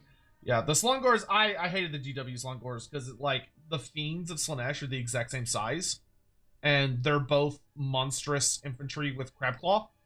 So it's like there's no real difference between the Fiends and the Slangors. And if you looked at their profiles, I don't know if this is the case for 4th edition, but in 3rd edition, the thing that pissed me off especially is that the Slangor profile was just a slightly shittier version of the Fiend profile. So like the Fiends were just better. They were like the exact same, other than they were just superior. And it's like, why the fuck did they even release these? What a terrible fucking modeling decision. But anyway, that's enough of shitting on GW, even though I could do that all day, every day. Yeah, I think I might try, I think the next Seraphon list I build, I think I might try and go for more of a Saurus Croxagore build. God, all this stuff is so 3+ heavy. Like, there's so many cool things for Seraphon, but almost all of it is only activates on a 3-up. And it's like, why do they do this? This is so rude. Anyway. Thank you all so much for watching. I will probably be back a little later tonight to maybe just play like some Final Fantasy 14 or something. But we're definitely done with Sigmar for tonight. I do intend on playing this and 40K and Old World more often on stream. I'd like to get into that more. Because I like these games, even though I bitch and moan about them almost the entire time. But despite that, I do actually enjoy playing them. All right, so I'll talk to you guys later. I'm gonna go make dinner and have a good one. I'm gonna go to the outro screen and raid out to somebody because I probably won't be back for at least an hour. So talk to you guys then. Thanks for watching. Bye bye. Bye bye.